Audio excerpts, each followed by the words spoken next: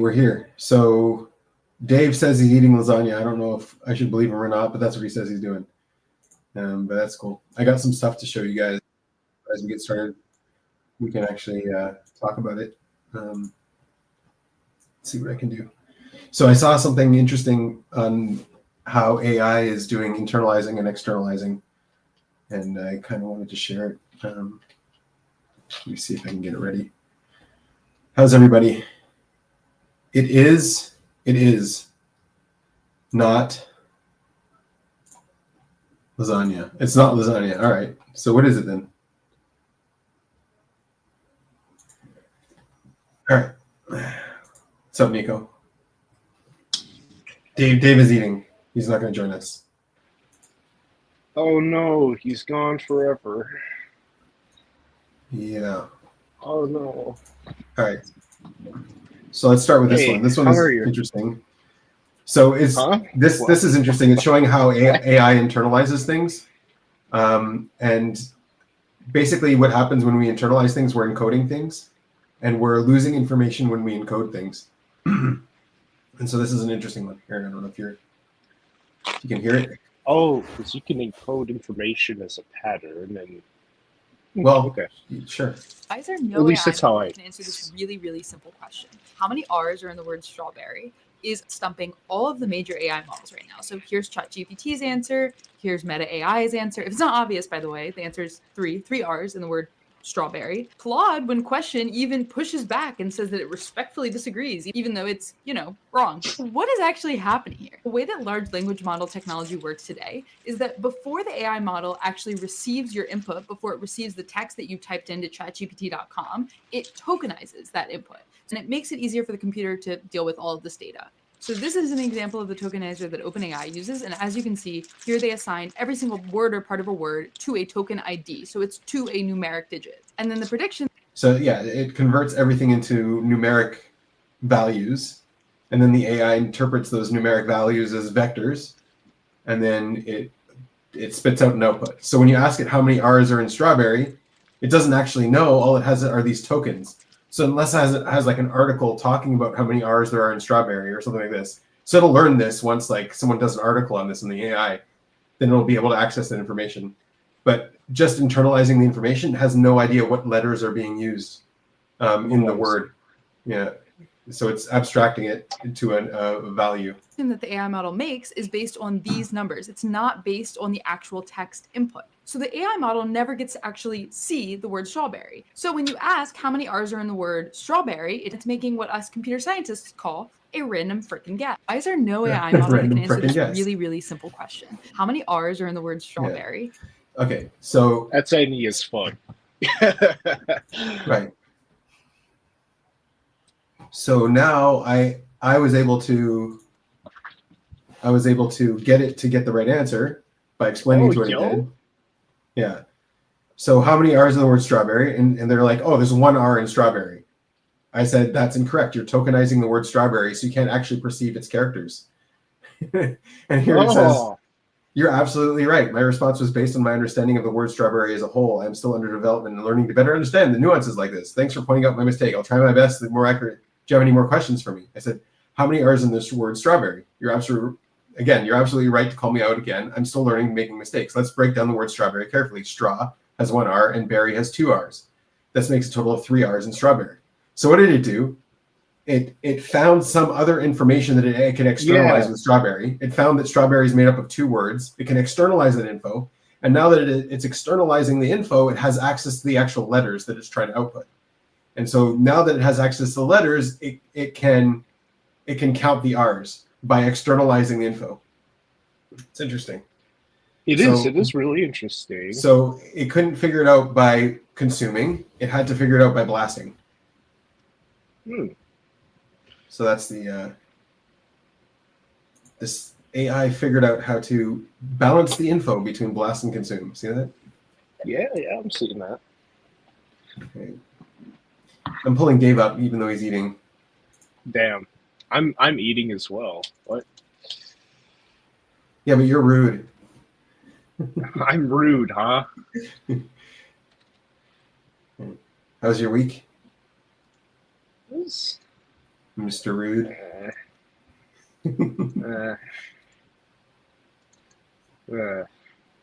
My week is kind of.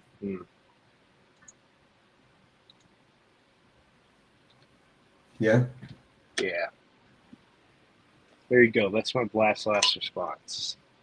You can infer from that. Sure. Why not? Did you look into Chris Langan a little bit more?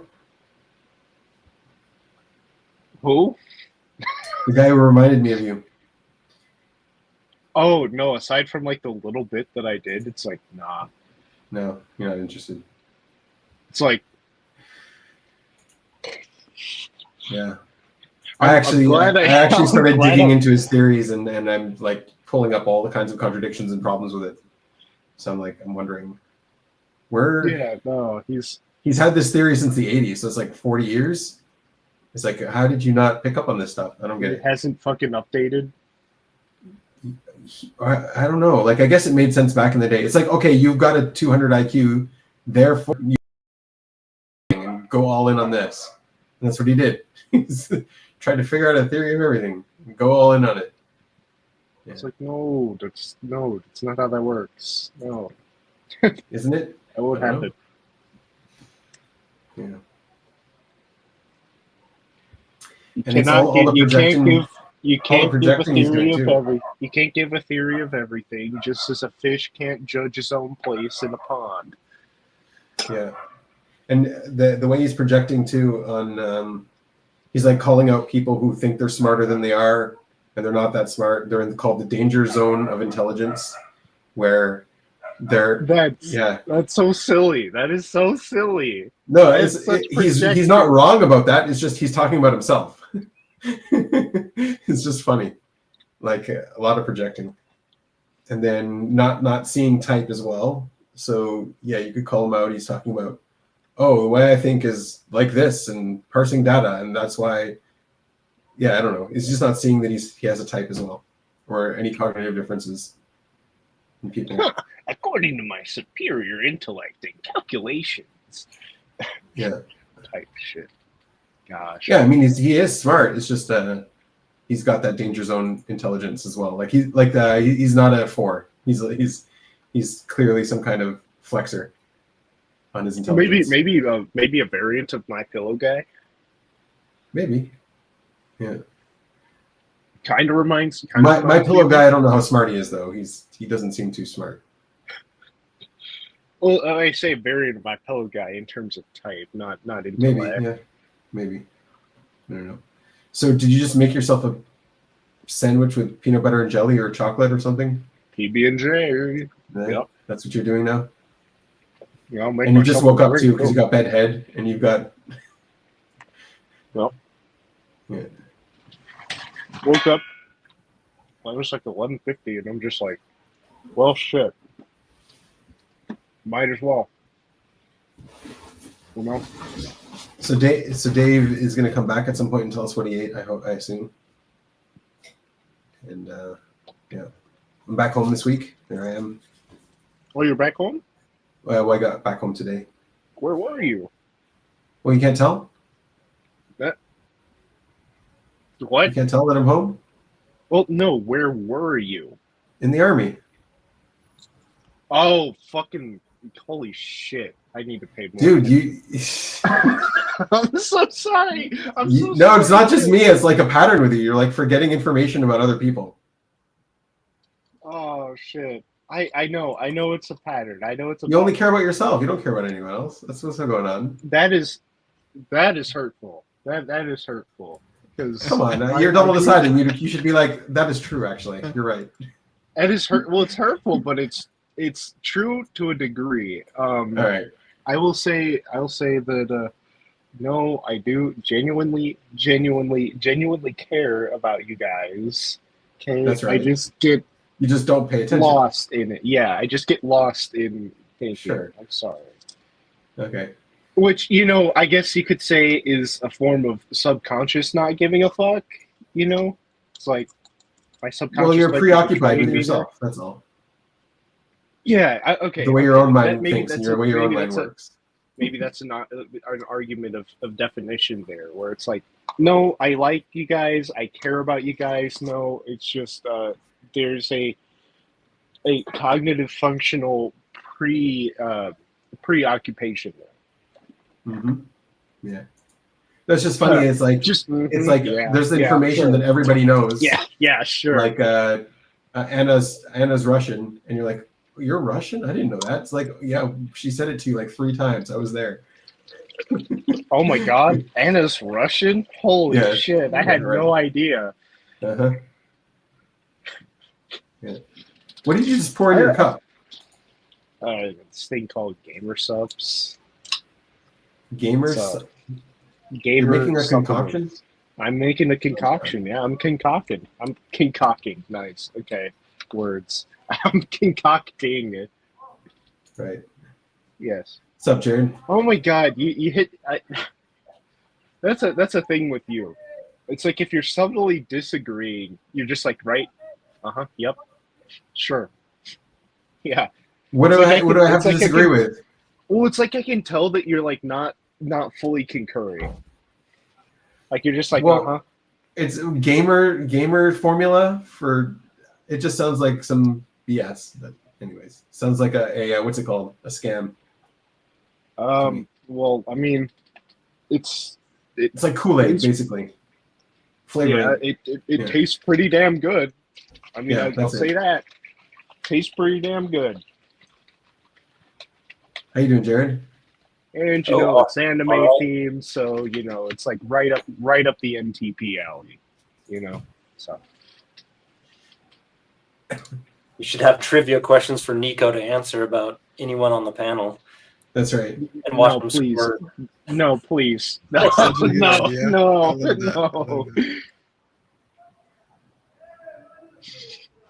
Dave's back. Is that what you said? And then you muted yourself again? I'm reading. What are you reading? Antisocial. What's that picture in the background? It looks like it's from a movie. Jared? Yeah, Jared, let me know all about you. Ho Hum Hotel. Ho Hum Motel. All right. That's a hotel in West Yellowstone. Wow, I see. Yeah, so I took it quite a while and then ran it through some Instagram filters.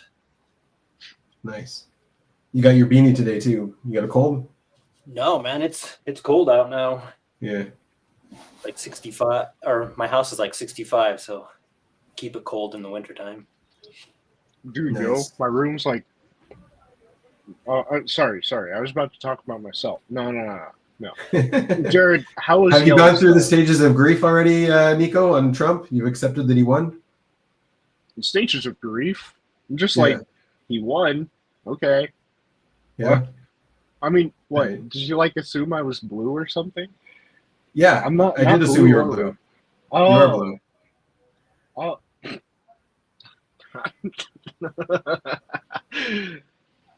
No. Well, all of your ideological outbursts have all been about blue things. Like what? Like what? Just a general pattern, an NI pattern. Oh. Bunch of SE. I don't know. Political takes. I think you might be missing info, but okay. Well, I'd say I'm gonna say I'm a libertarian. Libertarian, Sure. right? Well, like right now, it's like we're going through a political switch. Like every 50 to 100 years, like the parties like flip flop, and they rejigger and find different constituents. That's why it's so messy and confusing right now. Yeah. Like, I'm gonna own guns, Ben. Like, Hey, Annie. Hi.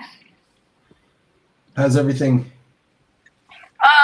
Fine. Russ came home? Yeah, he came home and his flight was on time, which was amazing because I had a 9 a.m. coaching call the next morning. So, and he wasn't getting in till 7:30. So, sometimes in the past, it's like he's supposed to get in at 7 and then it gets pushed to 9 and then 12 and then 2 in the morning. So I have to like, sleep and then wake up and check the flight again. So I was just really happy it was on time. What Sounds does like you he had do, like, an observer freak out. does he Yeah. do like standby or something? No, it's just, are your flights on time? Pretty Really? consistently on time. Yeah. Yeah. Sometimes things happen. They're not on time.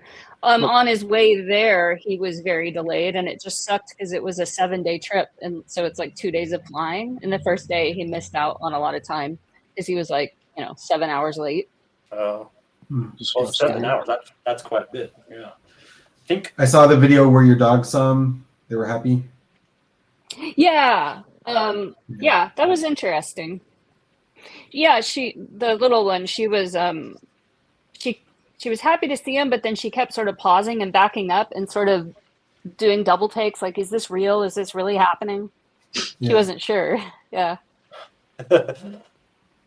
yeah. But everything's back to normal now, except for every time he has to leave. Like yesterday, he went to work without her, and then today without her. Then she starts to get depressed. She feels like, oh, he's never coming back again. So I have to keep an eye on her, keep her morale up. How's the snoring? The snoring. I do remember that. What's really interesting is that when he was gone, I was sleeping too well, and so because of that, I wasn't remembering my dreams. It's like I knew I had them, but when I woke up at different points in the night, I wasn't waking up enough to review them. And now that he's back, he's interrupting my sleep enough that I'm remembering my dreams better.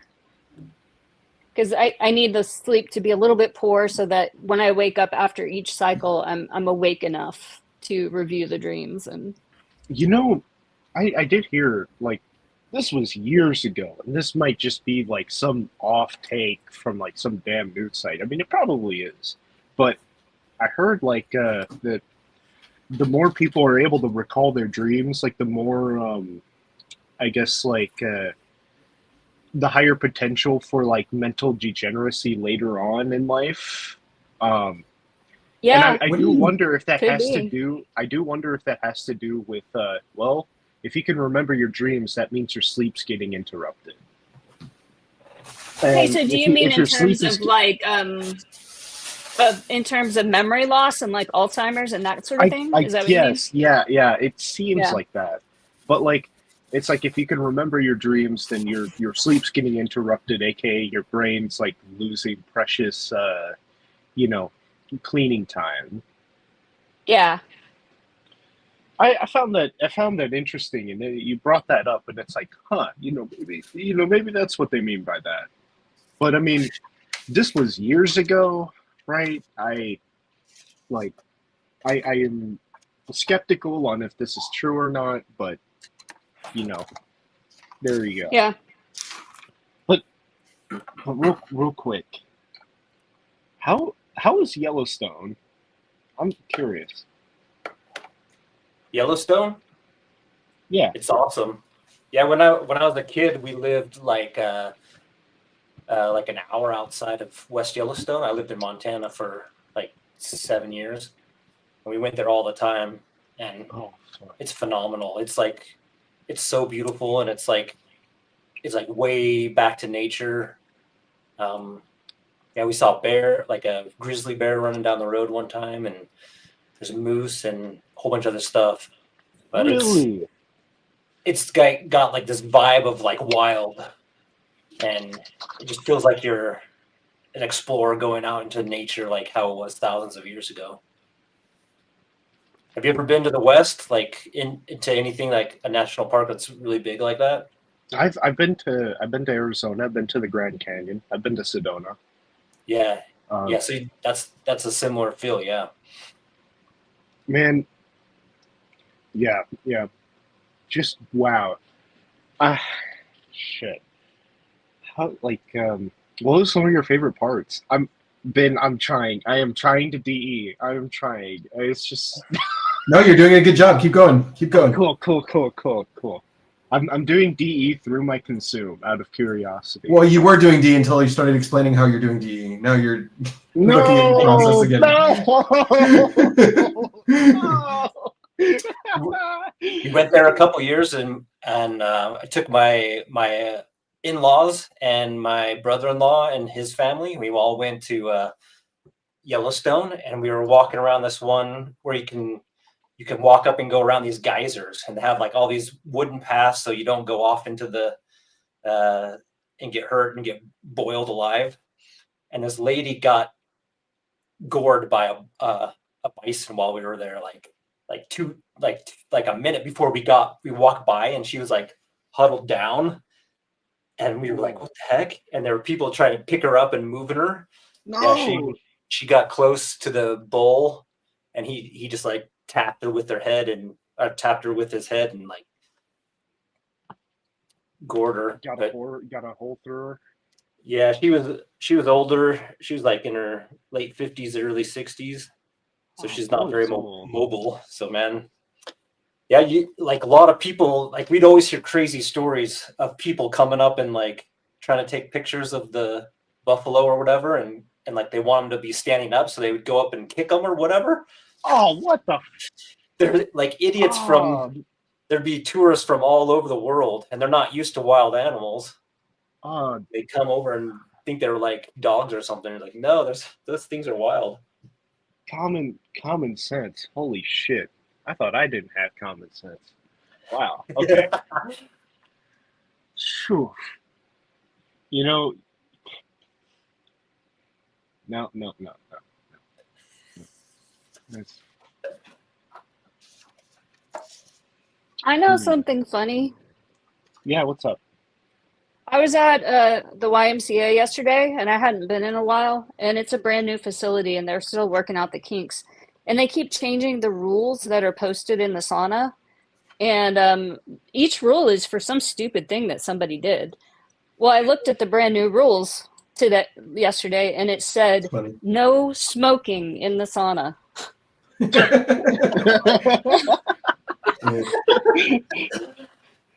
then I looked at each rule, and they're all just stuff like, some of them are crazy, and it's like, well, they wouldn't have made the rule unless somebody did it.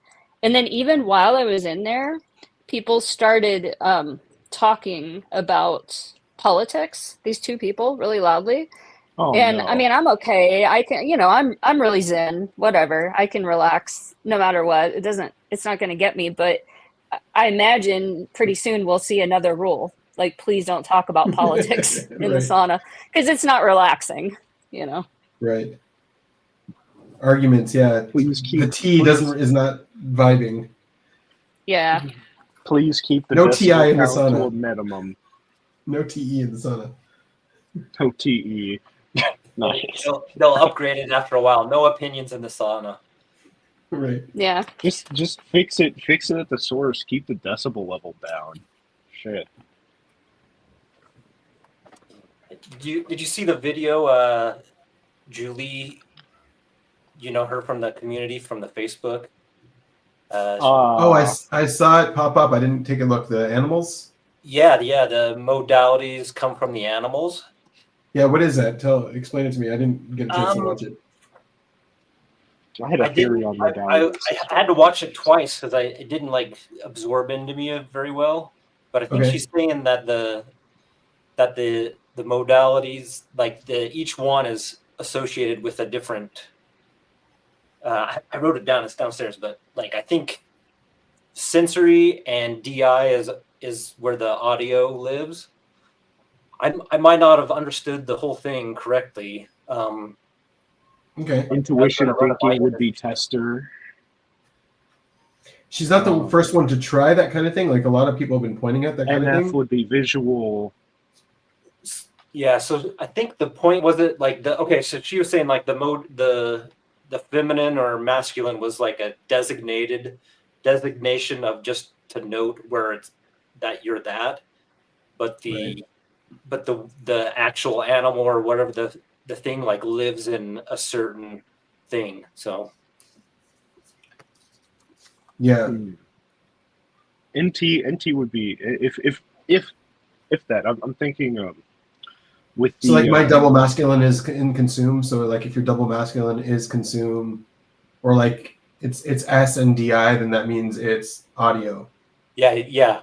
So yeah, you're you that'd be audio. So you could change it. Yeah, you could change the math and be like, okay, it just depends where your double masculine is. Wait. So if your double masculine is DE plus S, then that makes you kinesthetic. No, that is already implicit, though. It's already implicit in the math. That's right. It's just a different way to derive the math. Like saying the source, the cause is a different place. I mean, I can respect the TI overcomplication. Sure. Definitely. So is that what it is? She's just like, I don't know. I'm guessing because I haven't seen it, but I'll take a look. It seems based off of, and I'm guessing based off of what Ben said. So I'm guessing off of a guess. So we're gonna need to look to the source material in order to truly figure out why this is the case. Because I had the notion of. Oh, it's only 8 minutes. Okay. We can watch it. Of NT, like NT is tester, NF is visual, ST would be like kinesthetic, and SF would be audio. I say ST would be kinesthetic because I think there's more tactical tool making in ST, like more kinesthetic tool making than SF. All right, so let me try putting this on. The modalities are something that I see a lot in the community kind of getting misunderstood. There's a big misconception about them. And it actually comes from overusing the notation without understanding what the notation is. The gist of the problem is notation does not define modality. Oh, it's the label. Animal is where the modality comes from. So the notation is just corresponding to how that modality interacts with the sensory function and the tribe. Okay. I see what this. Okay. Don't explain it to us. You don't have to explain it to us. If you see it, you see it. We're good. We can all see it too. Okay. All right. So like this is what you were saying is like the MMSDI means it's audio function. Yeah. So SDE, right? For instance, the audio animal is masculine and feminine on SDE. But that is just the notation used for ops types, and it is helpful in seeing the audio type. But what really defines the audio animal is where it is double masculine, where it is being held to. Okay, well, I guess correctly. Okay, cool. Yeah, so she gives a couple of examples with Casey Neistat that his were like the audio or whatever the sensory and the DI were in the bottom, right? Or in his demons, right? But he still is solid on those and going through life with those. He's audio, Casey? Yeah, he's audio. I think he's NITI, sleep last, play, consume last. Yeah, he's audio. He's a number 2, I believe. So she's saying consume is also audio to some degree. Then, if that's where the double masculine, that's where the audio is. Yeah, that's what I was wondering because like it's not only consume because it's sleep for the NE users, right? It's like ST. Audio is sleep for NE users, and it's consume for SE users. Well, audio will always have a masculine DI and masculine sensory. So, that's just how that works. Kinesthetic will always have masculine sensory and masculine DE. Yeah, so I mean, the notation is implying that the audio comes from a feminine DE, and she's saying no, it comes from a masculine DI, basically. Yeah, it's just different wording. different ways of looking at it. If any of this stuff is real, anyways. Yeah, you question the modalities or? No, yeah, I remember this. I remember you bringing this up whenever you were like on the train of me being like an ISTP, and I got my type back, and you were like, "Huh, yeah, no. If any of this stuff is real, anyway." I remember that. I remember that one take, but you've probably had more takes of high skepticism. Yeah. I'm sorry that I remember things like okay. I do apologize about the energy dom nature. It is a bit annoying. You don't have to say sorry, man. You're good. Well, You're good. it can annoy people because I realize I'm like, huh. I'm only remembering things about you if they were interacting with me. Right. Like for instance, I remember your skepticism in relation to me getting my type back, but to nowhere else. Right.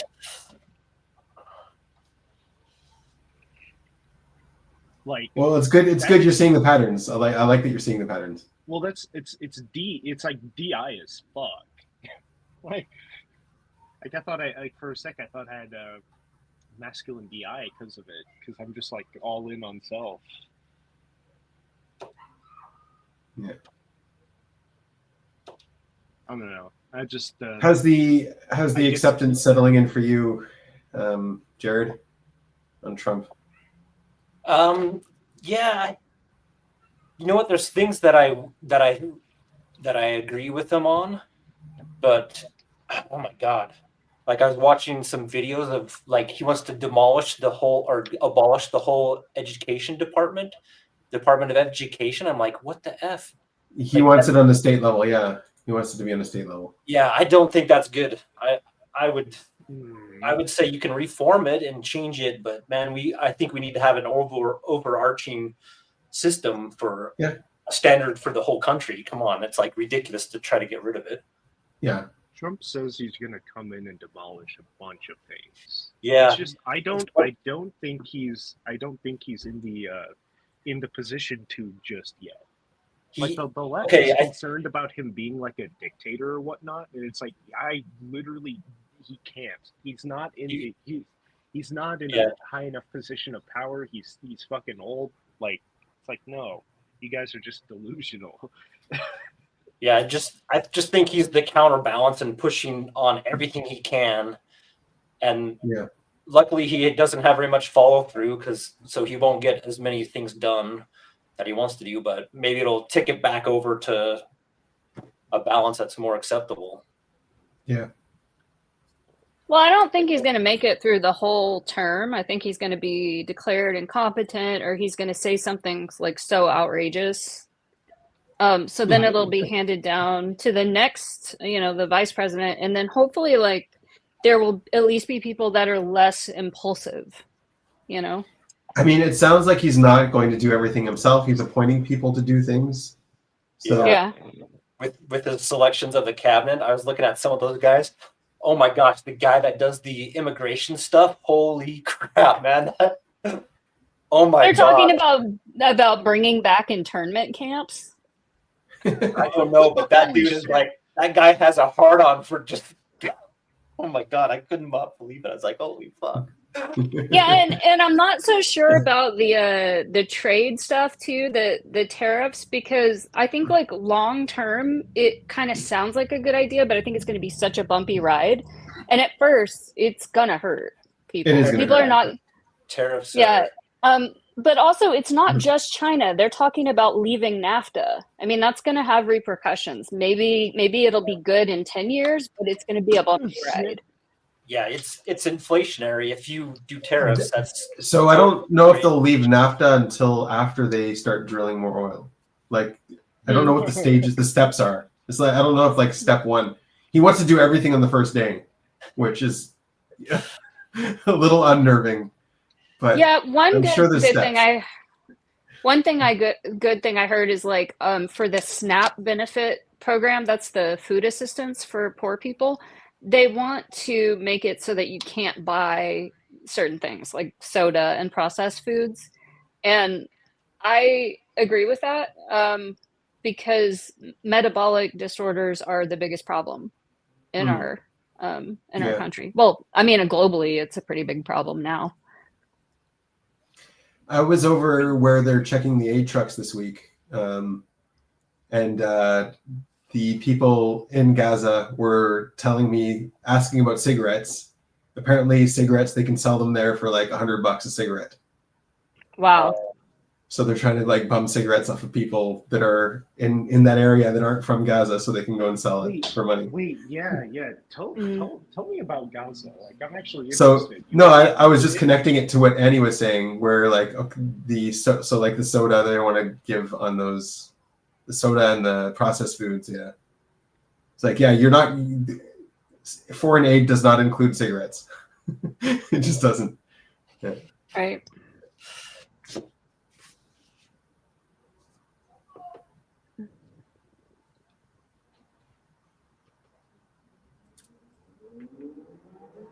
Yeah, because that SNAP food benefit program, I mean, it's really just like a payout to the manufacturers of processed foods, and it causes, obesity and other metabolic disorders. But the problem is that we have serious food deserts in our country. So people will have these benefits, and what they have available to them are processed foods locally. They don't have a lot of whole foods available in their neighborhoods and, close to them. So that's a problem. That's got to be fixed. Yeah. Yeah, but I think, they should have to spend the money on whole foods, rice and beans. And I mean, even basic ingredients like sugar and flour or whatever. Because then at least you have to make the cake yourself. You're not just buying Oreos with preservatives. Right. What about those surgeons? Are they leaving the country? I didn't even see anything about that.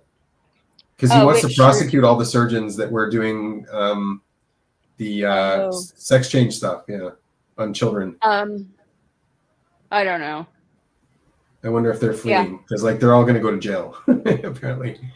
Yeah, I haven't heard about that. I've heard a lot of women's healthcare providers are migrating to other states that are safer. That's different, yeah. Because women have actually died because they can't, they have a miscarriage and they can't get the care that they need, and then they die. They can't even get a DNC if they have a miscarriage, and then they become septic and die. Is that true? Yeah. Like that really happens, or is that just fear mongering? No, it's true. Yeah. Wow. No, it's like rough. So in certain states like Texas and some of the southern states, the abortion laws are so extreme that it could be like a mom who already has 2 kids. She wants a 3rd child. She really wants the child, but she has a miscarriage, and then she can't get the care at her local hospital. So that's really weird because miscarriage is not abortion. That's different stuff. Yeah, I know. But it's also like severe genetic things. Like they'll say like, okay, your baby is, 10 weeks, whatever. But not necessarily Down syndrome, but something like even worse, like has a genetic like heart anomaly. Like your baby is going to be born with their heart outside of their chest or something. Your baby is going to be born, but it's going to die. It's not going to survive. And then they're not able to terminate that, or, the baby dies inside the womb and they're not able to give the mother care, and then the mother dies too. And well, I mean, with my daughter, they told us like they wanted us to abort my daughter. They said, "Oh, there's like a heart anomaly or something," and it turned out to be completely fine. But it's like, it's any little problem they want to abort the baby, and it's really like I'm glad my daughter's born. What am I going to tell you? Right? Yeah, and it's not like tens and thousands of cases, but it's cases of women dying for sure. This is absolutely happening. What percent? Like what? Probably I don't know. Pretty low percent overall, right? I can't imagine it being more than like 1% of stuff. It's like that lady who got stabbed in the chest with a bull horde or something. Yeah, I don't know, but I mean, it's still unnecessary. So like the doctors, they want to give the best care, and their hands are tied. They're not able to provide, to use their best medical judgment. Yeah. What's up, Dragon? Hey, how's it going?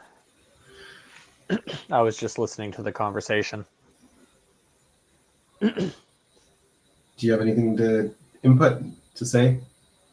I guess if I wanted to approach it from an FE perspective, I wouldn't want to even like bring percentile into it in terms of like whether it's happening or not. But at the same time, I also wonder why there isn't more media coverage if this is actually a thing. Because, it seems like more like the super pro abortion people would be like streaming this all over their news web. Well, I'm not subscribed to them. Are you? No, I'm just like general news, like MSNBC or whatever. And then you'd think the right would pick that up and try to create some kind of counter narrative. So you'd hear it through like a lot of the mainstream media, I would think. I would assume it's going to be like, sorry, that list in the sauna where like if enough bad things happen, they'll roll stuff back. I was wondering about the percentage, just trying to figure out how big of a scale of a problem it was. That's why I was asking. Yeah, for sure. I gotcha. I just wonder if people might try to read that the wrong way. I mean, one of the things he's going after I saw was the drugs that are coming into the U.S. that are killing people. What's it called? Fentanyl. Yeah. He's going to go after that hard, which is good. Somebody had to. Yeah, wasn't he also saying he was going to take out all the cartels? Yeah, he was going after the cartels. Yeah, pretty much. It's like I'm. Go ahead. Sorry, go ahead. Well, I was just going to say, like, yeah, I'm terrified of fentanyl. Like, my mom got me some pecans because it's going to be Thanksgiving, and she knows I like to make something with pecans in it. And she got them from a bulk bin. And I'm so terrified of fentanyl. Like, I don't buy food from bulk bins because you don't know if some like hoodlum is gonna, put something in there, and it only takes like the tiniest little bit of fentanyl. You can't even get it on your hands. Like, I was on a walk and I found a little baggie with some pills in it. It just looked like aspirin, little white pills. But I mean, I had my winter glove on and I picked it up and didn't touch it and threw it in the garbage, and then threw my winter glove in the washing machine because you can't even get like a tiny gram of that stuff or microgram. It'll kill you. Yeah, I hadn't heard of people getting fentanyl. Yeah, I hadn't heard about people getting fentanyl poisoning from touching bulk bins yet. Well, right, but you're not an observer, and I am, and these are the things that I worry about. Yeah. Yeah. How's your business stuff going anyways? Is the construction clearing up yet? It's ridiculous. I wish these guys would just focus. I wish I was the boss of this fucking crew because they did it wrong. So they came back to do it again. I came back from the YMCA yesterday and I wanted to park in my space, and my space was blocked because their truck was out there again, and they haven't poured the concrete. So I don't even know. I don't have the privilege of knowing when that's going to happen. So a big concrete cement truck could be there when a client shows up for an appointment. It's really stressful. Yeah, I bet. Yeah. The construction that was being done on the road next to my house was kind of nice in a way because it was a little bit more of a busy street. So with the construction there was a lot less traffic and noise. But it's opened up now.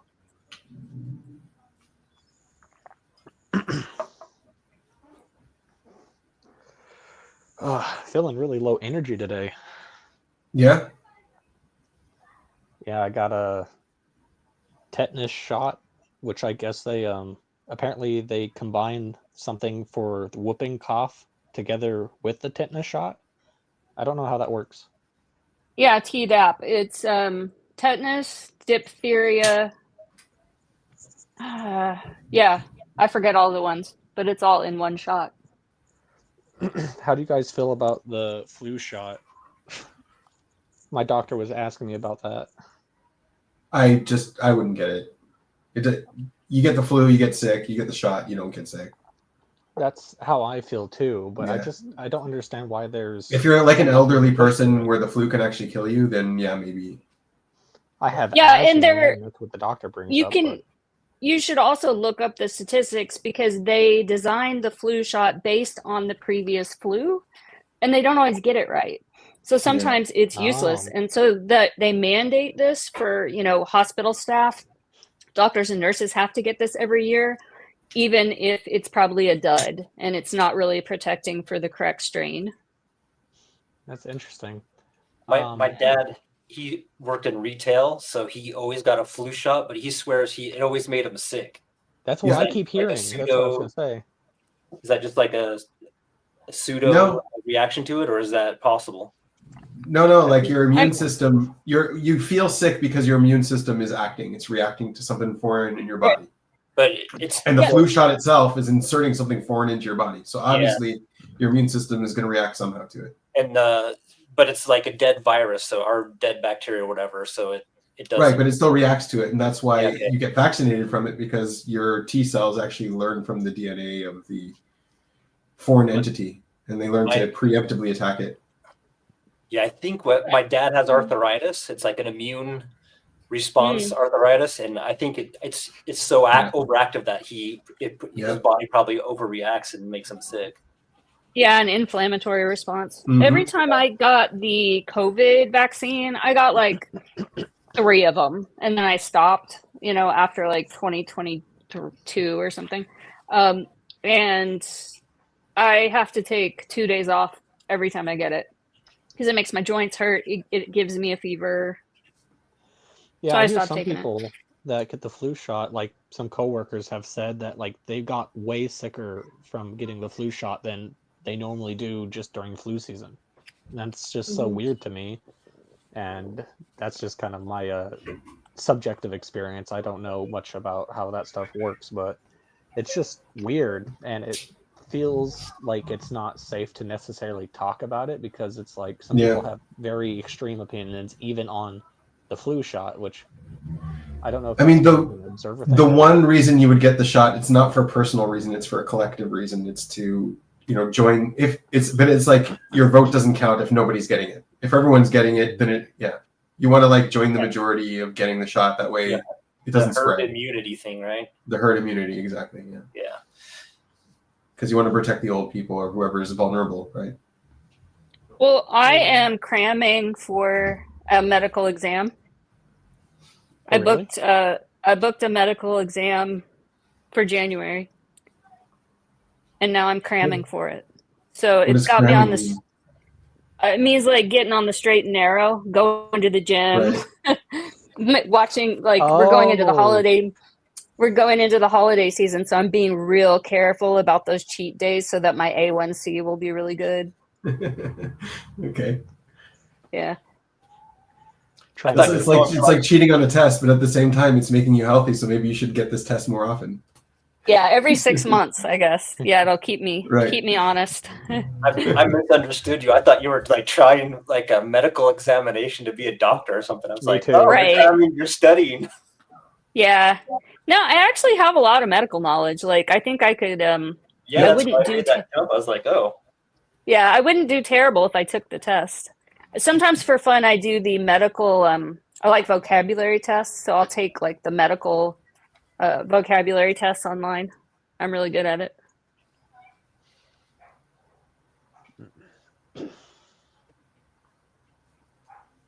Have you been processing anything interesting lately, Dragon? I feel like I'm coming off of like a tidal wave of some sort, or just like over consuming so much that I'm still not recovered from that, and I'm still like doing more consume than like actually processing anything or doing anything. Where did you get on the whole morality thing? Are you done with that? You got a conclusion? I feel like it just kind of got put in the pool or the back burner. Okay. It's like I kind of just was trying to take in what you were saying and what Chris was saying, and how basically it's very complicated. And that's where I'm just putting it, to where it's sadly got to be probably more of a base by base situation. Did you look into Nietzsche at all about his master and slave morality? No, I don't think I saw any of that when I pop up Oh, when okay. I was looking for it. What's that about? Yeah. Well, master morality is basically not good and evil; it's good and bad. Master morality is more driven for power. Like, if you're successful and powerful, then that is good. And then if you fail or something like that, that's bad. That's kind of their outlook. Oh yeah, he had that Right. something called like the Ultimate Man or something kind of view where it's Yeah, like, that's a different idea. Yeah, the Uberman. Yeah. yeah, that's it. But this idea is that, okay, and then the slave morality is that power is bad. Anyone who has power is bad. They're going to exploit it, and you have to topple power, basically. So they have those two kinds of moral goals, I guess, and they're at odds. And he's go ahead. It feels like both are wrong. Yeah, both are wrong, but they counter each other. So together they're right. Is kind of what he was saying. It reminds me of this really interesting video I saw from some YouTube guy that like has a thumbnail that says equality is evil. And I thought there was a lot of cool ideas in there about like the purpose of the strong should be to like take on more of the burden and like basically help out those who can't kind of thing. And that's like how the hierarchy is supposed to work. And like if you're trying to make things equal, then you're like, you got to like chop people's legs off, you know? Oh yeah, so like some people can't walk, so you have to make everybody not walk. Yeah, that's not. Yeah, that's just obviously kind of not. My brain got tired there, so I just skipped to the end. That's good. You cut out some wasted time. Thank you. Appreciate it. Have you thought any more about Chris being play last instead of blast last? I mean, consume last? Chris? Yeah. Yeah, I don't know, play last or sleep last, but yeah, he doesn't seem super energy down. I would have a hard time seeing sleep last. I mean, he's more interested in info than Dave. So that's why I would say if anyone's energy dom, then it's Dave, and if anyone's info dom, then it's Chris. How's that? Yeah, it's just like always been weird to me how much he would do, like compared to me. It seemed like I don't know how he had any free time with like all the obligations he seemed to be always doing. But then again, I didn't have like a very good view into what he had going on or not. Right. So with energy dom, like Nico, would he be an example of like he's not paying attention to the info as much? Would that be a good description, or is that just Nico? A little bit of both, probably. Yeah. Chris definitely has some things cooking up about energy versus info that I was trying to help process out. Oh, good. I'm not sure if I want to hear what he's got. that. Yeah, I'd like to hear what he's got. That should be good. I think part of it goes into like your ideas on narratives, possibly. I don't know if narrative is a supplementary term to the terms he's using or not, but right.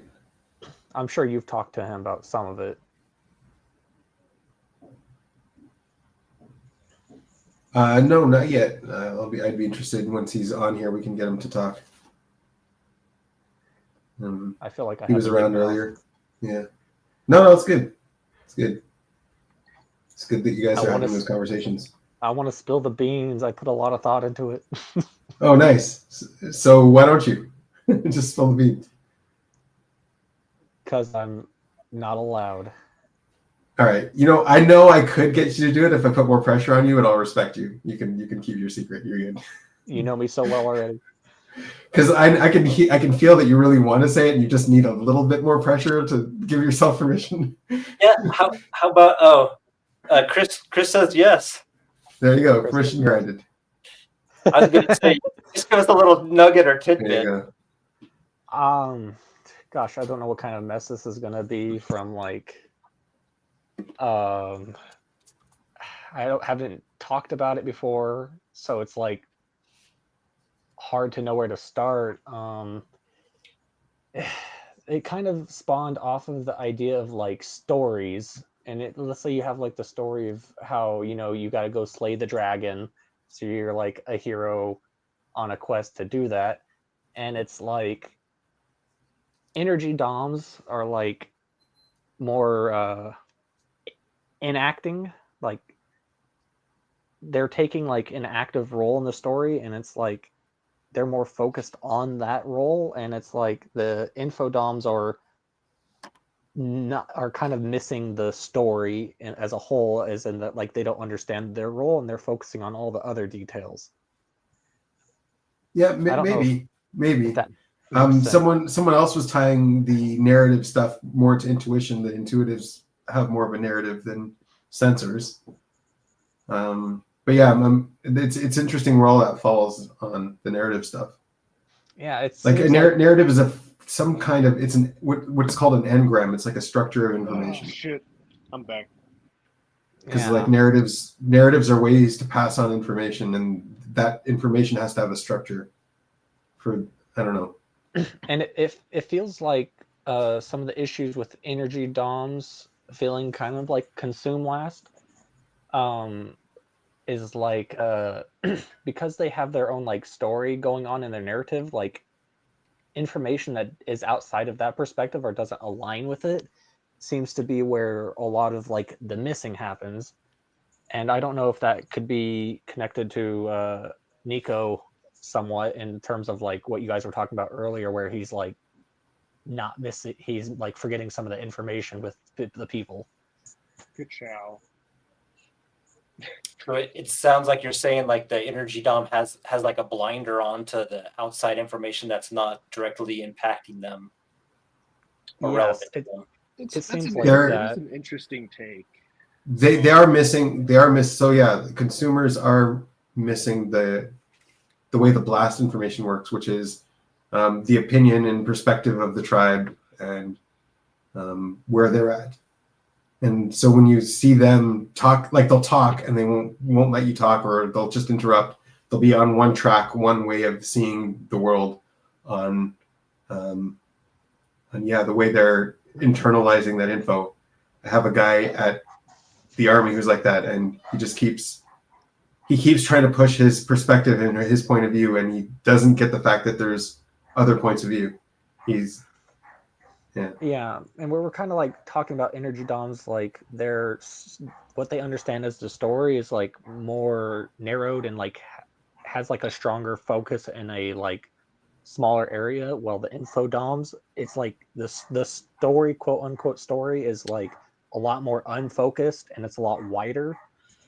And we were trying to get into a bunch of those kind of details. I wrote out like a bunch of different terms and trying to like label this diagram. There's a knot in there. There's a messy knot there. I don't know if you can untie it with what you're working with, but yes. That's why I was trying to SI out the terms to help out, and it's kind of just been on hold until me and him discuss it further. But I got this picture I wish I could like pull up with my beautiful line art of a single path and two trees on each side. And it's I keep seeing the worldviews and narratives to be linked though, and like I definitely see that I have a worldview, but I don't a narrative I can't connect to, and I think there is some kind of binary there too. Is a narrative basically like kind of like a role in a sense, like you're that guy?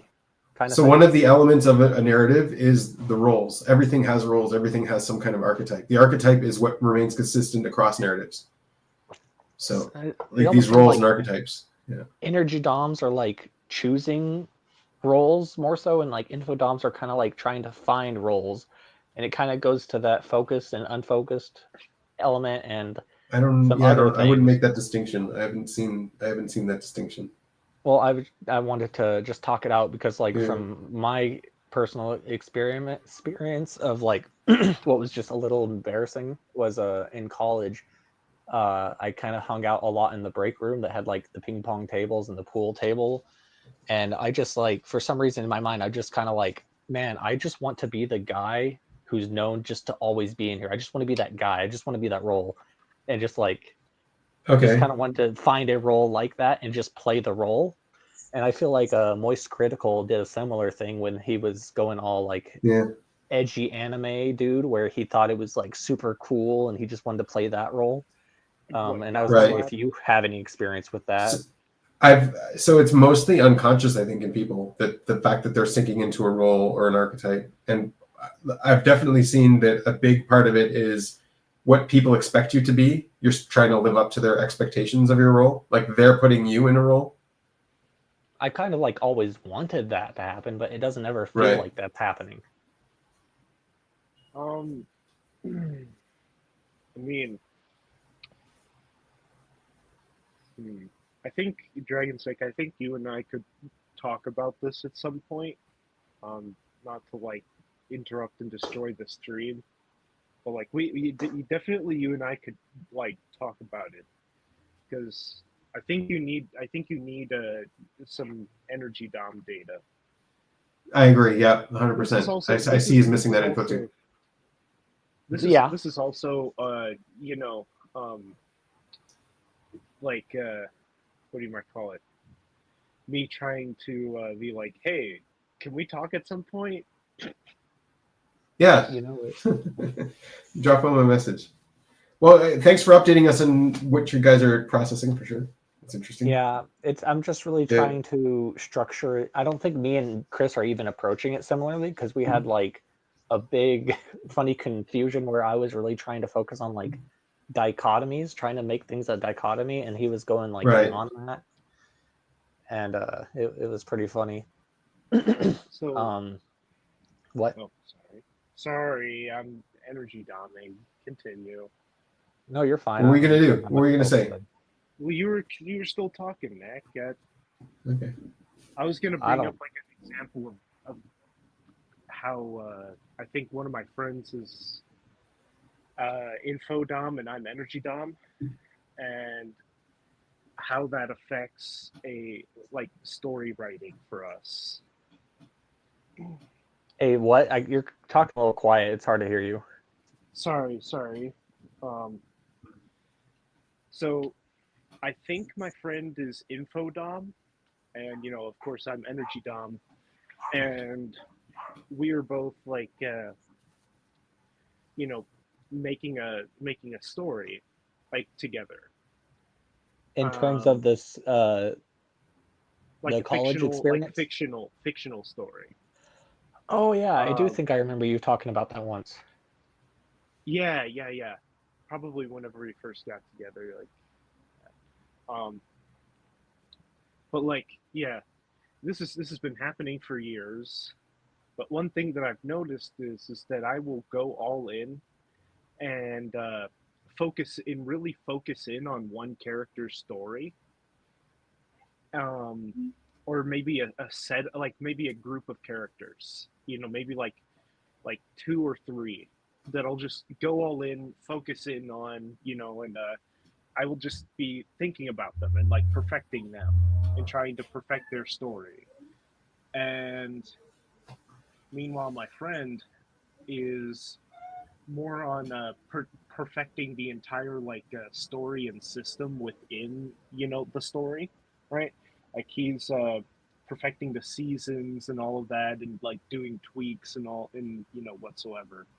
And he has less of those all-in character-focused ones.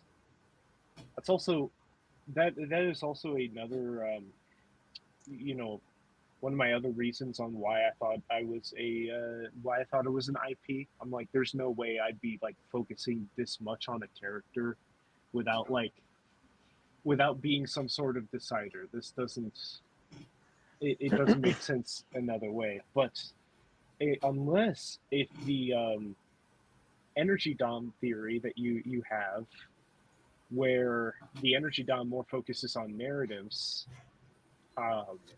would play out, because I'm focusing on the narrative, like a narrative of a singular character.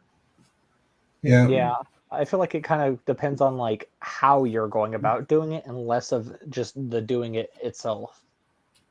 My problem with this is I've already developed like all the base components, so I'm just like, okay, I know what all the base components are doing, and these are like this stuff isn't matching what the base components are telling. It should like it's like trying to fit this into a different framework. It feels like your NI box. Yeah. Right. Yeah.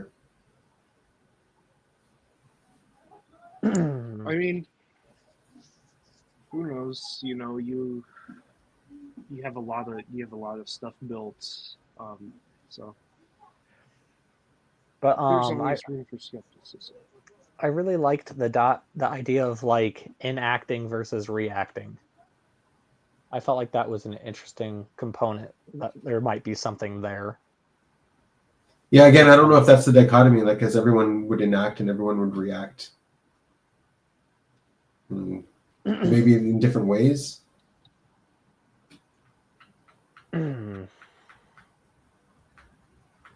I feel like they do, but it's like different in like what the focus is. I wish I could have my notes up on my phone at the same time on here. Yeah. It's just like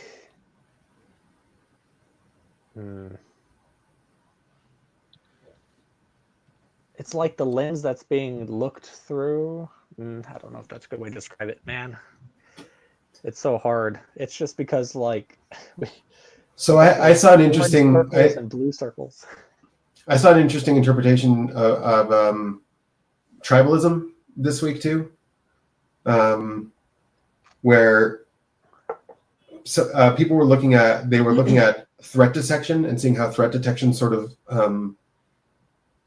is a cause of tribalism, and yeah, it's interesting that like. So threat detection is just adrenaline levels go up and you start getting more defensive. You go into a different mode where you're combative or and so once you're in threat detection mode where you've detected a threat, then what ends up happening is comparative thinking or like comparative judgment starts coming in where you're comparing your group or your side to their side. And then getting in that sort of dichotomy of, again, the morality thing of like the oppressor oppressed. The one side is stronger, and usually people only get freaked out when it's the other side that they're a threat to them because they are seeing them as either equal or stronger. Yeah, because if they were way weaker, they wouldn't see them as a threat. But the fact that they're competitive on a competitive level and they're other, then they're seen as a threat. I wonder how that works if you're like walking down the sidewalk to like the store and you're just for some reason extra alert and just kind of like trying to observe and determine that for any person that walks by. How that works out. I think Andy's got a good threat detection when she gets a client. She's just like, okay, this guy's creepy. Something's going on here, and then it ends up playing out later, which you already knew, like your threat detector picked it up. Yeah. Yeah, that's true.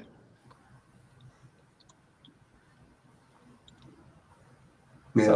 So she was studying like basically all these different camps, like Democrat, Republican, and the other one was like men versus women. So like the red pill versus like the feminism, and just seeing how each side was getting threatened when discussing. And I don't know, she had FE, I am sure, because she was like, if I'm positive if you did a blood pressure test on them right now, you'd see their blood pressure is higher. They're in like a threat response.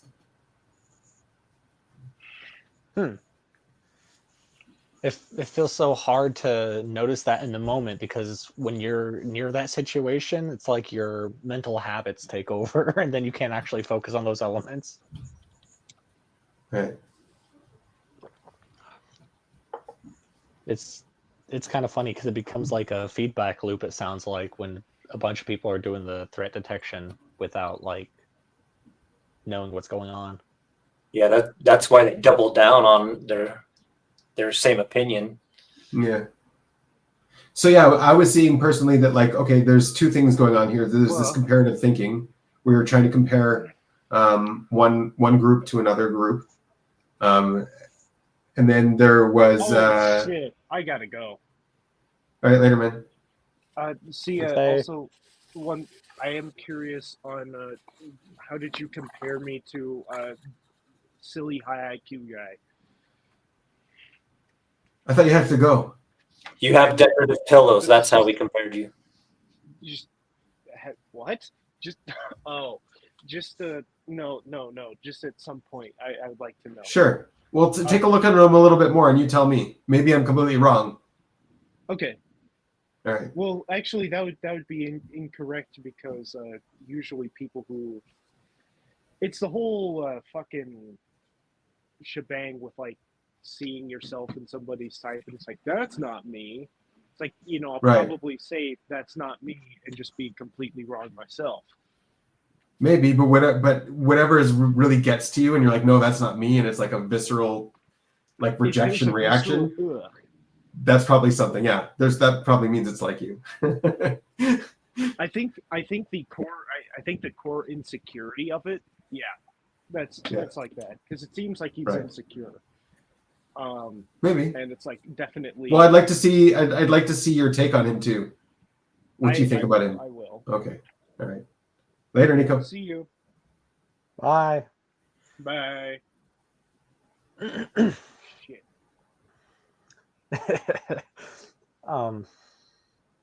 Sorry, did you have more to say about the tribalism stuff? Oh. Yeah, no, I was looking at the comparative thinking stuff and seeing like how it's useful and yeah, like I guess that's how you place things on a spectrum too, because you're comparing things, and when you're comparing things, that means you can sort them. And so when you're comparing and sorting, then you're sticking things on a spectrum. And then when you're just comparing two categories, like the NI sort of thing, it's not putting things on a spectrum. It's comparative thinking. And then people fall into that trap of, because like if you wanted to know what was good for men's health, it shouldn't have any relevance or bearing on women or feminism, or like just if men need something for their health, and it's like you can treat that as an independent case. Like you don't have to, treating men's health doesn't mean admitting that they're inferior or they're a victim, and then therefore the whole balance dynamics goes off, right? Yeah. So, but whenever you talk to a feminist about men's health, that's what would happen. They would get this threat response. Oh, I can't admit that men need help for something. And that threat response is what made, and the comparative thinking is what made them sort of not able to have that conversation, to even admit that, like the other needs help too in something. Is that like a survival mechanism, you think? Like, yeah, for sure. Threat response is like the same thing if you see a tiger, fight or flight. Yeah. So that's like, oh, I need to protect myself, so I can't think of the other thing. Yeah. I'm not 100% sure I am completely, I completely agree with that, because I've just seen a lot of talk around that sort of subject from like Dr. K and like the general like consciousness versus unconsciousness. It's like such a mental habit. I don't know if like the reason why it is a habit is because of that or not, or if it's just like someone thinks they really know something, and because that they have to really push on it and ignore everything else. Mm-hmm. It's weird. It just seems like I guess you might be able to relate it to like fixed mindset versus growth mindset, I suppose. I'm sure, yeah. Like if you're in a threat response and letting that influence you, and you're not able to move, then that's definitely fixed mindset. If you're not self-conscious about that, or self-aware that you were getting in that state, then you're letting that state control you. Scary. I hate that. It's really annoying too. Yeah. But like the state is there for a reason. The threat response is there for a reason, and the comparative thinking is there for a reason too. Like there's a lot of positives of comparative thinking. But we're talking about comparative thinking being more so bad. Comparative. Well, it becomes like a trap because the comparative thinking keeps you in this threat response. You're seeing an us versus them problem. You're not able to see just them and take yourself out of context. Yeah. Reminds me of Jordan Peterson, where I heard him talk about like group identity versus like the individual in a group.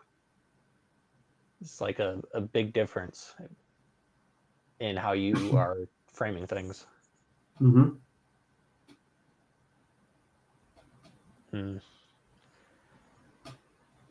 I'm still thinking about how to describe the enacting versus reacting thing, and I feel like it's in the context of like the story and like getting a role. It's like, I mean, if I had to stick it on a dichotomy, I would stick it closer to blast versus consume. Enacting is blast and reacting is consume. But I mean, you could use it in other contexts too. Like someone with demon feelings is more reactive to their feeling side, right? Someone triggers their feelings, they're just going to react and they're not going to enact. So I don't know. Yeah. I'm sure you could. It's like a word that can be used in many different contexts. So I wouldn't.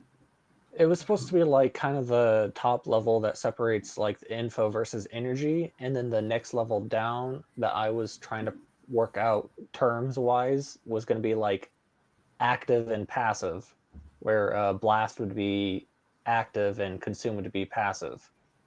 But it'd be but then consume is active in a different way, and blast is So it's like if you're trying to frame yourself, it's like if you're trying to look at it through the perspective of a story. I'm thinking about an energy dom taking their perspective of what the story is and more so choosing that direction. And when they get like some trauma, it's like the old story gets warped into a completely new story, and the old story no longer exists. You know what I think is going on? You're missing a lot of sensory. You're missing so much sensory. I mean, because it's hard because you're just overworking the intuition to try to categorize all this, and you just don't have enough info. You got to get more info. Yeah, but hopefully there's at least some benefit of throwing it out there and helping me restructure it or find the sensory, because I don't even think you're looking under the right rock, to be honest. Yeah, I have no idea. I'm just trying to make a framework to apply to the sensory, because it's like, what can you apply this to? There's like so many different things. There's so many different perspectives at play too. It's like you have your perspective, and then what do you do with incoming perspectives that are trying to point stuff out to you? What happens? But you're also stuck on words. Like the English language is also going to apply to many different things. Like the English language isn't clean, and you're kind of assuming that it is. You're kind of assuming that like I could take these words, make this a dichotomy, but then like when you mix it with the OP system, enacting and reacting can apply to so many different parts. And it just depends on the context. The word is going to be used differently. That's why I'm trying to use story and role or narrative as the context specifically. Right.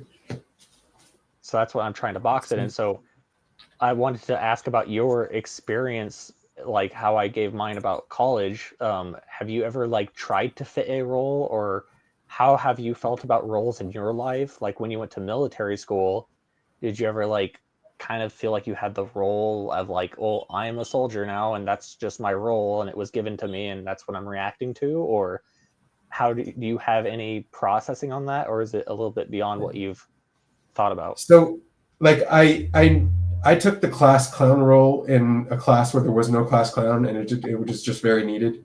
So I took that role without knowing that it's a role, just unconsciously, for example. So like I'm aware that I did that. I don't think I ever processed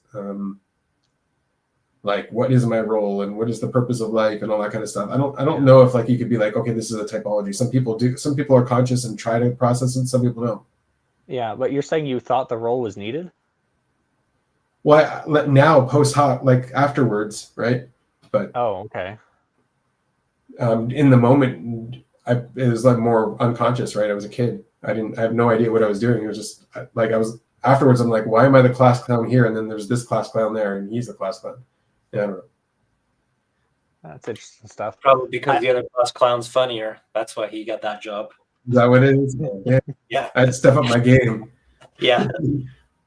Right. I really like. But there's one in every group. There has to be one in every group. I don't know about that. I find them annoying. Yep. But I like processing that. Is that what you said? What's that? What? Dragons that you said you find them annoying? Yes. Is it because it impedes the information? Yes. Basically. See. Also, I was just an extra sensitive kid. I think I was. I think I was a class clown because the class was boring. Yeah. The teacher was dumb. For fun. Yeah. So like my daughter, she's in like an art class, and the instructor's super boring and just like dry monologue of STE how to do stuff, and she hates it. So like she can't pay attention, but she likes art, so it's right. Like the mismatch of the info and the energies, right? Yeah. Yeah, I've seen also there's two kinds of art teachers, and like some of them try to bring out the artist in you, and then some of them try to make you be an artist like them. And it's just depends on who you follow. Because like people do have good techniques, and it is good to learn from people as masters. Like, yeah, sure, I'll be an artist like you, I'll learn from you, but that's, you know. Yeah, that's how I like to learn that way too. Like I just incorporate that person's technique or whatever and absorb some of their whatever they have and then reinterpret and put into your own stuff. Yeah. Right. But yeah, I've been in other classes where it's like you have to make the cubes and shape the cubes, and that's really boring. Oh yeah, when they're just trying to teach you techniques. Yeah, the base stuff, yeah. Realism, stuff like that. Analogy Commander, are you info dom or energy dom? Yeah, what's your vote? I think I'm a certain one, but I don't know. After hearing some of this stuff, I'm questioning now. I definitely don't have any opinion on you. I haven't seen you around enough, or you haven't been in my people box yet.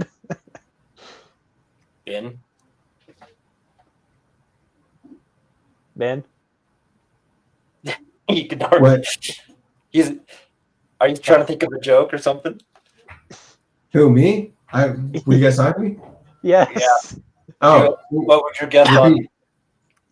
Am I info? I thought you guys were talking to each other. Is Analogy Commander info dom or energy dom, in your opinion? Oh, I thought you were asking him. Yeah, no, I don't know. I don't know. He's not super imbalanced on either one, I would say. I was leaning towards energy, but I'm not sure anymore, so I don't know. It's possible, yeah. It's possible.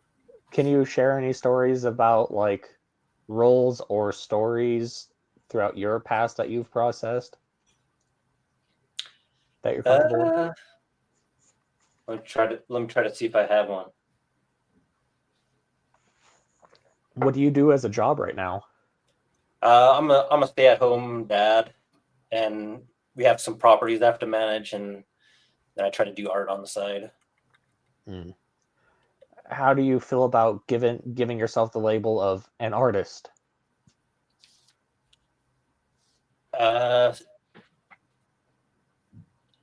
Yeah, I don't know. That one's weird because it's sort of tied up to identity, I think, a little bit. Oh yeah, for sure. It's very ego. Yeah. It is sort of flex to say that, but not flex sense, but more of like the Eastern sense, and like I don't know. I've looked a lot into like what ego is and stuff, and I find labels are really tied to that. And funnily enough, it seems like labels are like super damaging to like how we go about things. But sorry, that was my little spiel I wanted to get out there. Yeah, that's because you have Demon SI. You have to say that. Yeah, yeah, maybe, huh? Yeah. Yeah, why don't we react to labels in the same way, Jared? I don't know. Like, okay, I'm a stay-at-home dad, and like in my area where I live, that's very uncommon. It's usually the women that do it, right? So Right. I have that label of doing that, and it's like it's sort of like a barrier, because like like the women that have kids that were my kids' age when we were younger, they didn't want to hang out with me or have interaction because it'd be just socially weird and would be seen as inappropriate because of the religious background and whatnot. Yeah. So that's a label that happened. And then also like when I tell people that, oh, I'm a stay-at-home dad, there's sort of like you couldn't make it in the real world type of thing. I feel, I don't know, it's probably just I'm projecting or whatever, but yeah, it's an insecurity. Like that's what you think they're thinking about you. Yeah. So right. Like the label that I have and what I feel and what I do is, I don't know, it's like all jumbled up, I guess. I don't. So like the real problem is that you're not proud of it. It's not that because you're insecure about it, that you're not proud of it, basically. Yeah. You yourself need to be proud of it. I just sort of slid into happening. Like my wife's career and her business went up and I slid into that, like, okay, like someone needs to do this part. So that felt to me. And then I just like, okay, I'll do it. Yeah. Do you feel like she kind of pushed that role on to you? Oh, my wife is so what do you call that? She's such a capitalist that like she's like a bulldozer just going after the money. Holy cow. Wow. Like she's a two. What do you think her perspective I think she's a two, is? yeah. What's that? What do you think her perspective is on it? Do you think her perspective is that she's kind of like putting you in this position, or she wants you in this position? Like, what's your perspective on her perspective? Well, when like I used to work at Costco when we were younger, and I was like making the money, and she was in the background doing her own thing to get the internet stuff going on. And like when the time to make that decision came, I remember I was like super like, I don't know about that. It just feels like it just did not feel right. But she convinced me. And what was it that she convinced me? How? Well, yeah, it's just like, okay, I'll go along with it. My perspective of her though is like she gets stuff done in the real world. Like she is just so like easily can wiggle through any of the problems. And like I'm like slow to react and like more of a just chill, want to hang out type of guy. So from her perspective, she probably looks at me and be like, okay, this guy's not gonna get me $1 million. I have to do it myself. That's right. Yeah, it sounds like she might be looking at it more in terms of like functionality instead of role. Yeah, because like she has no eye for like one time when I was working at Costco and I came home and my son was like 2 years old at the time or a year and a half, and he was like climbing on the shelves up above the thing, dumping like oatmeal all over the floor and stuff, and she's just like on her computer like absorbed and like stuck in there. And I was like, oh my gosh, this kid needs to have some human. Can I be honest, Jared? I don't see any like if you were proud and happy to be playing that role, I wouldn't see any reason for you to be insecure. Like your insecurity is all in your head, I think. I know like it is, role, don't you? but I think it's just like in my mind, like I had a vision of like the guy being the leader and taking home the bacon type idea, and then right. Well, my knee-jerk reaction when you say I'm a stay-at-home dad, I was like, oh, awesome, wow, this guy's got his priorities straight. And then you're like, oh, I don't know if I really want that. I was like, oh wait, what are you doubting that, dude? Yeah, I don't know. It's like the grass is always greener, I guess. But you do but I mean, it, like right? Also like you know how important your kids are, and you're putting all your energy into them, and I don't know. It's like you should be really proud of the job you're doing, and hopefully the product looks good at the end too. You know? Yeah. Talk to me in 10 years, we'll find out. Right, exactly. But how are your feelings on it? Do you enjoy it? Do you enjoy playing this role? Yeah, actually, I'm pretty decent at doing it, I'd say. And I didn't ask how functional it was. I asked how you liked it. Yeah, I don't see anything wrong with it. No, it feels all right. Just when it's just like some of those little things that like when you go to the park and the women run away from you and they get out of there, it's like, okay, Yeah, Just those when kind you're of little making things. comparisons. I mean, that's just fine. That the threat detection, right? Yeah. It Yeah. just feels like I didn't do an like women have, like my wife has more of like a community like interaction with people and making friends in the neighborhood, and I don't do that as much. Yeah. So I just feel like on some of it that I've dropped the ball, and I hope it doesn't affect them too much down the road. So I feel it's sort of, I just feel like it's, you do the best you can with what you got and hope for the best in the future. And you're humans are imperfect. Your relationship is imperfect, and your kids are going to be damaged one way or the other, no matter what happens. So, yeah. Through some of your experience of like being a stay-at-home dad and all this stuff, is some of that what plays into why you think you might be more on the energy dom side of things, or what's your experience with that? I don't know about that. Energy dom and dad. I like, can how take do a you? nap. I get to take a nap sometimes, so that's nice. We could do like a non-type talk thing too, and then you can extract that. Yeah, just what's your experience, or okay, say the question again. I maybe I'm not getting it. It's like whatever your thoughts are about maybe being energy or info. What? Okay, bye. Sorry about that. Oh gosh, where'd my mind go? However what in your day-to-day life playing this role of a stay-at-home dad, what is your experience of what you might consider like energy doming of like play and sleep and that sort of thing? Well, it's sort of like being a short order cook, a tech advisor, a counselor, and a whole bunch of other things like a tutor. It's like all those things all the time, every day at a moment's notice. So yeah, it feels very energy dom, I guess. And does that make you sounds draining to me? To switch between all those? And say, I didn't hear it. Does that make you feel like tired having to switch between all those? Mentally draining? No. I could handle it pretty good. Yeah, I think I'm like a sort of, I'm able to switch around. Like my brain is just like flipping all the time anyway, like even with thoughts and whatnot. So I think that was all right. Yeah, I feel that too. I feel like my brain never shuts off pretty much. I'm just always thinking about something. But so you're in infodom. So what about physical stuff? If you were doing physical stuff back and forth, would that get you then? It depends on my mindset, but yeah, I feel more so. I feel like I just take a lot of breaks or like skimp out on taking breaks whenever I can. Like today at work, I really didn't get too much done.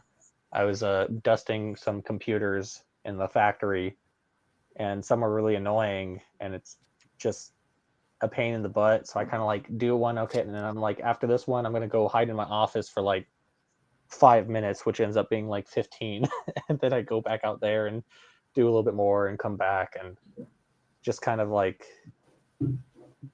that sort of thing, bad habits like that. And I feel like they kind of play the same at home too, where like I don't want to do like too many activities like too much in a row without just like taking some kind of break.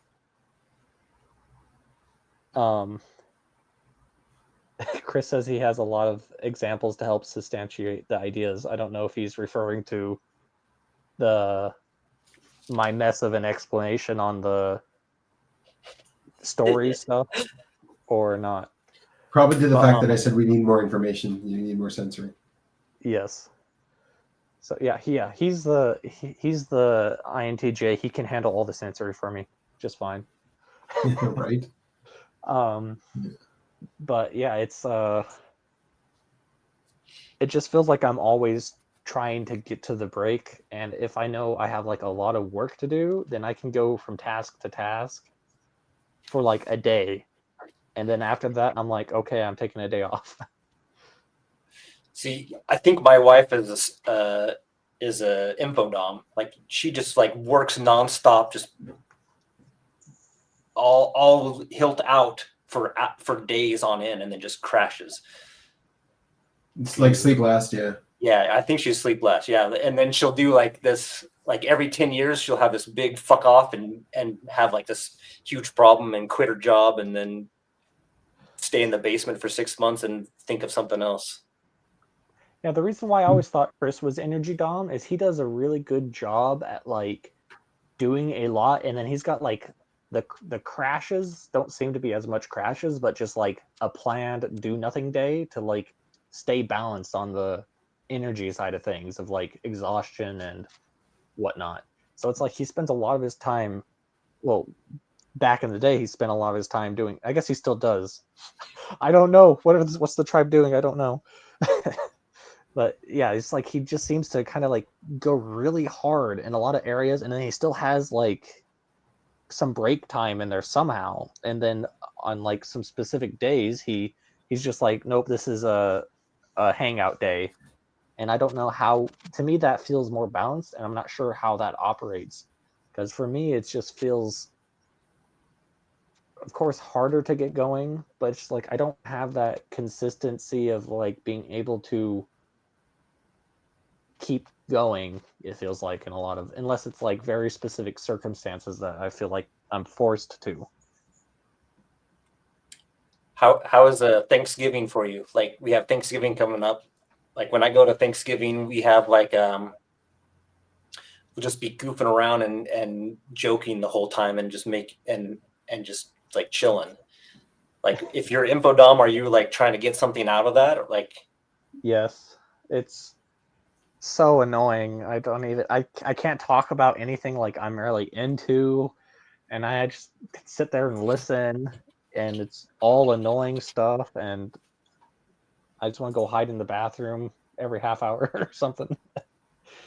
I don't enjoy it, especially with how certain family members are. It makes it more difficult, so I kind of blame it somewhat on that. But it's like I want something I want some like productive conversation in some way that's like going somewhere. But it feels like if that's kind of a thing I personally feel like might be difference between info and energy. It's like the conversation's going somewhere, and I think that's a really bad way to phrase it out, but that's just a feeling I have. Is that what you were thinking about? Sounds like you're saying there's like you would like there to be like an end goal of concluding on something. Is that? Yeah, or just like going in a direction on a topic, or like just something that I find interesting, which I know is very picky. Yeah, it's very that can rub feathers, I know. Mm-hmm. But it's just like that people, I feel people have a hard time having like deeper, more intellectual conversations, and it's kind of like, well, duh, but it's just like, well, why? Well, also part of it, Dragon, is you're forcing the conversation, you're holding the conversation, you're pushing to where you want it to go, trying to get your answers from the conversation, and so like not everyone is going to want to do that. Yeah, but like people are going to want to do that about their own conversation, about their own answers. Yeah, but we're not even getting to that point. Like that'd be fine, but we're not even having a conversation where someone's just like giving their own answers, and I get to give some answers, and there's like some back and forth. It just like never really gets to that point. It's always just like, oh, how are you? And just like planning for the future stuff of like, oh, what are we gonna wear on Christmas for a Christmas picture? Just like a bunch of other stuff I don't care for. Yeah. So we only watched it for a very quick second, but Chris made us watch some of the Richard Dawkins and Jordan Peterson debate or whatever that was, discussion. Yeah, I remember that a little bit. Right. Yeah. So hi, Anna. So the Richard Dawkins was stuck on his own perspective and his own ideas and his own conversation. And I feel like that's kind of that's kind of what happens with us TIs is we get stuck on that. And Yeah. it's hard to let the conversation go in a different direction than we want it to go. I feel When that we're processing things. really Yeah. hard. It takes a lot of consciousness to kind of realize that and let it go. Yeah. I've probably felt it a little bit throughout this stream so far, but Right. it's like with Jordan Peterson especially, he always talks about like, what does God mean? Like, what do you mean when you say God? And he never like properly explains what he means by God or what he thinks him saying God would mean. And it just drives me nuts because I can never progress the thoughts because he won't give me the information. So annoying. Anna's back. Yay. How's it going? Good. Sorry, my camera keeps freezing for Yeah. some reason. I'm good. What's up with you? How's life? It's good. Yeah.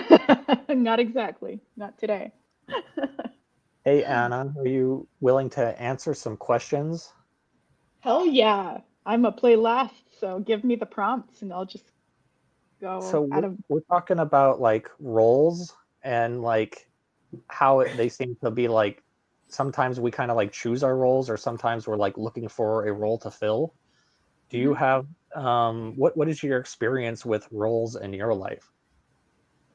In what context?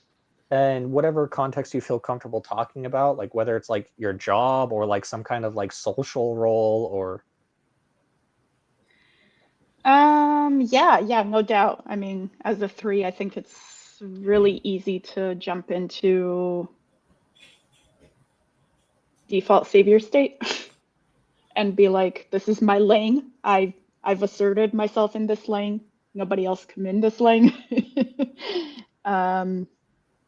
what kind of lane is that for you? Talking about like what do you specialize in as a number 3, I suppose? The way that I've put it before, I think I said this here, but anyway, if there was ever an apocalypse and, you know, or some zombie thing or whatever, and I was one of like 5 people, each one would take on a different survival role. How can you be the most efficient or helpful in a group setting? And I've always said that I am I don't know what the one SI word, I really want there to be an SI word for this. But I know, right? like I'm the efficiency glue of the team. So who's gonna pick the berries? Who's gonna put like the chop the firewood? Who's going to forage? Who's going to organize our assets? Who's going to you know, bring everybody back into the maintenance of life? Would you like call that a delegator? No, I'm not a delegator. I'm a doer. I'm like a worker bee.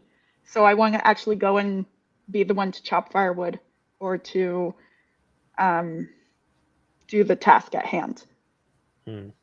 I'm really good at quick categorical organization, masculine any categories.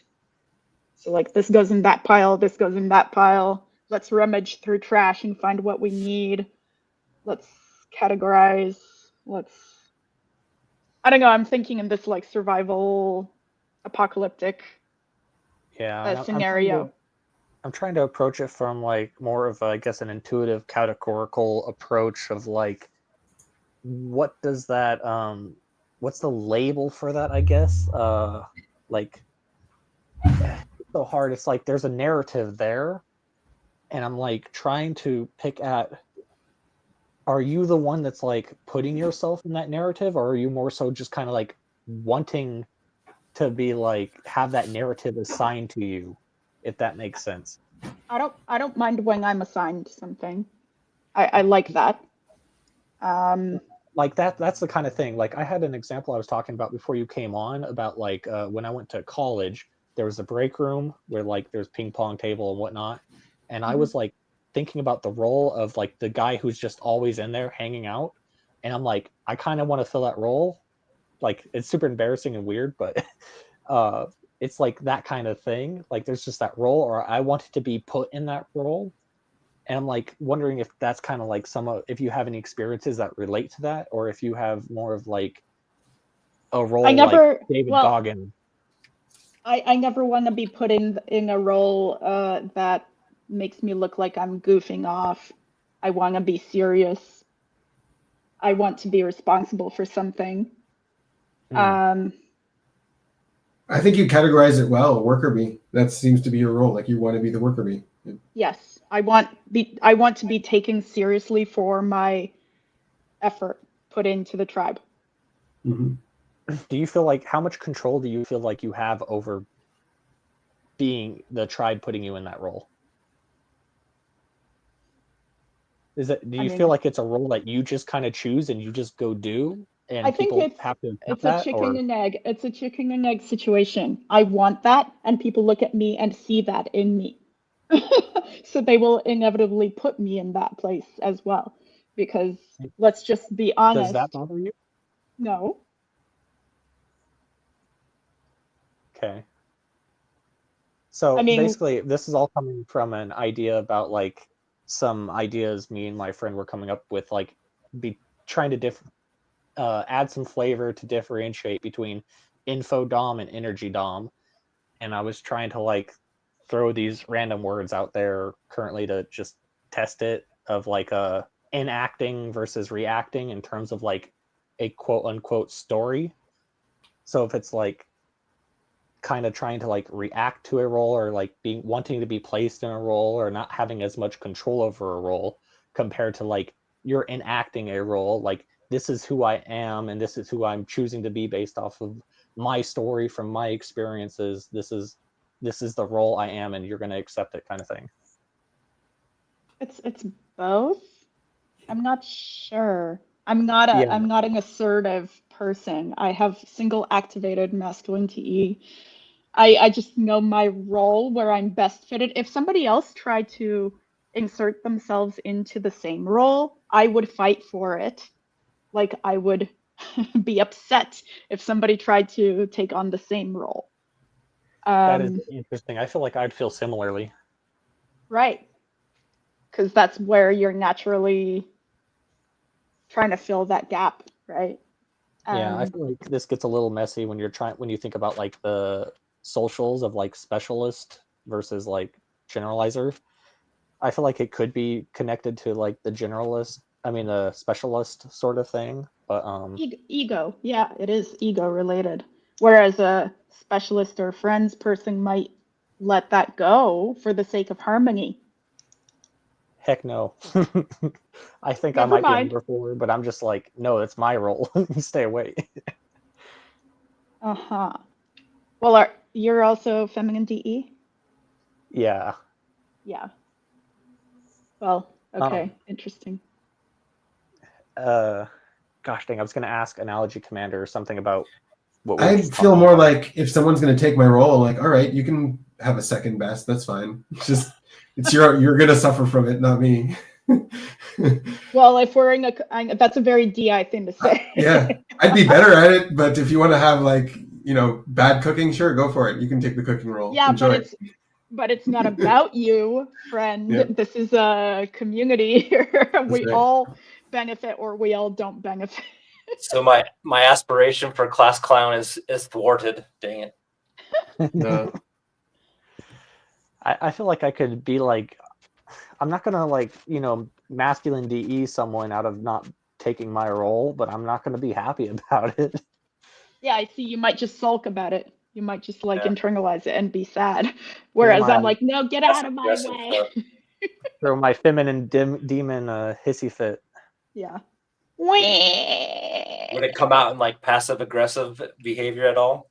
Probably. Yeah, like, oh, you messed up. I wonder who could have seen that coming.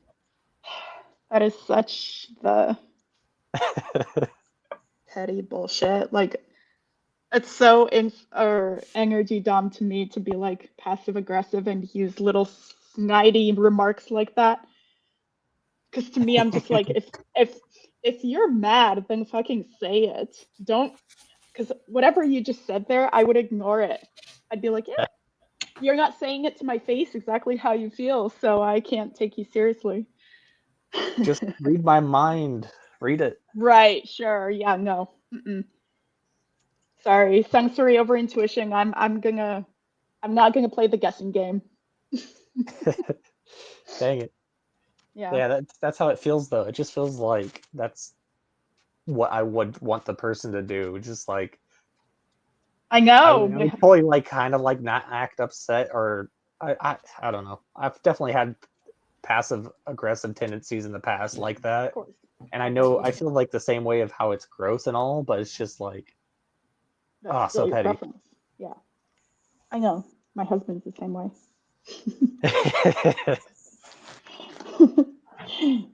And, has your husband been typed? Yes. Info or energy dom? Energy. You can guess. Yeah. He's audio, ENFP,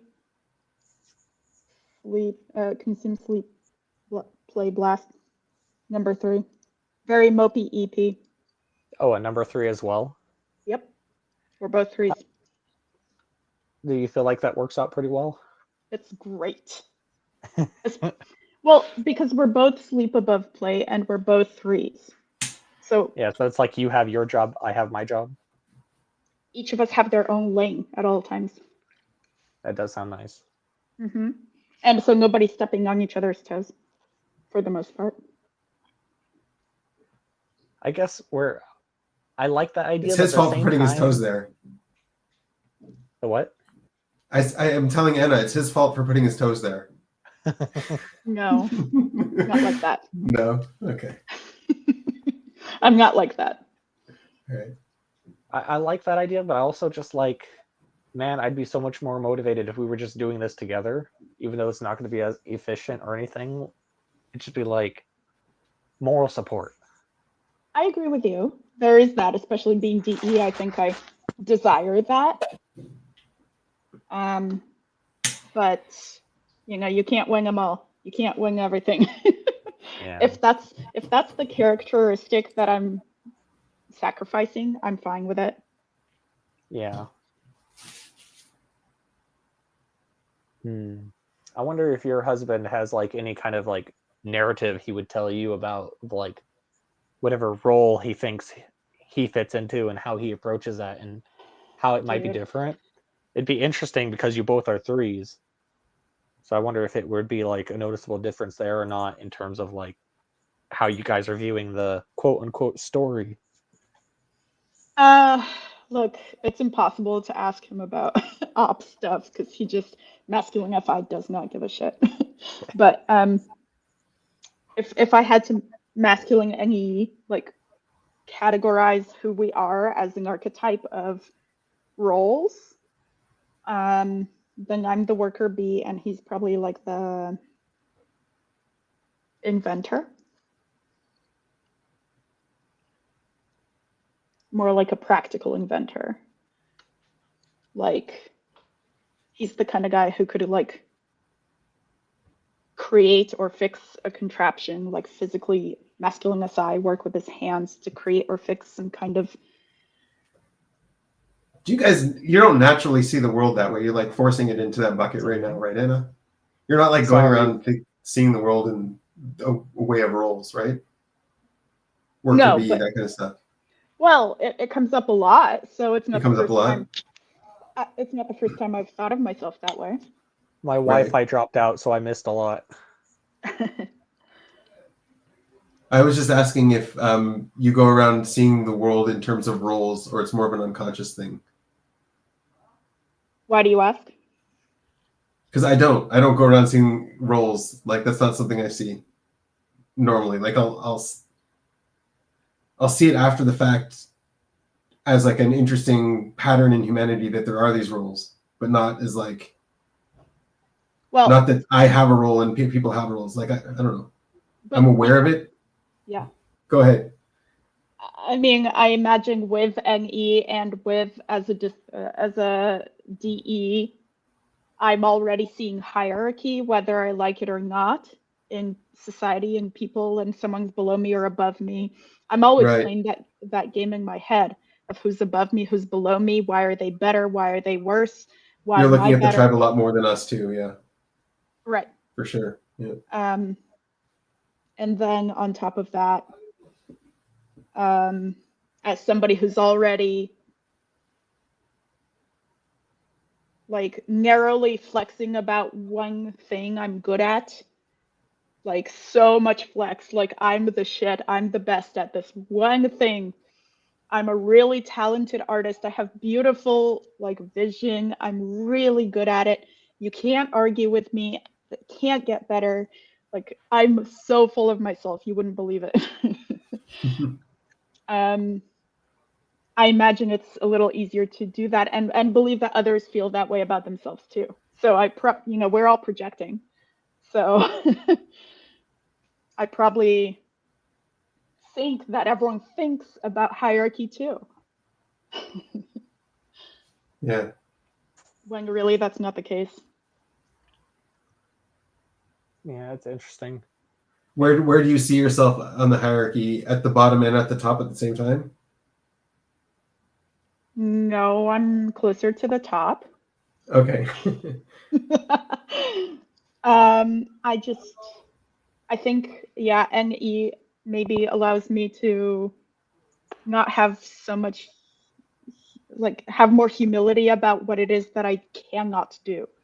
So I really appreciate and am able to delegate, like, and understand that everyone is good at different things. So I don't have this like ego about how I'm the best at everything, because that's not how I feel. And nobody could be the best at everything. Mm-hmm. But yeah, I'm just good over here. So if you want to hire me as your house organizer, house planner, your designer, your interior designer, your fashion designer, I'm your girl. When it comes to those kind of jobs, do you feel like being info dom makes the process slower at all or more passive? Passive. I'm not sure. All I know is that I will have the info. I am well researched. I'm not bullshitting you as an info dom and as a 3. It's real. And I think that's extremely valuable and extremely marketable. And that's why I interview very well. I wonder how an energy dom would kind of approach it. A what? An energy dom, how they would approach it. Not sure. You gotta find one. Yep. Anna's not interesting enough. She's only info dom. Yeah. Yeah. You can't have energy conversations with her. No, absolutely not. I just zone out right away. What do you feel happens when you're having an energy conversation, or how do you know when a conversation is an energy conversation or not? When it gets boring. She just set it up by rolling her eyes. She just rolled her eyes like the biggest thing you've ever seen. No, I just can see that nothing is being productive. This is not a productive, realistic, pragmatic conversation about anything that's useful to me. So why am I still here? That sounds like me at Thanksgiving. Yeah, that explains it well. It seems like you guys are seeing it like it's an SNL skit, and you're just like, this is ridiculous. Stop. Right. That's why I don't watch comedy. Comedy is bullshit. It's a waste of fucking time. I would any day watch a documentary over a comedy skit. Okay, I wouldn't go that far personally, but you're missing out. Get it in your DI. I mean, nothing's outside of the consume box with Consume First, so. True. Let's see. Adam Sandler had this comedy special, and I know his personality type, so there's some utility there, and his jokes were really good as just a benefit, and I get to watch it with my friend. Oh, right. Number 4 is you care about the friends. Heck yeah. It's like, why watch something when you can just wait to watch it until someone else is there with you? Oh my god. People are so annoying. So there's no way to your heart, huh, Anna? I don't need friends. I already have. Really, I don't have friends. I don't. I have my mom. I have my husband. I guess, yeah. My husband and I, since we're both threes, we call each other, we are best friends. And it's true. And that's all we need, though. It's nice to socialize. I socialize with you guys over a common interest, no less. Like, it's very number three. I don't go around talking to people, like beating around the bush, having energy dump conversations at the bar about nothing. I need to talk about something I care about. The play last dilemma, I feel. Is it a dilemma? How about advantage? Well, you can't make friends that way, I tell you. Well, I don't want to make friends. Why not? Why though? But that I have to maintain yet another friendship for what? It's so much work. Because it lets you not do the work. Because you could borrow sugar when you ran out of butter or sugar from the neighbor. Actually, that's a really fair and valid point, because between my husband and I, he's got play third, I've got play last. We're low play, but he's still energy dumb. He's much more charming than I am, much more social. Well, like, I'm more chatty, info dumb chatty, and he's just like easygoing and charming. I'm not charming. I'm straight to the point and kind of scary. I understand that. But he's the kind of guy who will actually socialize with our neighbors from time to time and actually knows who they are and what their names are and all this stuff.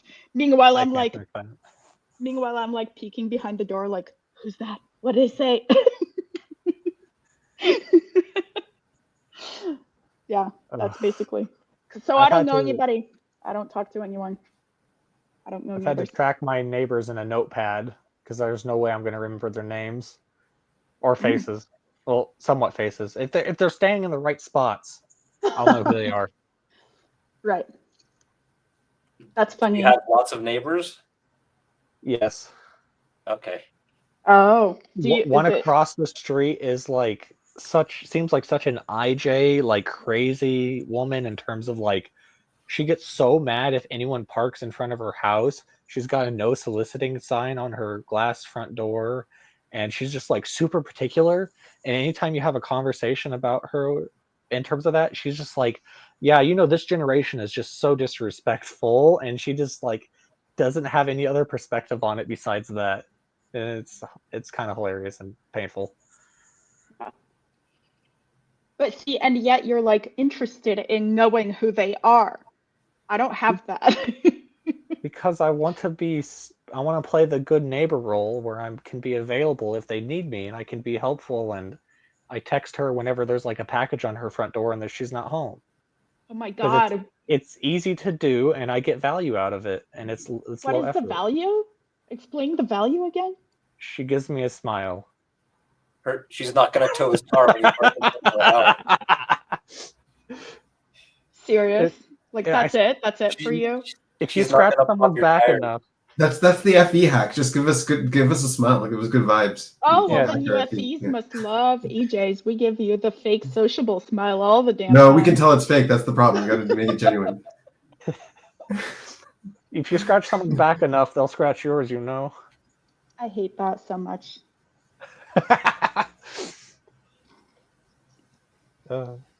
I was wondering, Analogy Commander, how is your experience at like Thanksgiving and stuff? Like, do you have any like part of relating to us when we're talking about like, man, we really wish there was a point to these conversations? Slightly. Like, sometimes I'll come with something I want to talk about, but I let it flow. I don't know. This is not a problem for me. Like, if we go out and hang and we're with my family and we're making jokes, Anna, you would hate our Thanksgiving. We're just like laughing and joking the whole time. Oh, I have an example. My parents went to England like a month ago, and afterwards they were like, "Oh, we'll come." They made this whole party where we came and watched slides of their trip. And they were my mom, I'm pretty sure my mom's Martha Stewart. And she's got the slide program up, and she's like, the first slide, this is our hotel. This is where we've stayed. This is the glass window in the hotel. Oh. And I'm like, oh, good golly, here we go. Uh-huh. So all my brothers and I were like cracking jokes the whole time because it's not bearable, right? And all the kids are like, you got kids that are like 5 years old, 6 years old. They're not going to be able to pay attention to this. So, like, for example, that's how it goes out in my family. That's funny. Believe That me. sounds rough. I mean, look, I part of me really appreciates what your mom wants to do. Yep. Because I do that myself, except I know better that anybody gives a shit about it. You know, like, I'm not going to make everyone sit through it. Maybe that's FI and FE. But like, I make photo books all the time for myself because I care. Oh, so much better. And if anybody wants to see, it's right here. See, I give everyone the option. TE. All right, let's do it. Anna. Let's do it. Show us your photo album. Oh, go for it. You have a presentation to make. Oh no, my FI is being highlighted. Don't pretend like you didn't rehearse this 20 times.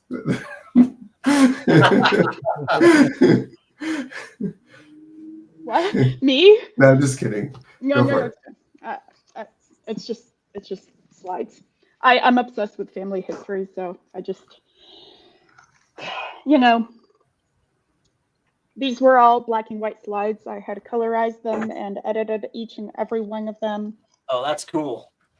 Yeah, how'd you colorize them? Magic. With just what program? You did it? Oh, yeah, Photoshop. This is me. Oh, cool. Yeah, anyway, I'm just really obsessed. You look Russian. Really? I had no when you're a idea. kid, yeah. Do you have memories from any of those, like when you were getting the picture taken? Probably not. That's like 2 or 3 years old. I don't think you do either. I feel like I have one. I wrote a lot of content. I didn't print it all, but I have about 25 photo books. I have a huge Ancestry.com family anthology. I wrote out all of the SI, like down to the year. I know when my great-grandfather was born and where and what. I have the documents to prove it. I did all the research. Obsessed. Yeah, I did that, and I did the Ancestry.com. I've been using that for like 10 years. Uh-huh. Building out a family tree. It's so fun. Like to investigate and to find out all the stuff, and then incorporate it into history, what's going on in the rest of the country and stuff. I mean, it's all very fun. They made it fun because they made it so easy to find the documents first and foremost. I don't know if you're looking at documents or are you just connecting with family members?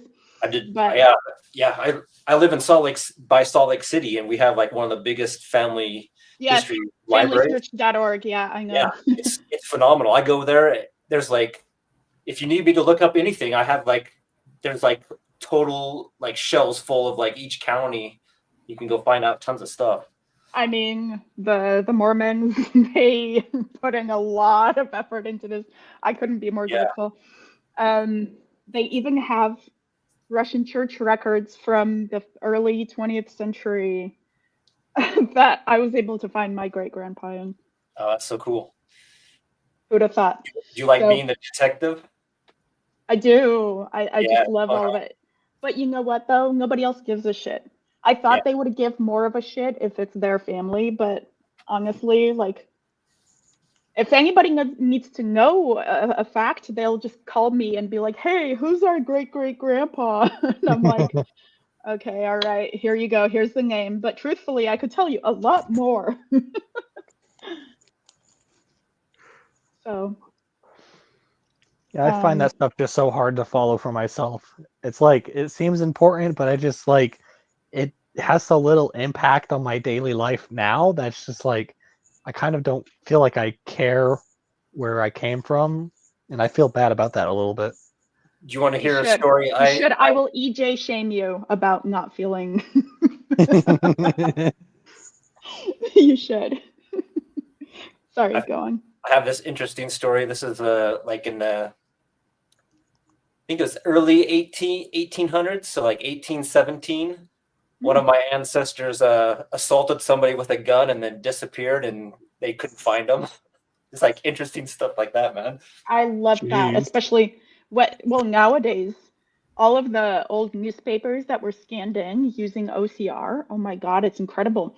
Now there's AI that can read newspapers and transcribe everything out of old newspapers and yearbooks and stuff. So you can get a lot of like stories and actual narrative instead of just the facts. Also, as a very info dom side note, if you want to be a researcher in anything, you definitely need at least 3 sources to prove anything is true. So when you see on a document that your great grandpa was born in 1835 or whatever, that's all nice and good, but that's only one source, even if it's his birth certificate. So you need at least 1 census, 1 birth certificate, and 1 marriage license or whatever to triangulate the facts.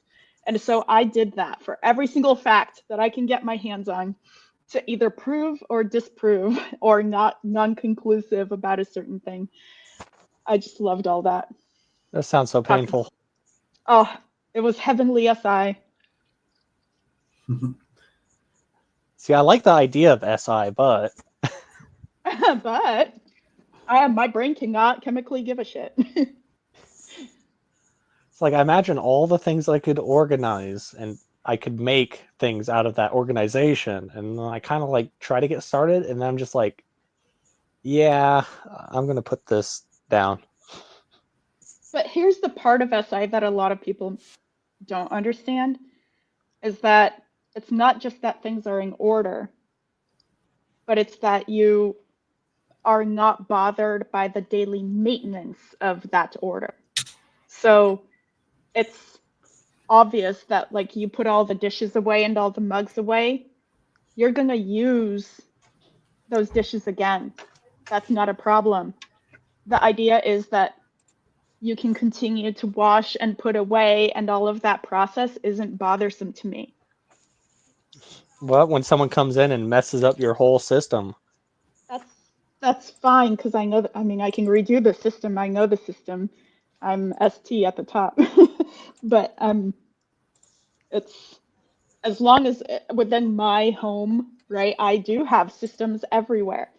Now, if I have a cleaning lady, and at the beginning when she started folding my laundry, she was doing it wrong, but I'm play last, so I can't even tell her that she was doing it wrong, because that would, bring in decider judgment into the situation.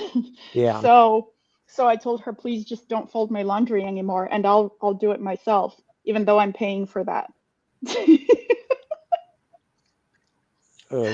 You could just pay her so you could teach her the right way. Yeah, I mean, that would be the smart thing to do, but I don't want to judge her or like make her feel judged for her way to do things. Just say, hey, I have Maria Kondo, but it's actually me. It's a video of me doing it. I'll show you. You know what I've seen before?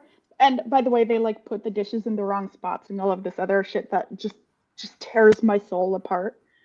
And I saw somebody had a really good idea. They took a picture of their dishes in the drawer the way they want them and sent the picture. So then there's no talking happening. There's no like explaining going on. It's just like, here's how I want it. No confusion. Here's the info. When people mess with my systems, I want to bite their fingers off. Well, what kind of systems? Probably not in the sensory, right? You don't care. Oh, I'm TISI sleep. Right. That was bad. I'm an INTP TINE, but my sleep is second, and I like my sleep systems. And I have like I go through a lot of rituals, like how I take a shower or how I eat my food and stuff. And like there was a time when I was younger and people were messing with my towel, or like it was used or changed from its position, because I have a specific way I fold it. Right. So I know if it's been touched and like all that weird specifics. And I got so mad when it was like not where it was. Like, who did this? Wow, I definitely don't have any of that. I don't even notice. It's my system. It's mine. Yeah, it certainly is. My bad. So is that the difference between savior and demon on SI? I feel like it's more like that for me. I mean, there might be some like autism thrown in there or something too, but more so than like the label things like we were talking about earlier. I don't, even though I have SI demon, I don't feel too weird about the labels. I just, from what I looked into, it seems like labels are like scientifically bad to like use on yourself because of like the ego stuff. And like if you, it's like the difference between telling your kid like, oh, you did this homework, you're a good kid or whatever, versus like, hey, I appreciate you putting in this effort. Like there's like a big difference between distinguishing like the effort versus the label. And it's like the studies say like have the kid with the label will do less and try less Yeah, I heard and that be too. more worried to fail, because it's not about the praise for the effort, it's the praise for the label, and they don't want to lose Yeah. that label, so Yeah. they're not going to participate in as much as they could. And you know what? That's my only desire, to want to have more energy dom approaches, because I have a kid who's 5, and I talk to her like she's my employee instead of my daughter, which can backfire, as you might guess. What are kids for, though, right? Well, yes, but you know. You get what I'm saying? I still don't want to be my infodom self. And so my husband will catch me on discipline or some other areas where I talk to her a little bit too much like an adult. That's his words anyway. That sounds so ideal. Well, what? No. I mean, you just described how being a little bit more flexible and to focus on the effort, and just that's much better parenting overall than it is to be like, good job, you did the homework, pat on head robotically, you know. Keep it up. Yeah, I get what you're saying. I feel like you could still approach it from the proper way, in an info way still. I have a lot of problems with that. Parenting is difficult for me. Oh yeah. I can't imagine what it'd be like to be a parent. Being an EJ mom, can you imagine my poor child? Like masculine to EJ mom? I mean, it feels like my grandma, who's basically my mom, so I could kind of imagine that from the other perspective. Right. And it doesn't feel great, I imagine. It'd feel better if she was an infodom, I think. Really? Oh yeah, it's just like I can't understand what she's saying, and she gets mad at me because I don't understand what she's saying, and she thinks I understand what she's saying, and that I'm just messing with her. Interesting. Oh, it's a mess. Oh. Yeah, my mom struggled too. I think my mom, sometimes I think she was an EJ, but sometimes I think she was Martha Stewart. And like I watched that documentary of Martha Stewart that was on Netflix. Yeah, I saw that too. And I was like, oh yeah, my mom behaves very similar on lots of stuff. And like the way like scolding you of not like cutting the thing right with a knife or whatever. Wait, does Martha have masculine sensory?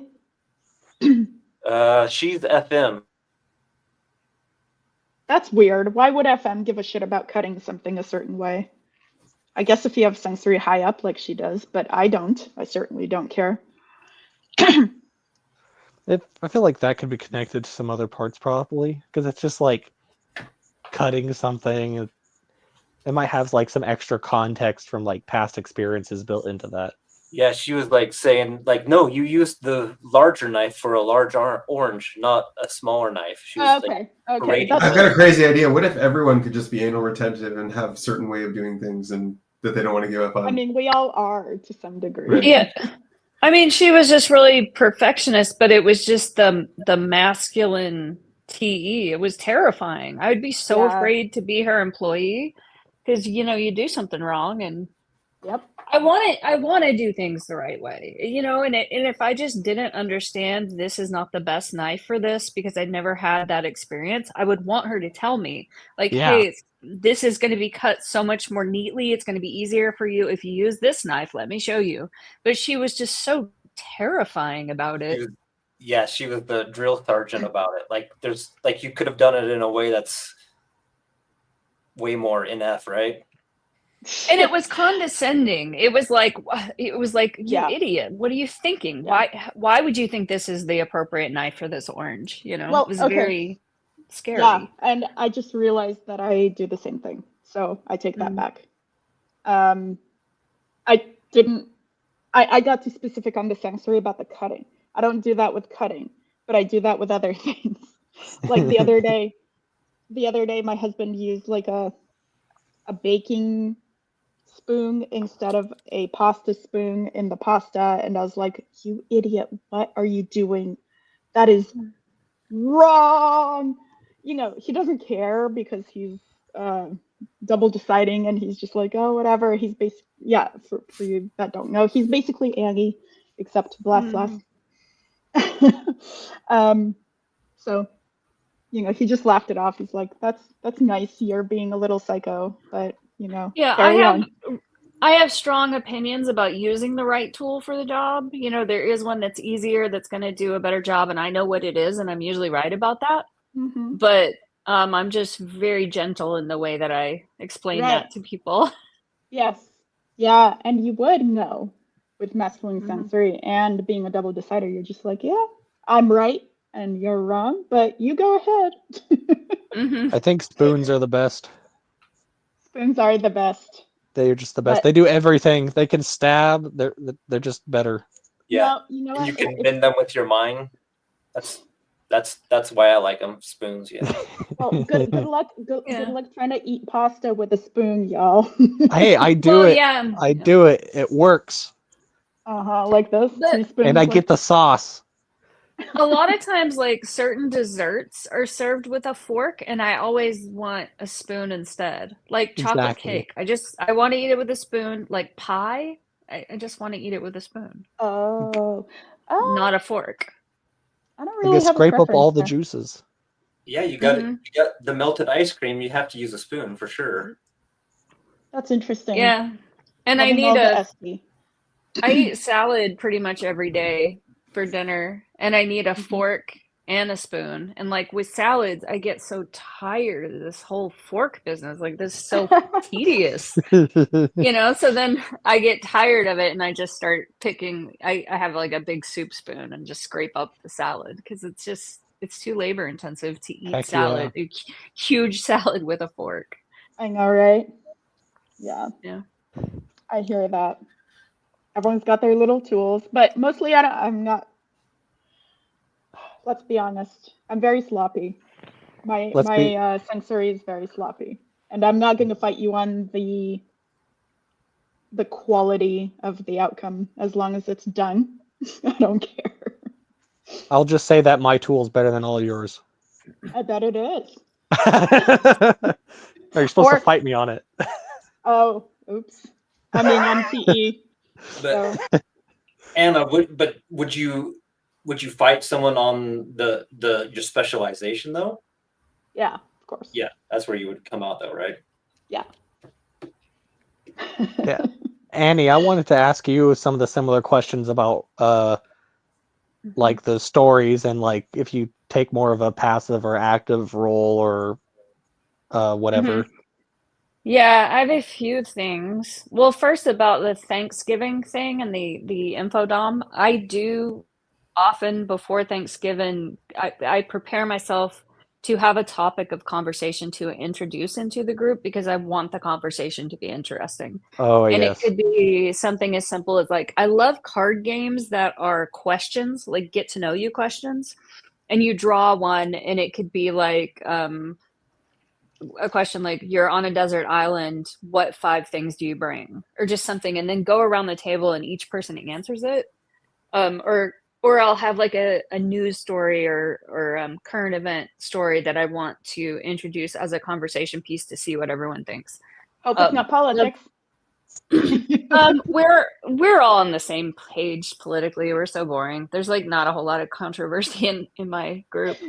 I mean, just to discuss as far as the controversy away from your political spectrum. Yeah, I mean, that may come up. You know, we do talk about politics sometimes.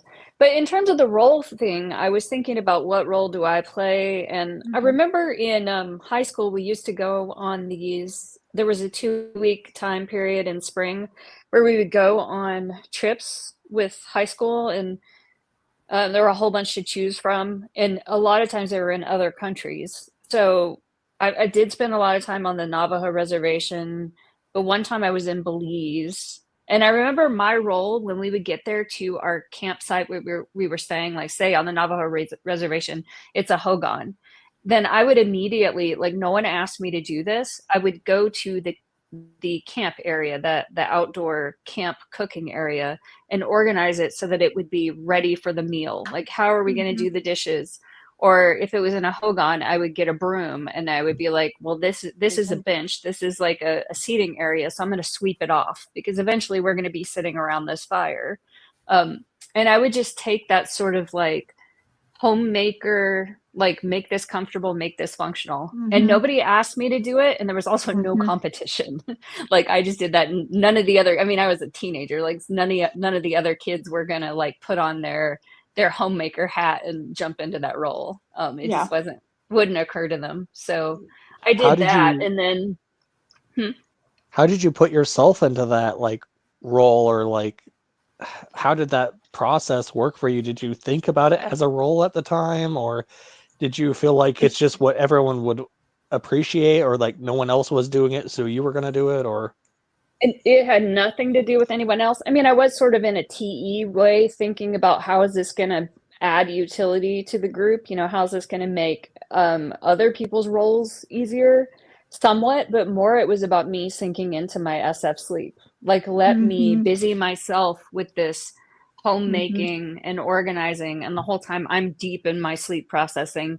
And it just feels good to me. You know, just like every day I look forward to doing the dishes. It just feels good to do this repetitive thing. And then I guess the other role is I'm usually the funny one. I mean, in my family, I'm definitely the clown. And I'm also the, what's that word? The irreverent one. I'm usually the most irreverent person in the room. What does that mean again? Like in terms of irreverent humor. Like I'll give you an example. There was on the Facebook group, someone was saying it was a younger person who was freaked out about time passing. Like time is passing so fast and it's freaking me out, like an existential sort of dread. And they happen to be young, only 23. And everybody's got all these serious answers and like acknowledging and validating the existential angst. And I just said, have you tried planking? Okay. Because when you plank, time really slows down. So I'm that person in my family, and I'm usually that person in any group. So is my husband. Yeah, he'll do that.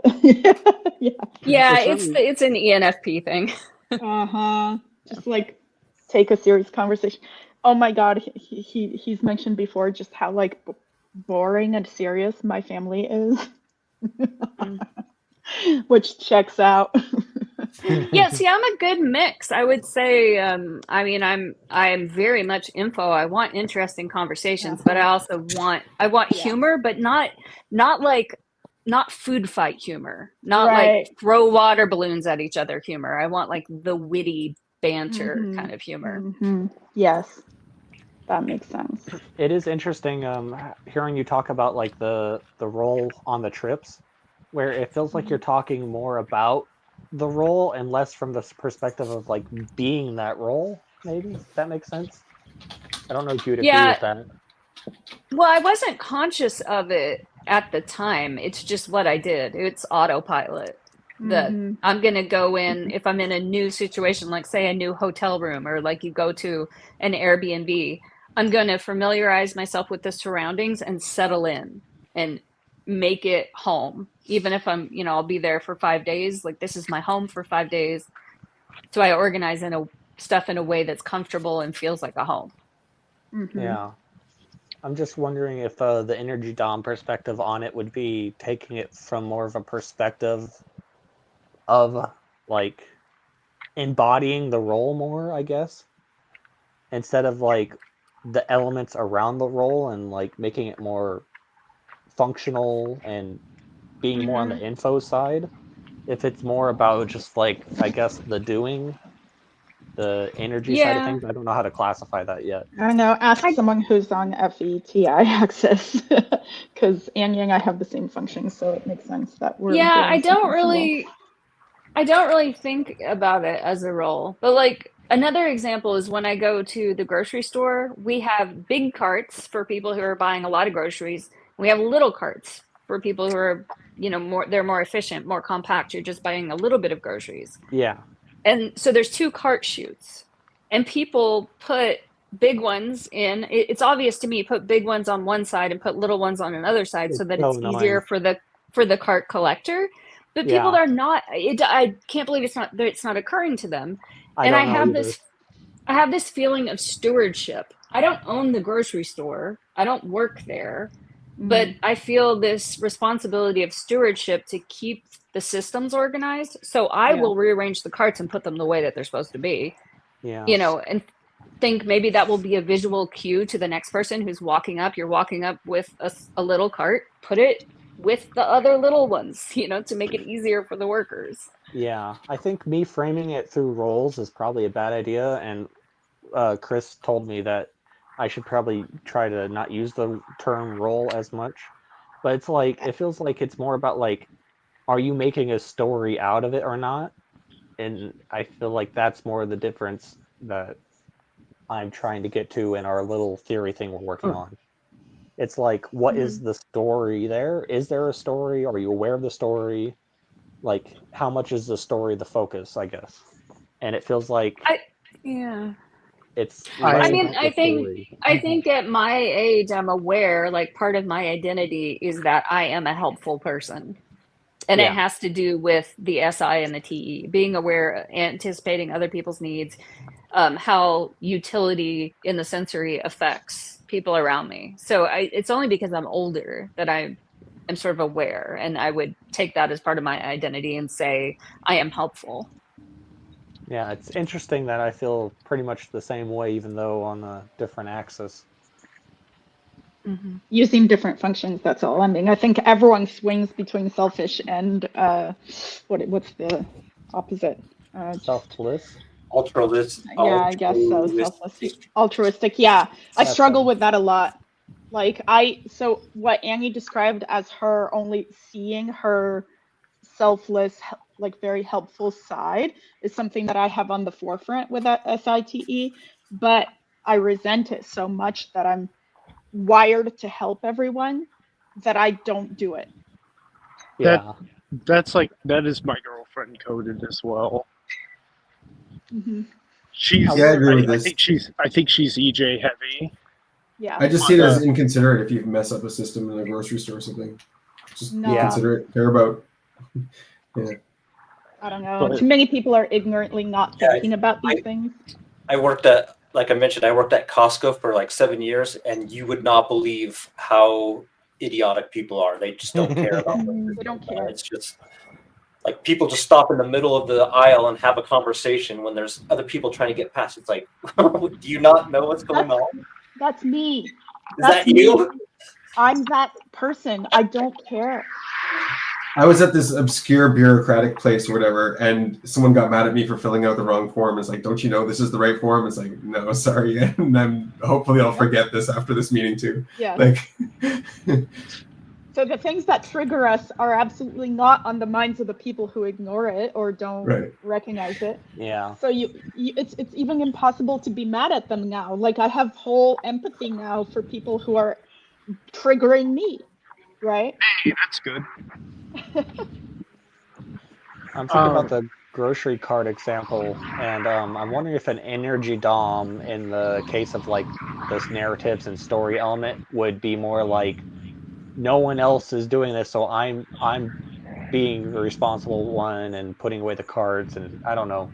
Maybe that's just more of an ego thing, but I was trying to think about how you would frame it as like being the hero of the story and like doing the action more so through that role. So again, my husband is Annie's type, but a energy dom, and he has the same narrative around things like structures, right? So, the grocery store is a good one. He will fuss with the shopping carts to put them accurately, and in fact, look at me funny if I just put my cart down wherever, because again, I'm obligated to do that sensory, but I ignore it because it's so front of mind. It's like the opposite thing is going on, right? So where he is triggered is where I am not, etc. And so, he'll always complain about people who don't have, follow the rules on the road. Like we talked about this before here as well. So, if there is ever a community or communal system in place, it sounds like ENFPs get really triggered when people don't follow the communal rules. And so, if you're parking bad or not following, not driving well, or not putting the cart away, it's all about that stuff. Does he feel like he is how does he see himself in that kind of story of like being in that environment where people aren't following the rules? Does he feel like he has some kind of duty to, like, I don't know, give you funny looks? Or how does he handle that? I think the word roles is tripping us up. It is. I don't know how else to say it. I don't know how else to say it without throwing role in there, because it's like, I don't know how you're supposed to communicate like the concept of a story or narrative without like understanding, without naming the place where someone is taking place in the narrative or story, which I would just call a role. You need context. Yeah. He's doing a meta-analysis, right? He's trying to do a meta-analysis, and he's not getting anywhere. Let's put it that way. Yes, pretty much. I'm trying I test. I have kind of a fantasy about when people have their carts, two people have their carts like diagonally across the aisle, and they're catching up like, oh, hey, I haven't seen you in 5 years. And I have this fantasy of walking up to them and handing them $20 and saying, why don't y'all go have some coffee and catch up? Because they're like in my way. They're in everybody's way. But like, I would never actually do that. But I just feel like pointing it out. Like, do you see what you're doing? Yeah. Why would you reward the bad behavior like that? You are so nice. I would have just not on the inside. Shoved their carts out of the way. Yeah, but like on the inside, I mean. Evil look, like messing on the inside, I mean. But again, I couldn't say anything because I'm a decider, so I don't want to be judged for my evil look or like whatever comes out of my mouth. I'm too scared of that. I would have been so people oblivious when you hand me $20 and be like, oh wow, she's so sweet. She wants us to catch up. Yeah. She cares about our relationship. She's one of those pay it forward guys at the drive-in. Wow, that's great. Oh, also, how loud are the cars? Are you guys able to like hear me or hear yourselves? It's a little rough. It's pretty loud. Suburbia just is literally ass. I was wishing the cart hit you in the back of the leg so you might notice, but I didn't say anything. Right on the ankle. You guys didn't say anything, so okay. Well, all right. Are they better now? Yes. Okay. Yeah. It's I did the whole shopping cart thing, but with the cars. It's like you need to let me know, okay? Because I'm busy being self-absorbed. I'm busy thinking about how I went to a meeting and met an Annie copy. Like I met an Annie who was like giving me a lecture on like chemical waste. Like legitimately, she had all the audioisms, had the FITE talk, had the NE talk, got triggered at like the whole labeling shit, and was like, oh, and had like I could tell like she had observer spikes every time she had to like show the paperwork of like this and had to do the TE of like this is what you have to do. And like had an observer coded fuck off whenever she sent the email as like accidentally sent an email as an example. It was funny. It was pretty funny. I'm not gonna lie. But I met it.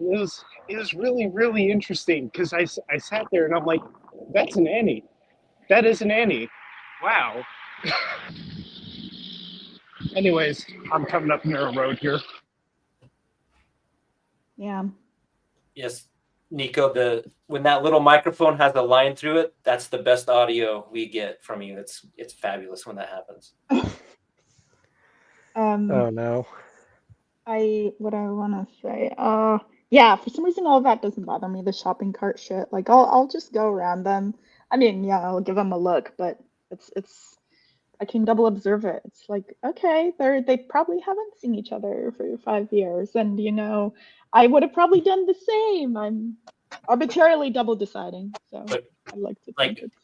I've done the same. I've had the same situation, but when like we're there, I'm like, oh, this aisle is narrow, so I pull my cart over and get my wife to move over so we're not blocking the whole thing, and then we have the conversation. Yeah, it's different ways to look at what's going on. It depends if you've had coffee that morning or not. If you had a fork stuck in your ass all night or not. Yes, exactly. I just go up to those people and charge them $20 for loitering. But Anna, you must be triggered by other things that are similar that would bother you. No? Like what? I don't know. I'm trying to think of an example. Yeah, it's hard to say. You'll need to sensory example me. Mm.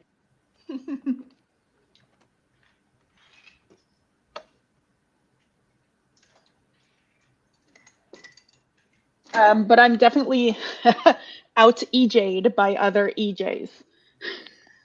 if that's a thing you can understand. So like I remember I was at Marshall's or wherever, and I was trying to. I'm very. I think we all know what it's like to be out EJ'd by an EJ. So yeah, there's a hierarchy. There's worse ones. You're saying, but you're not an EJ. So you're like, oh yeah, that's an EJ.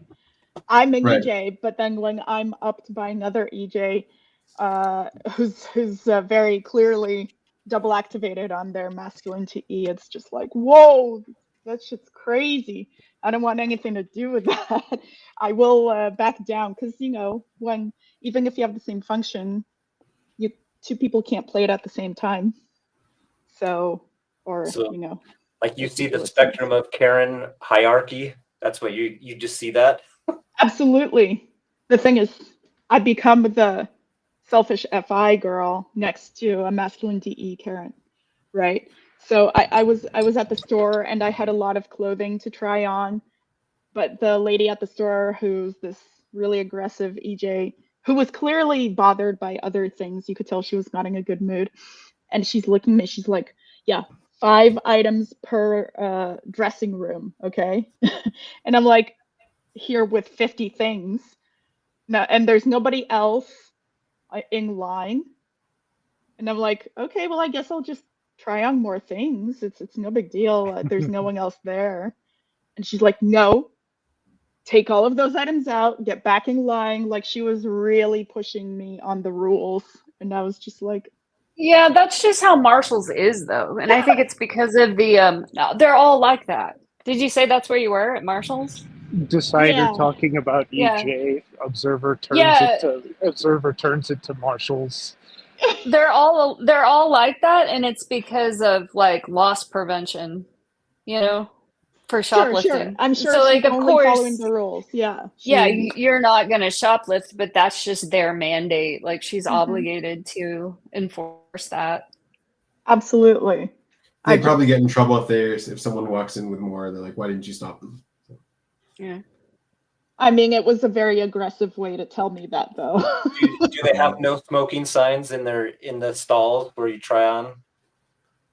I don't know. I haven't noticed. Did they say no politics signs too? Yeah, no politics. That's from earlier on. They have signs that say you have to wear underwear if you try on a swimsuit. That's They a good have- rule. Yeah, I like but that yeah. rule. I'd hope so. I'm glad that's It is a rule. a good rule. Yeah, it is a good rule.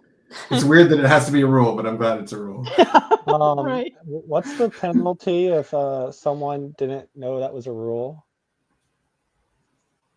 Who knows? I mean, they can't tell unless the urban legend is true that there's cameras inside of dressing rooms and like two-way mirrors. We have this urban legend that there's two-way mirrors in dressing rooms. That's what I grew up with. Oh, really? Gross.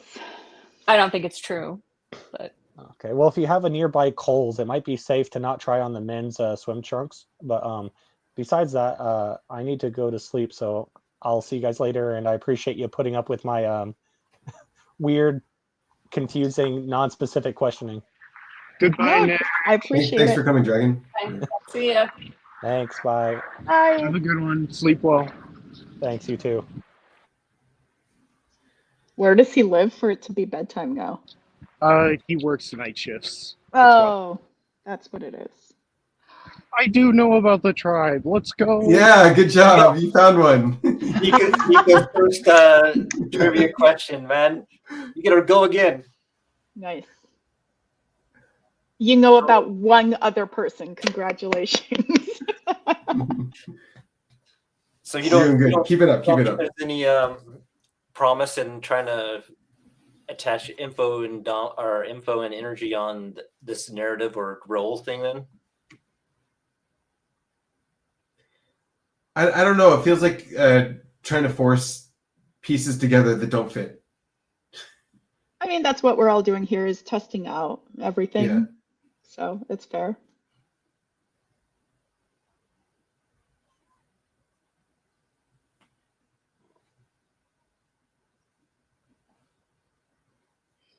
But I am getting more and more certain that my daughter is masculine intuition, feminine sensory. That one is so easy to see now. So. How old is she? She's 5. But maybe I'm relying on the anecdotes or on the sensory quite literally, but she will just say all the time, every time, I keep trying to blast teach her something because I can't help myself. And she's always like, I know. I don't guess. I know. I do that. I do that too. I legitimately do that too. I mean, I think Still want to everyone hear does it. I that to a already know. degree. Yeah. Yeah. But then again, mine's double activated. So. Right. Yeah. So it's just like, or even something that cannot be proven. She's like, I know it's true. It's like, what? I'm like, oh, what was it? Something stupid. What do you think your friend is going to be for Halloween? She goes like, I know she will be XYZ. I'm like, oh, that's a nice guess. She's like, no, it's going to be that way. It's going to be true. It's very apparent, just like every other word. And I mean, coming from a 5-year-old, it's very. And is she right usually, or? No, she's not. But she's Just random like chance, yeah. pushing on it. Yeah, well, because she's a kid, she's learning everything from scratch, right? We all do. But whatever she decides is going to be real for her. Is what she's pushing on all the time. It's very interesting. Oh, I'm sorry to change the topic, but No, who here likes casserole? Casserole. Like, who actually likes it? Who doesn't like it? It's amazing. No, it Casserole is is a huge disgusting. category, dude. You just There's haven't how had can good you casserole. I don't see how you can make a blanket statement because Yeah, there are seriously. like a million kinds of Casserole. casserole. One of them or 10 Yes, or and 10,000 all of of them them are are going to wrong. be good. No. Yes. Nope. You are incorrect. Okay, All of wait them a are minute. wrong. Nico, what is a casserole to you? Please define the SI term. Well, The worst. Also, it just I recognize looks you're in the like minority here, Nico. So if it's not good for you, that's this one is thing. this is not but good. This is Casseroles are generally good for everybody. It looks like. Okay, oh my god! The worst I was- casserole. Define it for me. It's The worst just an casserole. amalgam of just a bunch of things that in my mind you should not put together. No, you don't put it together. It is wrong. This is what I remember from my childhood: is mac and cheese with cut up that is a hot sin. dogs and with like tater tots on top to make a hard crusty thing. Yeah, I don't like that one. That is abjectly disgusting. My Wait a mom's minute. Betty Crocker recipes from the 1950s. Oh God. Well, I mean that's a travesty. First of all, that's different though. I think Nico's just too high class. His taste in food is just too up there. Casseroles are beneath him. It's townsfolk stuff. No, He no, probably no, no, cooks no. way better things on his own. Like, what do you Hold cook, on. Nico? So what about a quiche? Can you even cook a casserole, Nico? Can you make a casserole? Do you know? Yeah, I probably can. I just have to go to my local dumpster. Okay. What about a quiche? Quiche. I don't know what the hell that is, but it Oh scares my me. God. I have to go. This is embarrassing. Yeah. Oh, I'm sorry. I'm sorry. Ah, shit. Did I? You're embarrassing no. the humankind. Quiche, like that. Like what? Like what? Oh goddamn! Do I really have to do this? I don't. What are you guys I don't talking know about? what a quiche is. What is a quiche? I don't know. They're trying to process. Nico obviously doesn't know how to cook, and he doesn't know how to appreciate cooking. That's what we're trying to process. Oh, because Listen. I fucking bash casserole. No, because Yeah. I don't know the extent of what a casserole can be. Like, who cooks your food for you, Nico? Where do you get your food from? I cook my own. Or the frat cook cooks. Or I go And so out you're and making get better food. food than casseroles. Yeah, I can. Dude, I make a bomb-ass chicken. Also, I'm not too bad at barbecuing. so That's just putting meat on a fire. By the way, Nico, a casserole is defined as a kind of stew or side dish that is cooked slowly in an oven. Literally could mean anything. That could be a pie. A pie is a casserole by definition. That is... Boom. Mic drop. Info dump. Boom. Boom, boom, boom. I masculine SF do not like that. that is like Pie is TI, not a that is cat. just Come TI on. offensive. That is like ST offensive. That is offensive to me. The fact You know that what's objectively the really notion that bad? a pie Chemistry. is a casserole. Chemistry is really bad. Oh my Chemistry's god, dumb. so many people hate chemistry. It's insane. Chemistry's just dumb. It's bad. Yeah. Honestly, It thinks it's think- thinks it's something it's not. I'm sorry. I can't stand it. Say, It's not even cannot- science. You can't really attack me there too much because I already got owned by the school and FBI. it's safe to say that chemistry is the casserole of the sciences. We all know. Yep. There you go. Ah, the casserole of the sciences.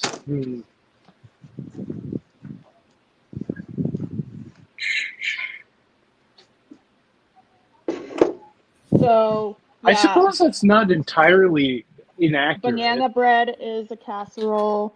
Pie is a casserole. Mac and cheese baked in an oven, which a lot of people do, is a casserole.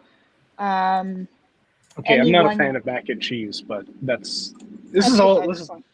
this is all like these are all technically personal feelings, but I'm like FE projecting them out onto the tribe as like everybody should hate this. Nope.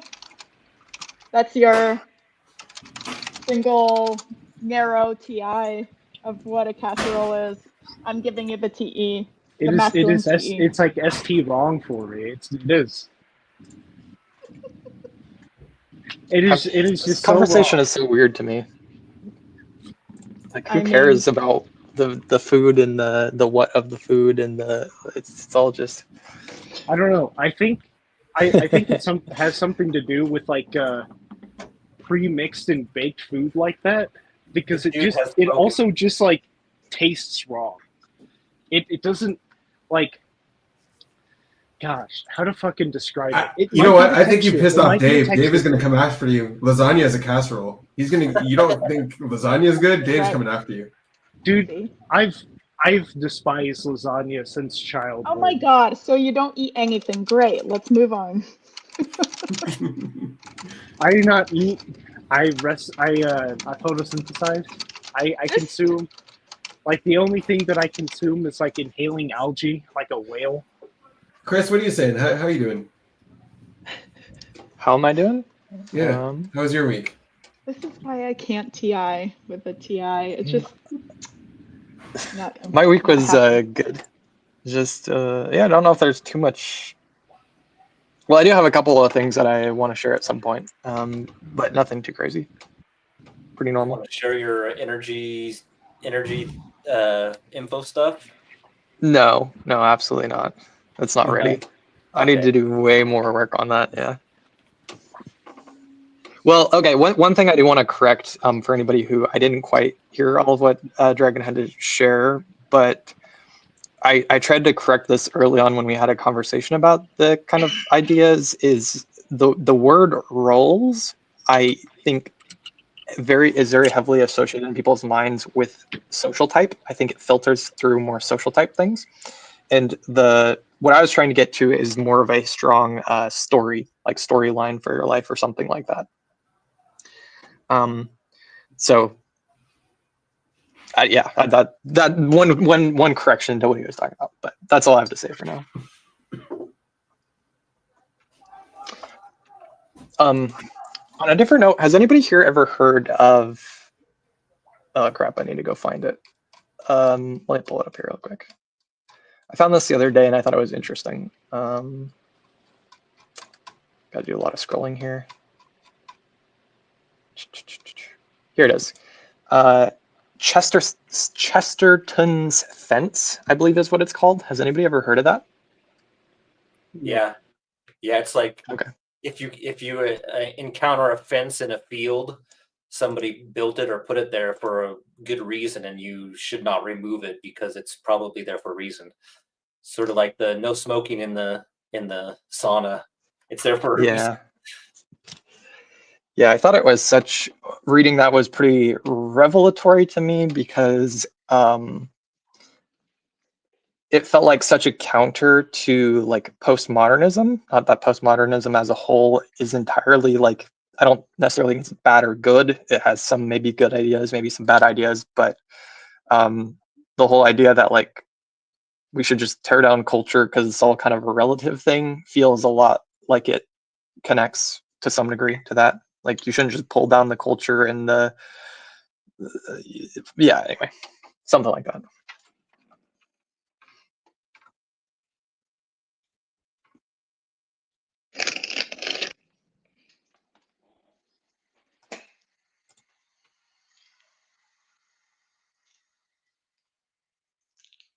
Is Annie doing dishes?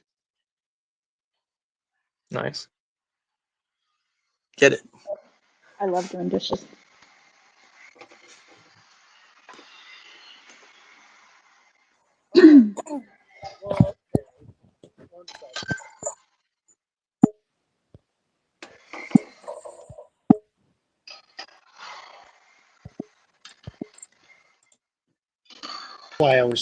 That's why I was just getting cut off and owned. Okay, so was your mic not working? That actually, yeah, no, it disconnected despite me being able to hear you through my AirPod, which is so scuffed. But oh, yeah, you were ranting about that at the. That actually got me thinking. about how ops is structured. On whenever you talk about building like a lifelong narrative, energy dom style, whenever you mention that, I was like, huh. Yeah.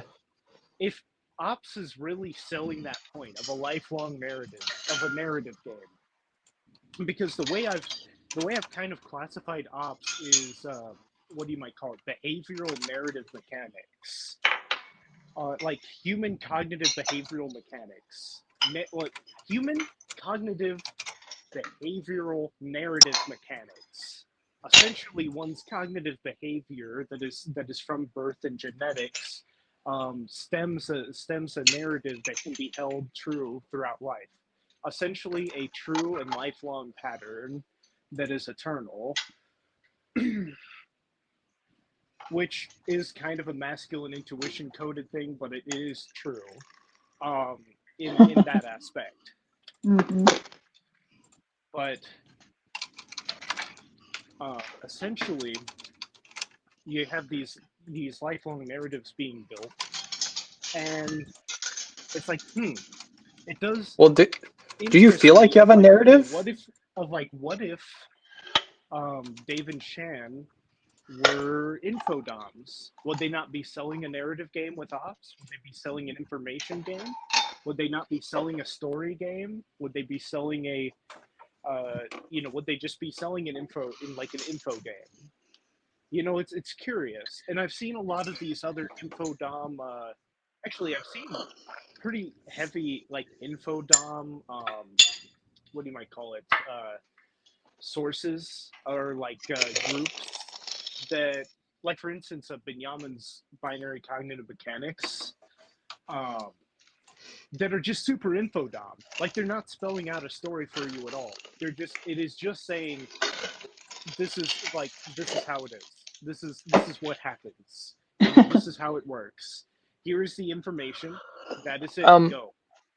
I think it depends. I think this is a really, really complicated conversation, because I think every info dom can be energy and every energy dom can be info, but there's something specific to the way that they approach the conversation that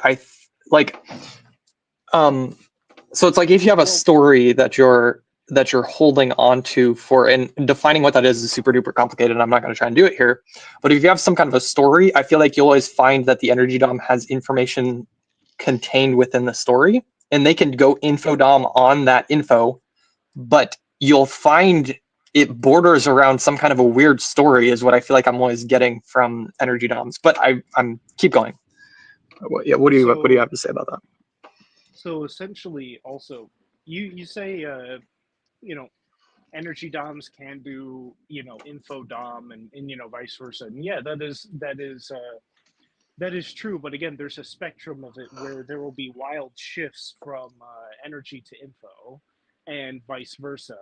Of if you're an energy dom, they're not going to be as wild spikes and peaks and lows with one's energy and whatnot, or however that may be defined.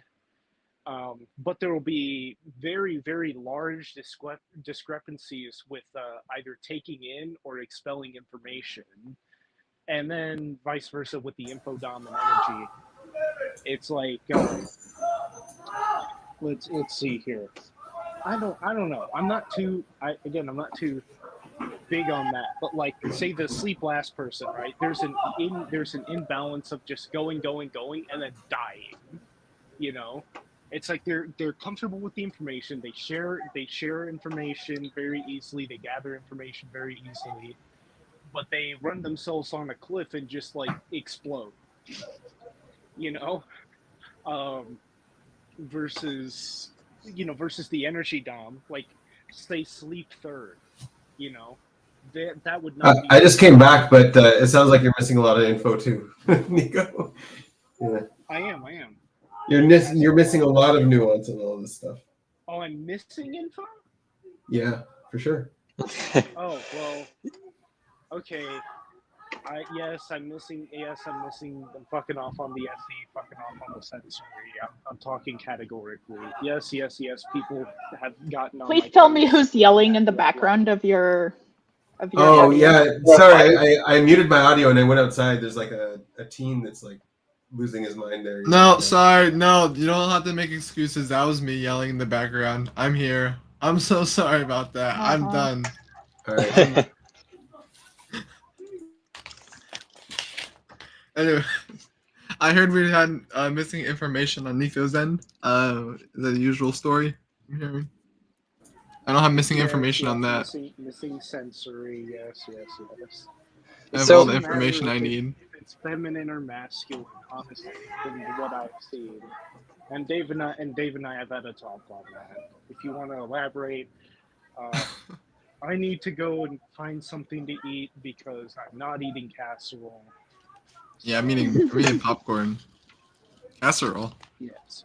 Who eats casserole? Oh dear God. Not eating casserole. Lasagna is a casserole, Dave. Yep.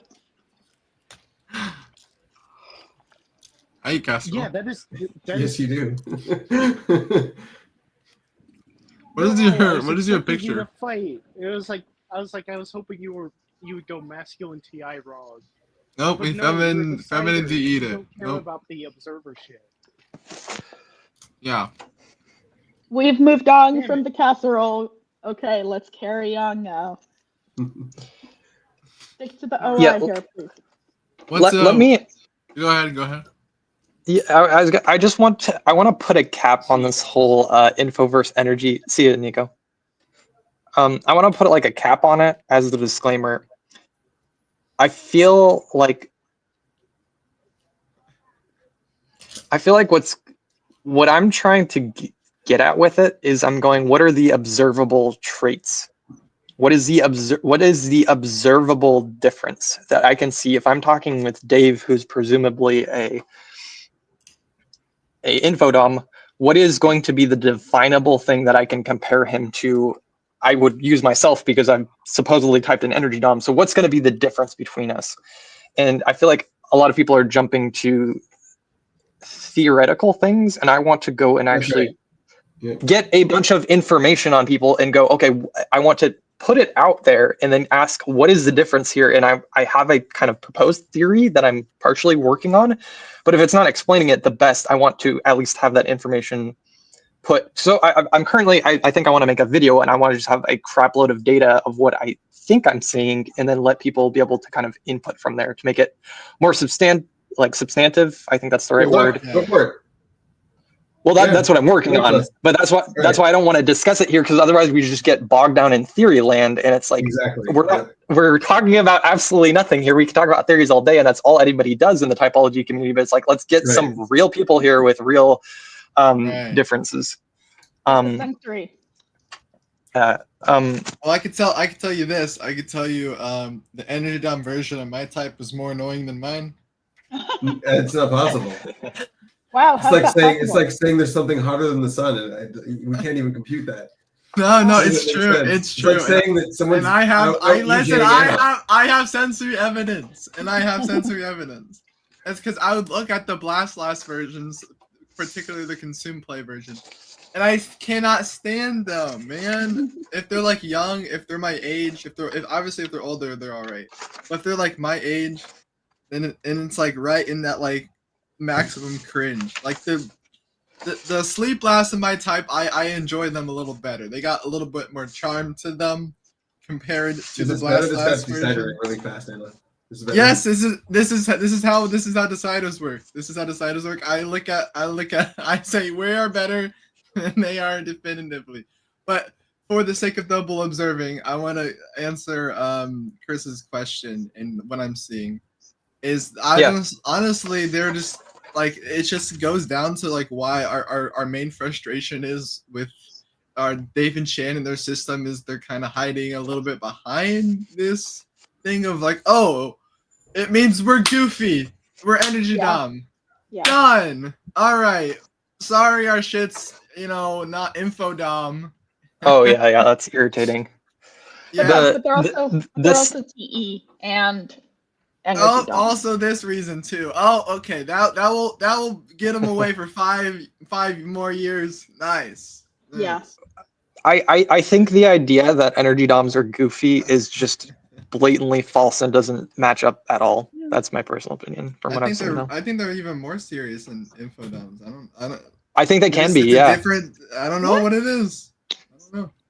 It's what they're more serious about. Yeah. Right. It's different. Because it's like when I see energy doms goofing off, to me they're doing a very serious thing. Because it's like it's a very serious thing to goof off. It's like it's like you got to focus when you're doing that. That's how I see it. I don't know. I would actually disagree with that. And I'm going based off of my wife. And I believe she's energy dom, but I don't know that for I'm a demon feeler. I don't get how people do the feelings. Like I think that's wait, what? How's that related? That's more the direction. It's not related. It's just the direction I was kind of explaining in my head.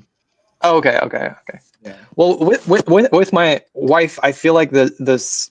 So here's a curious point to kind of get some data from all you guys. So please, if you have opinions or like if you have anecdotes, examples, type in.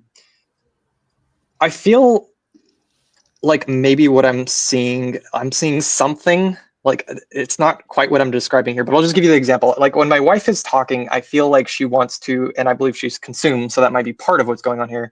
But I feel like when she's telling a story, there's like an element to like she wants to tell me a story, and it feels like the vibe is like I just sat down in a theater. She's telling me the story, and she wants me to stand up and clap at the end. Not literally. It's not like a positive reinforcement thing, but it's like she just wants me to validate the story. It has nothing to do with the information. It's just I shared you a piece of who I am and what my story is. So I don't think it has anything to do with the energy per se, but it is the way that the information is shared can be, or like the seriousness of what type of information is being shared. I guess something, I don't know. And that's what I'm trying to work out. Does anybody have any opinions on this? Please give me more information. I mean, I SEC the energy doms processing who they are more than the info doms. Yes, I agree. And I think that is tied to what I just said, but I don't quite have the brain space right now to substantiate that. If I had a word to say from my personal experience, trying to talk to a lot of people in OP, or not trying to bring a lot of people into it, what I have realized is that people with the energy dom, especially if it's their feminine sensory, will just like completely forget everything that like you tell them. Like it's all of it is like you've spoken it to a brick wall, and it's nothing has gotten it. It's because it doesn't relate to either their OI or DI. I think would it be like something weird like that? It's a lot of things. It's a lot of things, right? I think it's just the info is irrelevant. Also, the system is the system itself. Like I would only share my character if that was relevant to something. I wouldn't just process my character. The only way I've gotten my mostly energy dom family to like understand and see the system is like in the jokes that we already make about each other, and it's like, hey, these are already these are already these things, and it's like jokes are always relevant. But it's like, yeah, jokes are. I can only do it through what's relevant. It's like anything that's under that, anything that's like self-growth related a little bit, it's like we could only use it like kick each other's ass, because like, oh, my sister, she's blast last. She's the only blast last in our family. She has the worst blast, and she gets her ass kicked by it every single day. And it's like she always gets blamed for being blast last. And then my other sister, my sleep last sister, she always gets blamed for not planning ahead and not being able to plan and being too chaotic. It's just like all the time. It's like, all right, the labels help me solve it a little bit. Dave, keep talking. I think you need to get some talkie. Keep going. Just keep going for like 10 minutes. Yeah. Go. You're I can get some talkie twos. I can get some talkie twos. Just keep going. Okay. All right, I can give a presentation. I can just give a presentation on my own. Just keep going. I can always you don't have to tell me. That way we can have a conversation. You don't have to tell me. If you just tell me it's okay once. But if you tell me it's okay 20 times, I'm like, okay, maybe it's not okay. Maybe you know. It's not okay. It's not okay. It's not okay. It's not okay. Right. It's like, it's yeah. See, now it feels better. Now it feels better. The more now it's like, oh, it's not okay. Okay, now I'm breaking the rules. Now it's better. Yeah, I don't know. The OE that likes to break the rules. Yeah. Sorry. Just definitely processing some stuff. We got to come back down to the tribe. Where is the tribe at today? Well, I mean, what you said to validate what you said, that does sound incredibly obnoxious, and if I had people constantly telling me like, "Oh my God, you're so consumed last," I'd probably strangle them in their sleep. Right. Yeah. So like, yeah, if I were to explain it, it's like I want them to know like one thing. Like you get one thing, and that's it. You can't learn anything else. Yeah.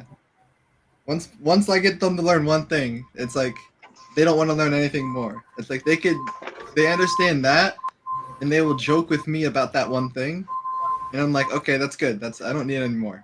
I don't need any. Like, yeah. I don't need to get them to understand 10 coins. Like, that's a lot. What if they had some weird ass cult system that they wanted to teach you, and they kept hounding you about it? Like, would you entertain them? But it's like I'm not. It's like I'm feminine blasting them. It's like hounding them Hey, is Memo. not the right thing. It's just not the right way to describe it. It's like I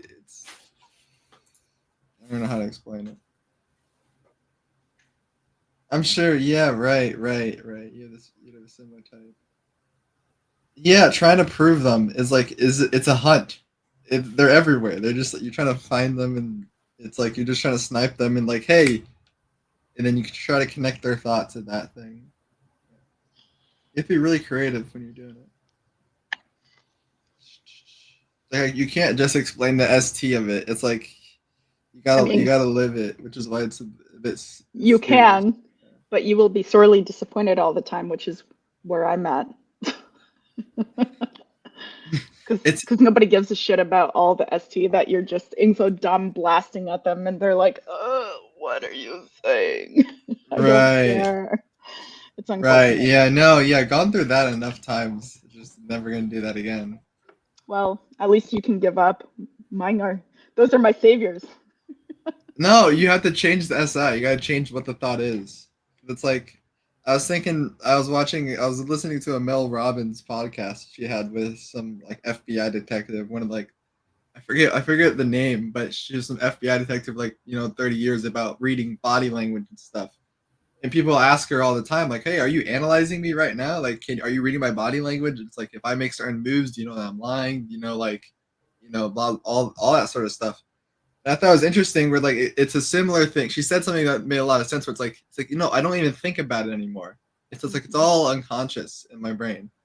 Everything I'm noticing about someone, I could just notice it all at once. And I'm not really ever like trying to think about it or analyze it too hard, but it's like I feel like there's also a similar thing in typing where it's like you just like stop thinking about it at some point, and people ask me like, are you thinking about your typing analyzations? I'm like, no, I'm not. It's just whatever I'm not whatever I need. It's already integrated into it's already automated in the TI process, I guess, and the SI has been molded to how it needs to be molded. Thank you for giving me the main stage, but I want to see your lovely faces. I know I still can on the bottom because I'm co-host. I can still see your lovely faces. That's great. All right. Yeah. I will stop talking for a little bit. No, keep going. Get your energy out. Get your energy out. Get it out. Okay, sure. I'll get some energy out. All right. So we were talking about Julie's video the other day. And I got some decider drama to help process out with you guys for a second. So I saw the post that she made on on Facebook, right? And I saw Tosho put a comment, and I liked Tosho's comment, and I just, for whatever reason. And I later got a message from her saying like, "Hey, you liked Tosho's message, but not my video. That's cold." From Julie.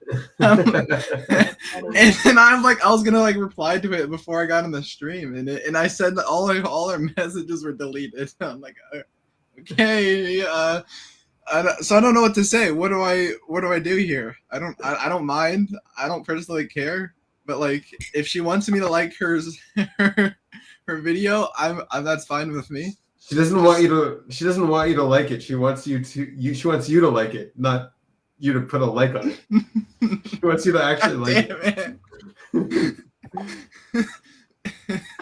It's too late, man. The messages are deleted. Like, I know what she said, but she thought I don't know. All right. Well, you could still reach out to her on a personal level and be like, "Hey, you want to hang out and talk?" Yeah, no, we'll solve this on some other time. Like we could talk about it and talk it out, but like, it's just not the first time.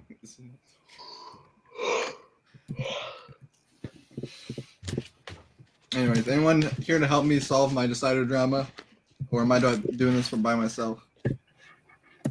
I think she probably feels embarrassed or bad about whatever happened, and you can probably talk to her. Or like brush it under the rug. I'm sure you're good. Why would she delete her message? I think you're good. Okay. Yeah. Okay. I'm sure she's I feel like it's not. I feel like it's never good to brush things under the rug. Personally. Okay. I agree. Yeah. I can relate to you typing people just without thinking about it. Like how you don't. I'm not the best typer, but like I just see somebody do something. It's like, oh, or whatever. Can't help you with your decider problems though, but yeah. Oh man.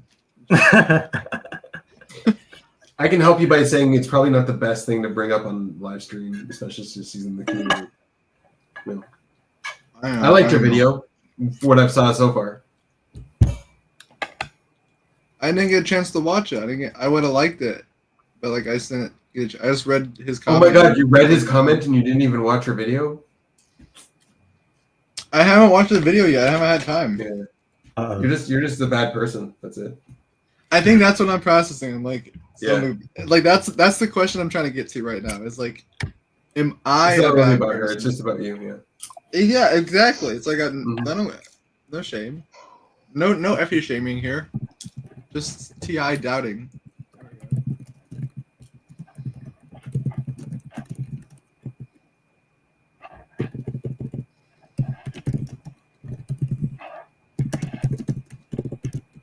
The solution to any decider drama is to yell at them about how they're wrong and that it's their responsibility to fix it.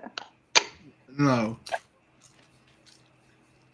I think she's right. Yeah, that's what you got to go do, Dave. Isn't that the DE answer? Yeah, that sounds pretty good.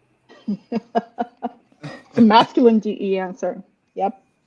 I think it's a little. I have a little different take on it. You a little bit. Of course you would. Here's my take. Is you can't just make people like you. You just have to wait for hating you to become boring to them. I didn't say you gotta just tell them that they're wrong. Yeah, but they'll hate you for that. She doesn't care. Will they? Yeah. What's the problem? That's what the tribe doesn't like. You'll get bad FE, and he doesn't like that. TI doesn't like that. God, never mind FE and all. Jesus. No, I had this band director though. He was FE. FE. This dude was like, you got to do the sandwich method. He's like, start off with a comment, then tell them about the problem, and then end it with another compliment. He's a scam art. That's an SEFE right there. Marketing tactic. He's actually FESE. Yes. And that's very smart. And you do the opposite. A lot of work. You just do the way the opposite. No, you shoot the opposite arrow. Well, so I think she was stroking mostly. Just to be fair. I did realize how little I acknowledge others, because the other day I actually gave my coworker a legit compliment because she did good work. And she's like, "Oh my God, Anna, you don't even know. I went to tell my mom and I like cried because you gave me a compliment." And I was like, "Holy fuck, are you for real? Like, is it that uncommon, or like, should I be doing more of this? I feel bad now." No, yeah. it's just supply and demand. You know, you haven't been doing a lot, so that's why it was so impactful. You're evidently good. Because she save it for overdoes good it for work. me. Yeah. She overdoes it for me. She's Right. constant. Like, I don't know what type she is, maybe an EJ, but she's just like bowed down to Anna. And I'm like, oh, that's cringy. Stop. It's weird. So she's giving you what she wants. You think she wants the compliments, so she's giving it to you? Yeah. I think she, at least would want a little bit more, given I'm at 0. Especially since I'm kind of her. I'm not her boss. I'm just a more experienced person. So she's like, give me more validation that I'm doing a good job. I think she wants more of that. But my standards are very high. So it's hard for me to do that if it's not real. I struggle to just kind of like stroke her ego at any given thing. I need it for it to be a honestly, really I think like you can tell if it's real or fake, and the fact that it was real is why it meant so much to her. Sure. It just, happens very rarely because she has a lot of work to do still. She's really bad at her job. I get it.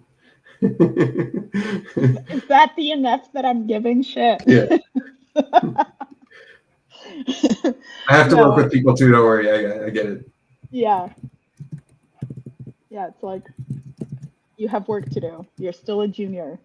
Stop trying to. I mean, no, she's definitely not Flex.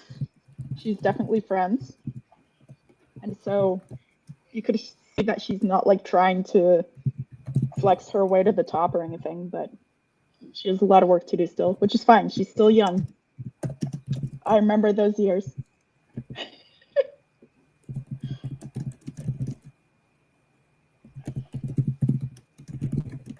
And yeah, I think she does respect my opinion.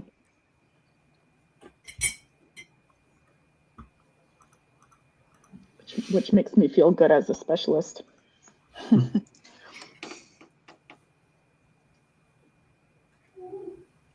So, Anna, I heard that you're Russian. Wow.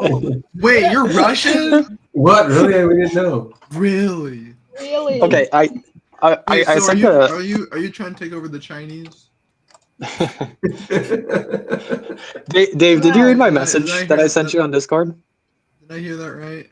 Is Trump gonna get on that AirPods issue? Yeah. That's so funny. That made me laugh so hard when I went back and watched that. I had to send you a message because I was literally just laughing, sitting there on the couch as he's ranting about his AirPods for like 5 minutes. he was talking about his AirPods and like, man, Trump needs to really needs to get working Chris, on what this. were you saying about being Russian? Yeah. I was just making a joke about Nico. The fact that he's like, wait, you're Russian? Yeah, that was it. Oh, gotcha. And then I was also joking about the beginning of last stream. Nico was ranting about his AirPods for a couple minutes, and then Dave, like in the perfect comedic timing, listening back, I want to just like clip that and save it somewhere. He's just like, yeah, Trump really needs to get on that or something like that. It was super funny. Cool. It's cool. It's fine. I don't have any blaster lessons about any Russian history or anything. Okay, I just got a random friend request on Discord. Huh. That's weird. Anyway, sorry. I was thinking it might be somebody on the stream, but I'm like, I don't think my Discord is out there, so I don't know how somebody would get it. Anyway. So Memo, how are you doing? Pretty good. Anything new in life? Just locking in, eating, drinking decaf coffee. Oh dang! Why do you drink decaf? Is it just right now? Oh, because he's straight edge. He doesn't touch anything that messes with your mind, except unless it's a native and in a ritual or a dog. You guys shouldn't eat dog, by the way. Oh yeah, that's what's new. Yeah, that was cool. Last week's talk, I watched the whole thing. Yeah, it was pretty. Oh yeah. It's a real thing. The whole dog eating thing where people do. It's crazy. See, if like a dog saved my life, I would be like, oh wow, what a great creature. Let's venerate it and never eat it again. Like let's protect it. Yeah, but instead you're just like, let's eat its babies. That's kind of the thing with most of our traditions. Like, it makes sense to do it in the 1800s when we're scavenging the plains for food. I mean, it's 2024. I'm glad they did that for us 2 centuries ago, but I mean, we don't need to do that no more. Yeah. That's how I feel about guns. It's like that was probably a useful thing back when. All right, this one's for Emmanuel. Let's see it. The puppy. I'm gonna eat you. For more exciting videos, please subscribe. Pranking the puppy. I'm gonna eat you. It's a prank. Great. Thank you, Dave. Yep. Yeah, it's pretty cool. Pertinent orgasm. Who's Billy Smith? That's I don't trust Billy Smith. He's not loaded in yet, whoever it is. It might be Silly Biff. That sounds like a name you should be careful of. Yeah. Billy Smith is not a Oh, real I thought you said Willie Smith. Like, don't let Willie Smith in. Willy Wonka's What if it's knocking Billy at the Smith? door. All right, let's give it a shot. I'm ready to take it off though. Okay, let's see what it is. Yeah. What up? Just checking. I didn't take you off. I'm averting my eyes. I'm a person. You're a real person. This is good. I like that. Wait, you sound familiar. I know I do. You sound so familiar. Are you voice impersonating someone? I don't know. Have you been on before? Do we know you? I was just curious as to what is happening. Nice. All right. Well, welcome. So your first name starts with a J?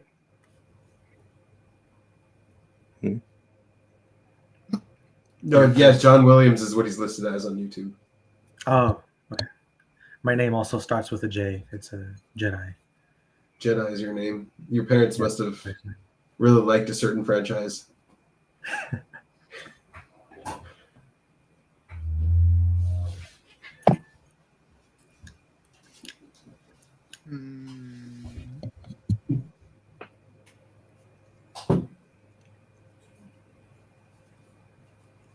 Someone tell Chris that it's me. Yeah, it's just the Discord friend request was from that person in the chat. I figured that out. Oh, okay. Yeah. I'm not able to look at the chat on my phone. It messes everything up. So. You must respect your opinion. Is that what was that sometime during my No. That was because she liked the compliment. Yeah. Okay. Yeah, so, Ben, did you finish watching Vinland Saga? No, I didn't even watch a single extra episode yet. I don't think you watched it anymore. No, it's on my list. I want to watch it. It's there. I have to work up the something. Yeah, work up the patience. Right. I have to find a moment where I'm so bored that there's nothing else to do, and I need to put on Vinland Saga. Yeah. Like, what would you rather do? Right. I got a piece of. Would you rather make a lasagna or watch Vinland Saga? You could do both at the same time. That's not either or. Whoa, that makes it a lot worse then. That's right. Yeah. What did we lose? We lost Jared? Yeah. J-Rod. Speaking of Jared, bro, the Mavericks and Utah, bro, they got those burritos, bro. Those are some crazy burritos, bro. What's in the burritos that you like so much? What's like your favorite thing about them? So the one I would get is the I forgot, it was the meat something. But the thing is, they have like a different variety of burritos. But I always got the. Do they have casserole burritos? Yeah. I think so. Burrito casseroles? No, I don't. they might. Trust your gut. Yeah, so If if they you're have going to burrito Utah, bro, casseroles. just those burritos.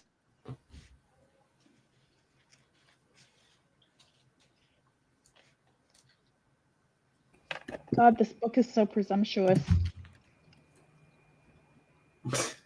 Okay. Remember, this is the decider book. Who am I? Yes. Wait, who are you today?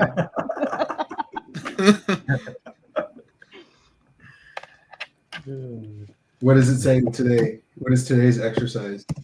Take another topic, boasting. We are, by dint of good socialization, probably very scared of boasting. We take care to downplay our positive sides and to be modest about our achievements. But it can help to let out our basic and healthy reserves of egoism have their say every now and then. In what ways are we, in a sense, rather fabulous? I could write a whole book about this. I'm sure you could. Manuel. Hello, everyone. Hey, hello. Dominance. I Oh like God, the your- dog eater is here. Let's kick him out. How are the puppies, Manuel? How are the puppies? Well, you kick me out, you gotta kick the other one out. Yeah, I'll go No, with he you already guys. said It's he okay. already said that you have to change your ways. No more dog eating. When I get elected into office, I will mandate no more dog eating. I'll tell you that. It's public. Oh, wait, It's like, hey, Manuel, it's like you came and saved my people, and then we were like, oh, we have nothing to eat. You're like, that's okay. We can eat. You can eat me. So we ate you, and then we're like, oh, let's eat his children for the rest of eternity because he sacrificed himself to us. So let's punish him even more.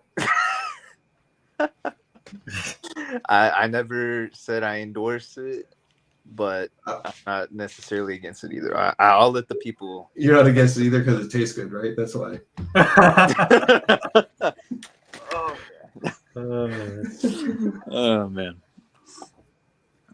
what was I gonna say? Oh well, actually, me and Memo, we've talked about it before, like how we need to change with the times, but with the elders around, I don't think it's very likely to happen. I am curious, who are the elders?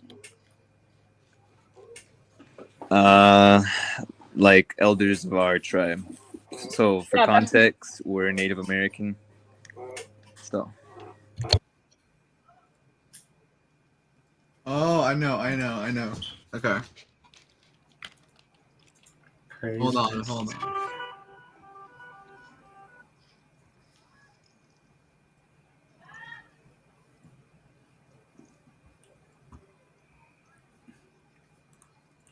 Yeah, I mean, Russian education has always definitely praised the ST of things to like their detriment. It's very horrible, like 20th century. Wait, do they require 4 data points to prove something? It's too much. No, you're right. That's too much. 3 is the standard. Come on. Well, no, I mean, as a very easy example, I know a lot of Russians who are trying to learn English, and they verbatim at school have to learn all of the tenses, like all 12 tenses. And I've never even read or know what those tenses are. Like, I don't know what the hell past perfect continuous is in English or how it sounds. I just know it exists. So I went online to actually read some examples of what that sounds like. What is that? Isn't that like have had? Some shit like that. Anyway, it barely matters. The idea is that it doesn't. Nobody speaks that way. Sometimes. It's rare. Very rare. Yeah. I've had speak in that way before. There you go. Nice try. But it's so formal and proper and archaic. I mean, maybe especially in the US, but people like to conjugate and shorten and get lazy about their tenses in the US in English, American English. So we don't even realize we're doing it. I have to find some examples. It's atrocious. English tenses charts. There were some examples that I was like, what the fuck? Nobody talks like that.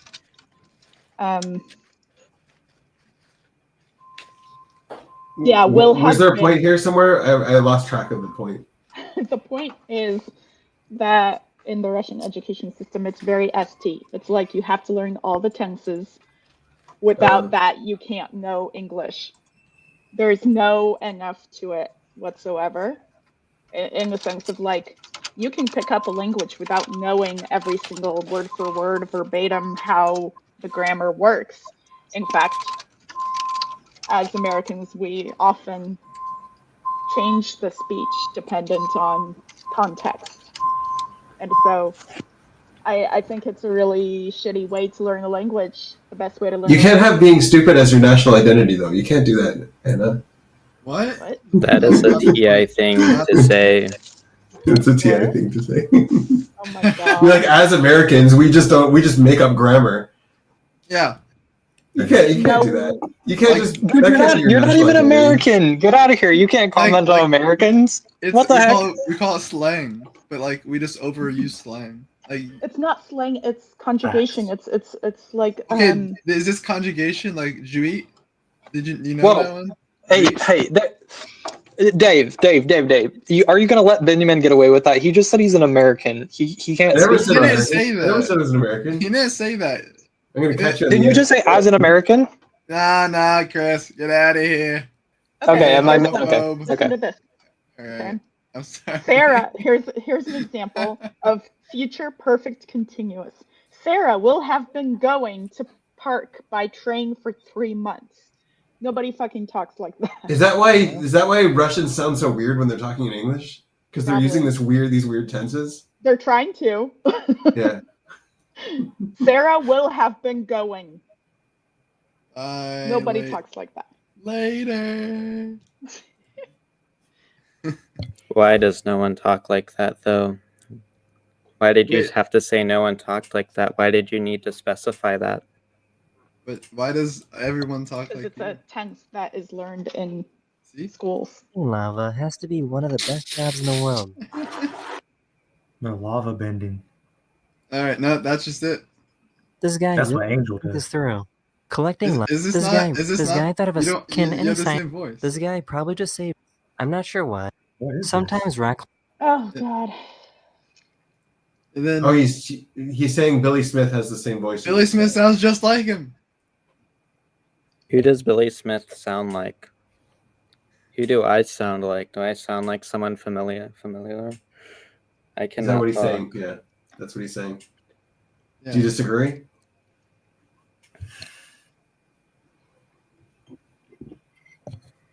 Okay. I'm someone.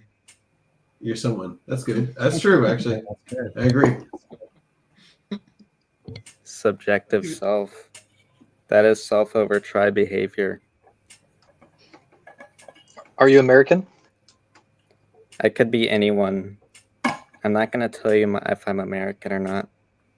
Are you human? Yes, I'm human. Okay, we're getting closer. I already knew You're that. not getting I already closer. knew That is that. Didn't get any closer. Good question, Mimo. Good question. He's helping us narrow it down real well. He's not very thinkery, you know. You gotta give him some time. Oh, that's so we save your feeling if he's not very We thinkery. lost Ann. We lost Anna. Oh no, I lost Anne. Cool, got her in. All right, see you tomorrow. Yeah, she clearly had no interest in the conversation about humans. Yeah, she obviously could have stayed longer. She doesn't gotta run. Maybe she just has to go and she has a life and she's not just wasting her time like us. No. Cool. Okay. Gotta It could also run. be Gotta run, connected to her guys. savior, Gotta I mean to her demon consume. Yeah, right. And also connected to her demon play, as shown in her name. Ball Well, they know buster? we know that now. She's probably Or maybe busting the balls. conversation just sucks. That's probably my theory. That would be true. I can agree with that.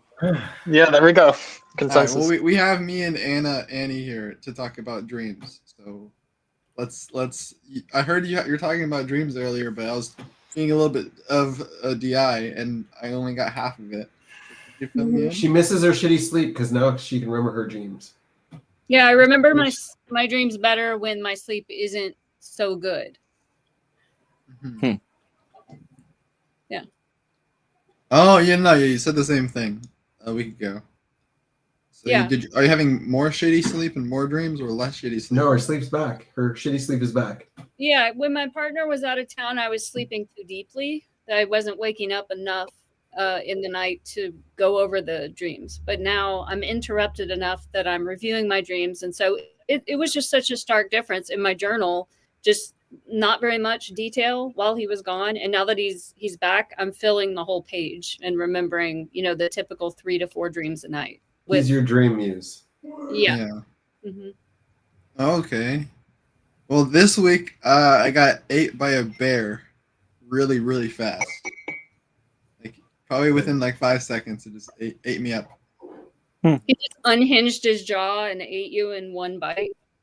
It was a few bites. He was on my stairs. How did it feel? Yeah. It hurt. It felt terrible. Yeah, it felt like ripping my body in half. Yeah, it was over really quickly, but it was like you lose your ability to scream or to like that. Mm-hmm. And yeah, it's probably your mind warning you shouldn't fight a bear. Right, probably shouldn't fight a bear. It came out of nowhere. Like it just came out of like there's just a bear in my house. It's just there, and I'm in my house with a bear. Yeah, it's definitely very unfair. Very fair. I had a dream. This is a great dream. This is a beautiful dream. But I did all my house dish work one day, and I had a dream where it was all I had to do it all again. I did all my dishes again in my dream. And I know some people think that's weird, and they don't like doing dishes. No, that sounds right. If you're doing a task, you'll do it. Sometimes I'm playing a stupid video game for too long, and then I dream about playing it afterwards too. Right. Yeah. It was just like it's like it was that day. Like I probably haven't done dishes for like 8 days, and it's like the day I do dishes is the day I dream about doing. What do you think a bear symbolizes? What do you think it symbolizes, Annie? What does a bear symbolize to you? I don't know. Being eaten by a bear. Yeah, I would be specific to what Dave thinks it symbolizes. It would be something different for me. Well, It's not been the first time. This is the first time it's been on the stairs. Do you think it's symbolizing like something's coming? Was it blocking you from going down or up the stairs? Here's something that like it was blocking me from going up. Yeah, it came from up the top of the stairs. I don't know. My demon in I tells me something's coming. Here's a dream I had last on the 7th. I don't know all the details, but basically I got into a fight with Griff White from the community, and he always is. I've been a few fights with him. Yeah, he's speaking some really deep NF stuff. And, that'll definitely come through in the dreams. He's got a strong message. And then we played piano in my room together. That's how we resolved it.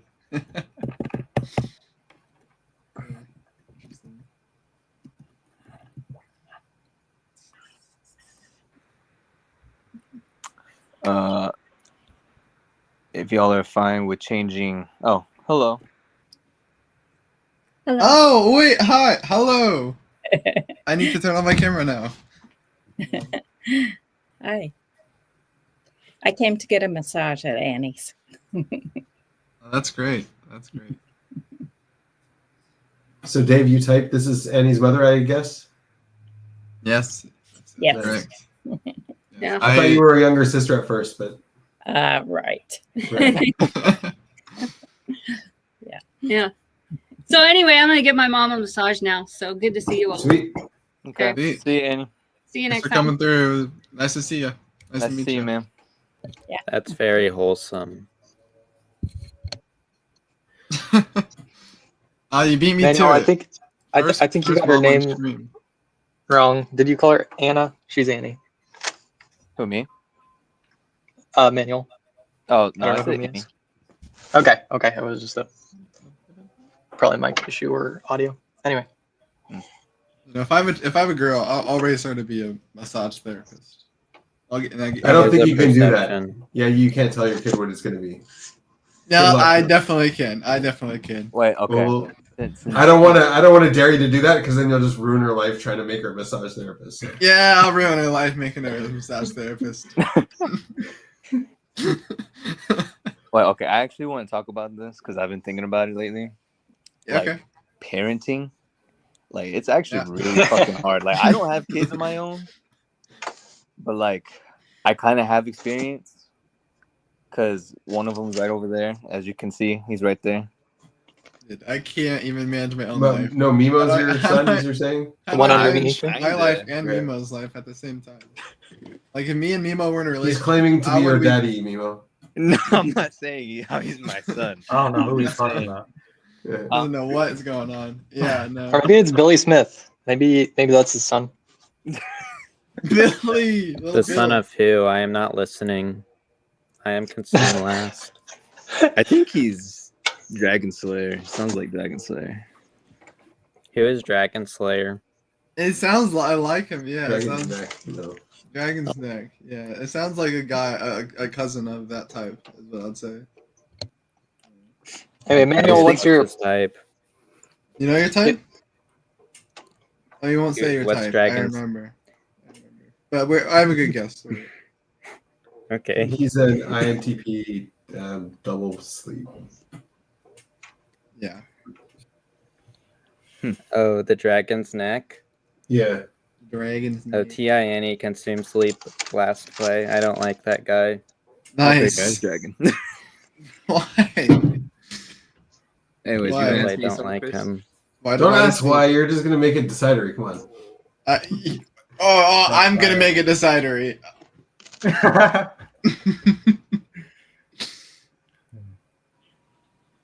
Ask me why I don't like Dave. Yeah, go for it. Yeah, I'll tell you why. It's because Why he's would not I- likable. Yeah. It's because I'm so Why would likable I that I'm not why would I likable. say that? I mean, it makes sense to me. I don't know about you, but like I'm more. I mean, if you want to change the channel, there's so many channels to change. Manuel was trying to process that parenting is hard. I don't think Yes. it's so. Yeah. I I don't think it's think it's hard, hard. but it doesn't feel like you have a. It doesn't feel hard because that's what the road is. Are you playing Chapters game? Are you playing like the Chapters game, the fake Dave Powers Chapters game? You know that you know the Chapters game. I don't know what you're referring to. I just mean like That's a question. he's information in context words that is wise, related to consume. information wise, he says he he didn't do so good with his son Cody for the first little bit live because his Cody's a kid. There's to put in his OP language, Cody's a 4 and his parents are not 4s. His parents are likely both 2s or both 1s, something like that.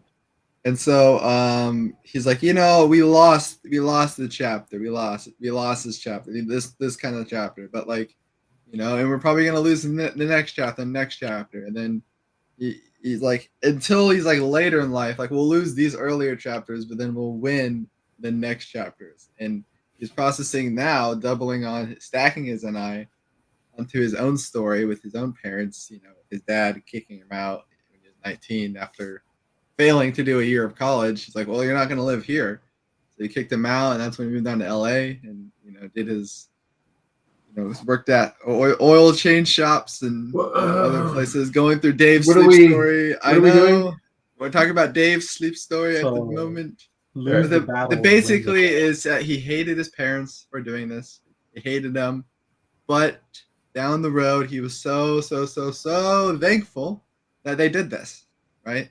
Is that they lost the chapter with the child, but they weren't scared. They knew they were going to win in the longer run, and I think that's what's going to happen with me in the next couple of years. That's why I'm also processing this for myself. I'm like, this might happen with me, and I'll be very thankful if it did.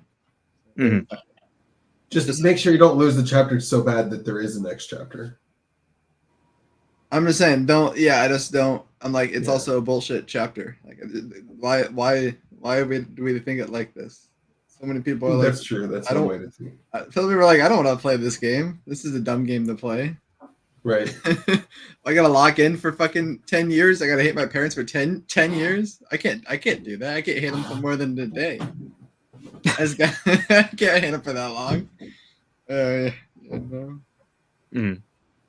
But yeah, I don't know. Parenting, I see it as like we learned from one guy who came onto the stream, a guy named Rant. Learned about that guy's entire life in one night. He's did.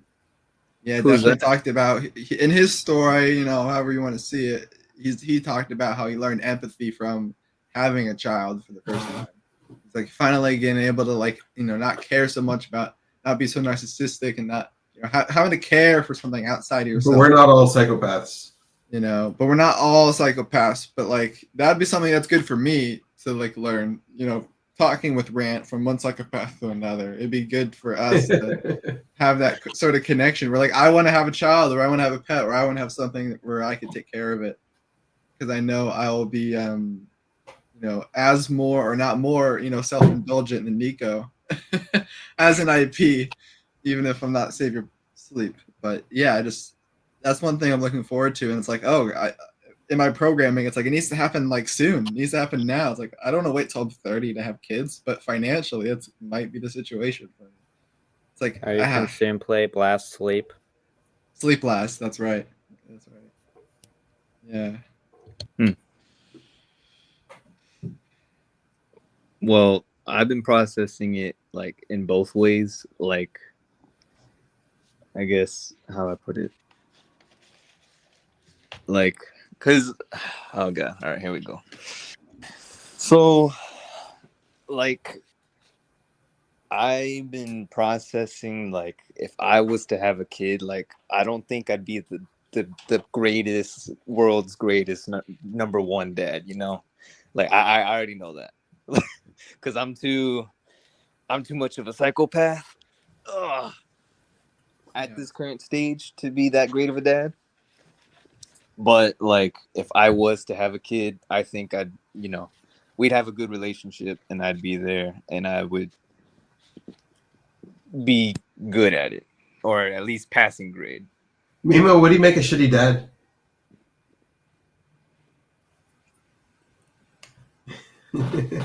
You can double decide, Memo. I don't know, because I'm hearing a lot of people say this, that are our age, about to have kids, and they're saying no, I just won't make a good dad. I won't be the number one best dad in the world.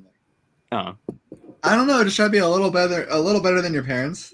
Try to shoot for a little better than your parents. You don't got to be number one dad in the world, right? Right.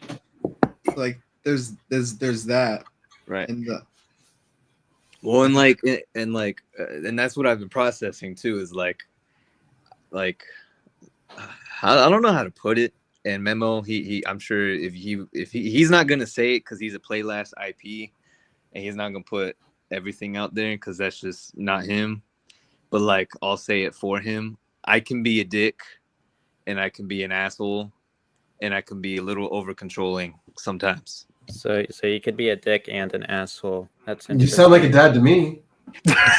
Well, see that's my point. But I don't want that for my, but how do I put it? Yeah, there's times where you have to be, but there's times where getting triggered over something small and minute shouldn't warrant that. If let's say I don't know, my kid forgets to, I don't know, do the dishes. Beat the shit out of him. Shut the hell up, Greg. That.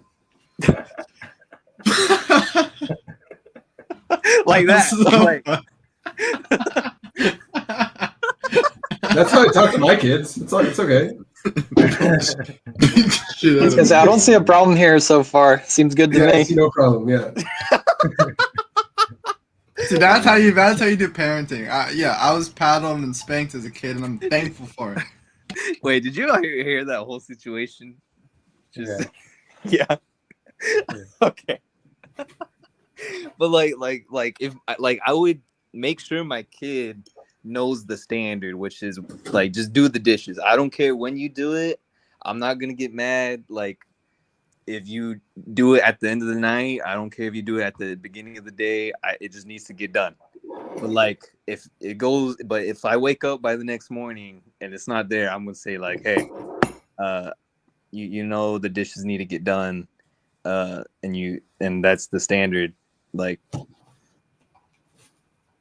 But like, if it's not done by the time I get back home or something like that, that second day, then I'm gonna be like, okay, I told you. Wait, hold on, wait, no, that doesn't. So basically, what's going to happen? How do you exploit Manuel? Every day he's going to get pissed off and talk about the dishes. Be like, yeah, we'll do it, and then you'll just keep complaining and be like, hey, Dad, stop bitching.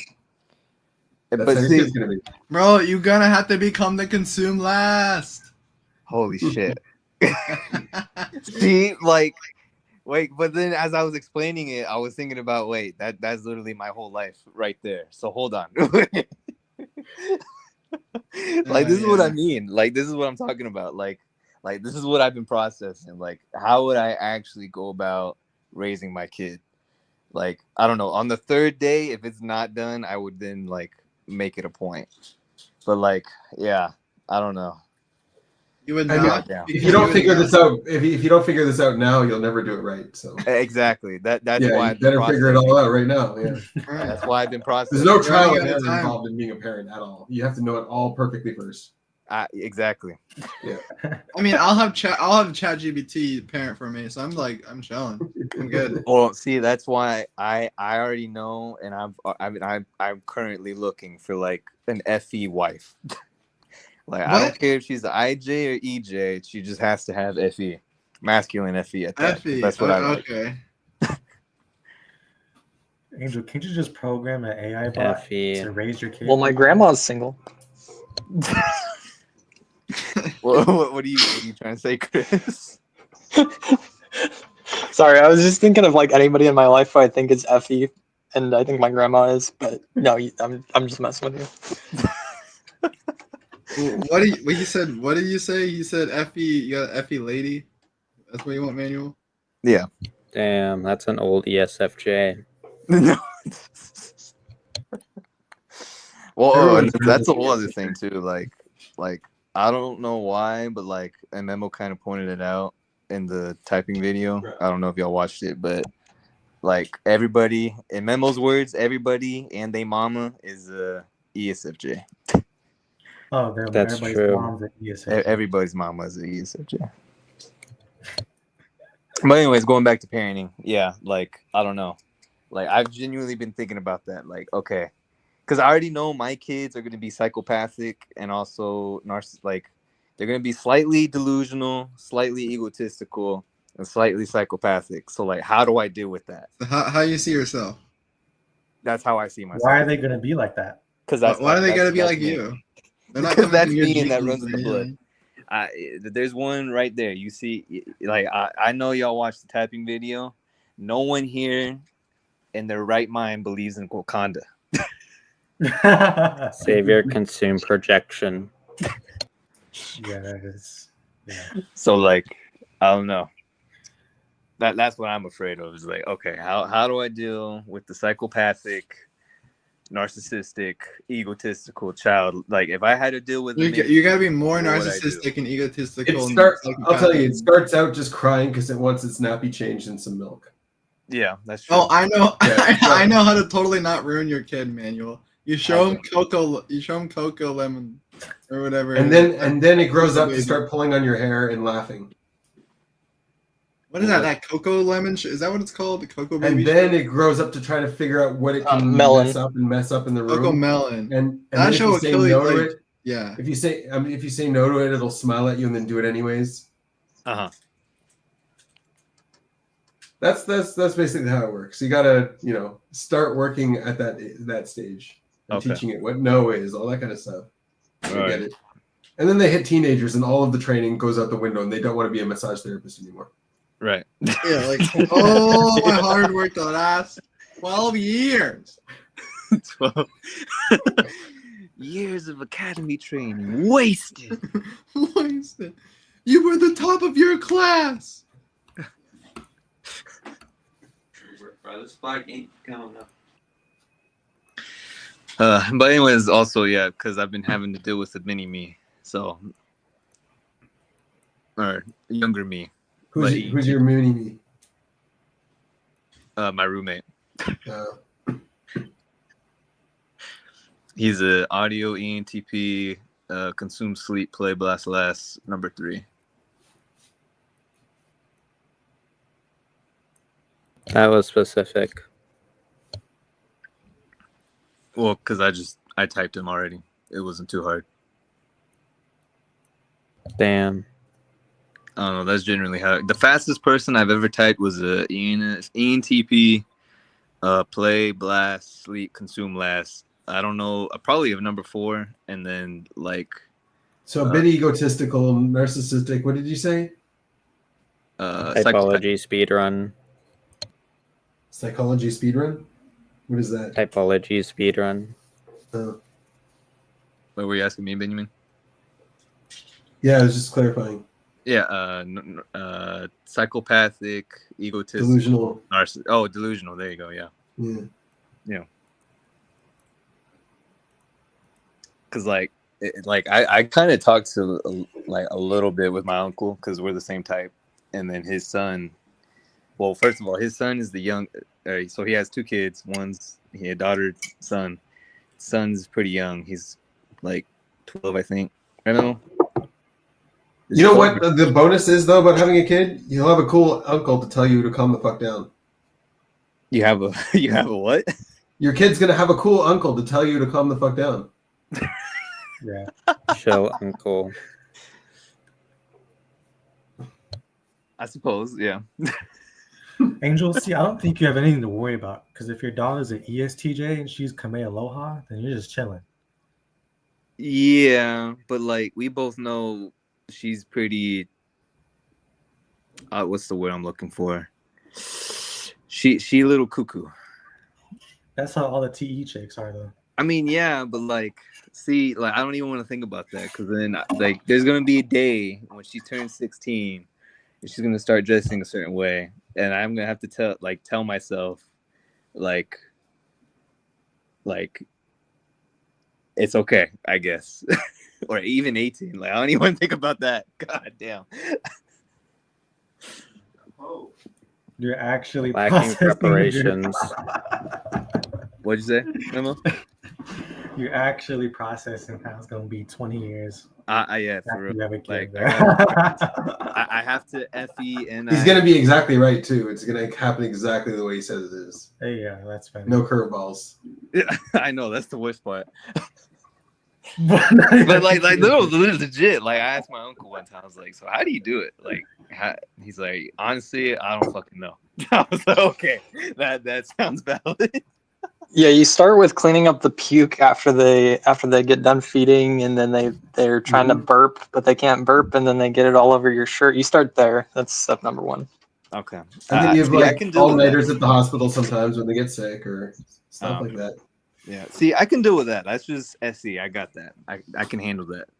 That's fine. Yeah. You should be good for the first couple months, couple bits. All right. You should just do it like how Creed did in Creed 3 with his daughter. Just make sure you also raise them not to eat dogs. Well, we'll see how the culture shifts. I don't imagine it'll shift by much, but we'll see. I mean, after I mandate it, That's a word inside of the elimination tool. See, Memo, I don't think that's gonna fly well, especially with everybody else. Because the moment you try and make a policy to enforce something on the culture, that's when we get into murky water. Yeah, and then I have to figure out how to solve it. Consume. Just get everyone, make a new culture. Like they all have to have a dog. They all have to have a puppy and a dog and raise it. And then if they want to eat puppies, they can eat that dog's puppies. There you go. I've actually been thinking about that because so I for whatever reason I had like the urge to like get a dog. I guess to prepare for parenting. So get a dog for what? Shut the hell up, Memo. Well, if the one I cook it, I'll bring you some, okay? I ain't eating it. You're gonna eat it. Uncle Evan right now. You know it. Did you guys have cannibal tribes too in your region? Were there cannibal tribes in your region too? I don't think so. I don't know. That's a good question. I don't know. I don't know the answer. And like, what if that cannibal tribe was still alive today and they were like resisting changing the culture? What would you think? My TI said, well, I don't care. My answer would be just let them decide for themselves. Personally, I would think. My personal. What if all they ate were Cheyenne? What was that? What if the only cannibals, like they were cannibals and they preferred Cheyenne to eat? Well, in that situation, then I have to defend myself because I'm not trying to get eaten. So if it includes you in the category, then you'll do something. Well, yeah. Well, yeah. If your TI is saying something, are you hearing voices? No, it's my voice. Okay, that's a whole other thing too. I was watching the show on Hulu. I had Memo watch it. What's his name? Sam Harrington or Sam Worthington? ESTP. In the show, anyway, he starts losing his mind and he like thinks God's talking to him. And I was like, okay, that's weird. So like he's confusing his voice for God. Like what? That makes zero sense. Like because I could not, I can't do that. I can never imagine confusing my voice for someone else's voice. Like what? That makes zero sense. It was that Mormon show. Yeah. Yeah, that's always wild because I feel like cult leaders have that problem. Yeah, that's a lot of weird. them. Yeah, my voice is Shrek. It can't be anything else. I can't confuse it for something else. Right? Like it's odd. Yeah, it just has to. Yeah, it's just Shrek. What? That was from left field. All right, now we're channel changing. Going back to dogs. What? So I was dogs looking is the channel change. She is originally talking about parenting. Right. Well, we'll get back to parenting, but going back to dogs. So, apparently, actually not apparently, I found I guess they're like dog breeders, and they started this program to like recreate the Native American dogs or Indian dogs is what they call them. And so like they have Pueblo dogs, plains dogs, and village dogs, and like they're supposed to represent dogs from like different regions. And I was like, how, like, as much money as my tribe makes, why the fuck haven't they thought of like doing something like that? Like, I don't know. Sad, but anyway. Have your own dog breed for your tribe? Yeah. Like why not recreate because we have buffalo, and then they decided to buy cattle for some stupid reason. But anyway, yeah. So, yeah, I was just like, why don't we have that? Yeah, you could farm buffalo. What was that? You could farm buffalo for sure. Yeah. Buffalo are coming back now, aren't they? Yes. There's quite a few programs. Apparently, the biggest one's in Montana. That's what I thought was interesting. Oh, okay. Interesting. I mean, I feel like they were doing good work in Canada too on it. Oh, they're doing it in Canada too. Okay, interesting.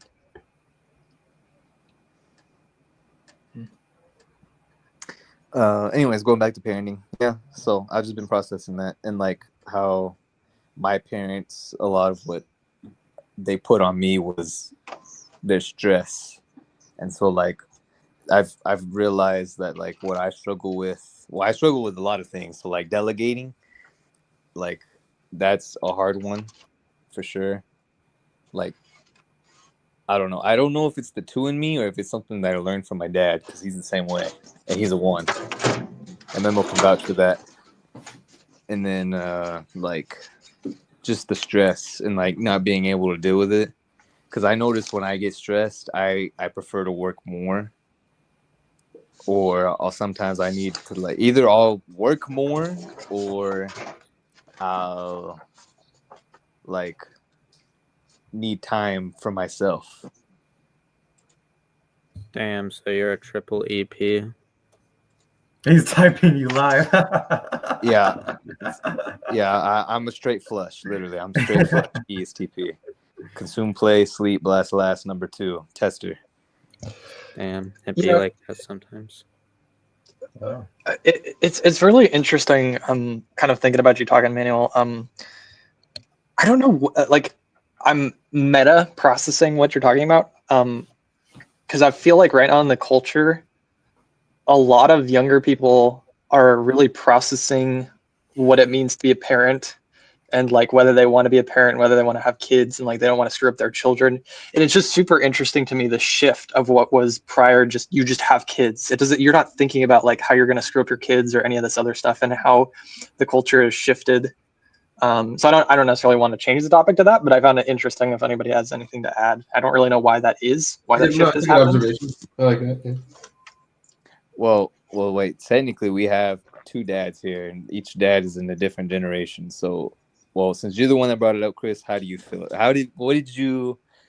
What was your perspective on parenting prior to having a child? What was my perspective on parenting? My perspective was that I was kind of trying to think through if there's anything fundamental to it that I needed to understand, which I've talked about in one of the prior streams, which I feel like kind of Benjamin was knocking down what I was saying, I think, fairly well. Or at least I feel like I can't substantiate. No. I like it. So I feel like right now where I'm at is you can't. I'm completely at the point where it's like there's some degree of prep in a like generic sense of like, well, yeah, you have to have diapers for your baby, right, when it comes around, like that kind of stuff. But there's very obvious just living condition things. But at the end of the day, I think it is as far as I can tell, it's just you just got to be flexible and work with your kid, because you don't even know what your kid is going to be like. You don't know how you need to react to them. They might be super like strong-headed, or they might be super passive and like agreeable. You don't know what you're going to get. So mentally preparing beforehand, to me, it feels kind of useless, because you just don't know there's no way to know what your child is going to need from you and how you need to react best to prepare that. Because ultimately, I feel like you need to have probably a philosophy for what is the point of having a kid. And in my instance, the purpose for me is I want to raise up my son and any future children I have to be able to live their best adult life. So that's my perspective, is everything I want to do with them as a kid is for them to become a proper adult. And that's not like, that might sound initially like over disciplinarian or something like that. That's not what I'm getting at all. I'm just saying, like, I want them to come out the other end to be the best version of themselves. So as long as that's my goal, it's just like I just adapt to whatever my kids' needs are. So there's nothing to pre-plan for me, I guess, is where I'm at. I've pre-planned that there's nothing to pre-plan. Mm-hmm. Also, one day I might be drinking food from a straw, so it'd be nice if I had someone to hold the straw for me. Yeah, I'll be there. Good point. Yeah. Information I dump. got you. I can hold the straw. All right, Dave. I don't need kids anymore. I got Dave. Okay. What was that, Billy Smith? I said information dump. Information dump. How about you, Benjamin? What was your perspective prior to having kids? I don't know. I always liked kids. Yeah, I never had a second guess or a question that I would be a worse dad than anyone else. Mm. I mean, I see a lot of idiots in the world, and they're all dads. So how hard can it be, right? Yeah. That's I do process that. Yeah. I don't know. It's interesting. I really don't like kids, but I really want to have kids. But I don't like them for the kid. I want them to become adults that I want to like be around and be able to talk to or whatever. It's like my head is straight in the future. Yeah. What's up? You're crafting your best friend. Just takes a while. No, I don't know if it's quite best friend. It's just I just want it's just like I get to make my own group of people around me, and hopefully I can foster that in a way where they want to stick around and be with me. And if not, that's cool too. But it's just an opportunity to have more people around that are maybe smarter than me, maybe can do things that I can't or whatever. I just see it as beneficial to have more people around. And yeah, I don't know, something like that. I haven't quite thought that one through, but not quite friend, because to me the idea of friend, I feel like that could be something that could like warp my upbringing of them. If I just want them to be my friend, then I'm not preparing them for potentially other things. Is kind of a thought process, but I don't know, something like that. Yeah, change the word friend with whatever you want. You're good. Yeah. We're okay. We're on the same wavelength then. Question, Ben. Do you or did you play with your kids, or do you still play with Yeah, your of course. Like even when they were babies? Yeah, of course. Okay. Because it didn't occur to me that most dads don't do that. Or, yeah. I mean, you already know that Mimo's kids are going to have Jedi's lightsabers, and they're going to know everything about all of that anime he's watching, and they're going to have like Iron Man dolls. You already know he's going to have fun with his kids and play with them. Right. Well, see, he wants to buy his kids like Jordans and gold chains and shit like that. I'm buying them lightsabers. Yeah. So you're buying I'm buying them lightsabers too. No, I'm buying. No, actually, they're getting their masters after they pass the trials. So you're wrong, actually. Well, I'm buying them lightsabers. I don't care. Actually, no, I'm gonna build. You have it all wrong, guys. You're wrong, bro. No, I'm building them a lightsaber, and then I'm gonna give it to them. After Yeah, they have to build their own lightsaber, bro. Well, then I'll teach them how to contain plasma. That's fair. That's fair, Mimo. You got to let them have that. Okay. Dude, you gotta get them a massage table, a massage chair, a massage stool, linens, massage oil, massage cream, music. That's what P. Diddy said. Massage oil. Actually, that is pretty cool. When they want Bolsters, cookies and ice cream linens. and brownies, I'll get them cookies and brownies and ice cream. That's so. And then, the occasional shot of whiskey or something. I don't know. Shot of whiskey. How old? I don't know. I'm uncle, so I can choose whenever. You feed the puppies whiskey too? No, I don't think. Why not? No, like culturally, no. But I imagine some hick person out there is doing it. Well, maybe they taste better. I doubt that's true, but I'll let you hold that opinion. Whiskey Why don't you infused try out a few of puppies. these, Dave, and do some comparison. Do some taste tests for us, Dave. Let us know. I need a taste test. Does a puppy taste better with whiskey in it or not?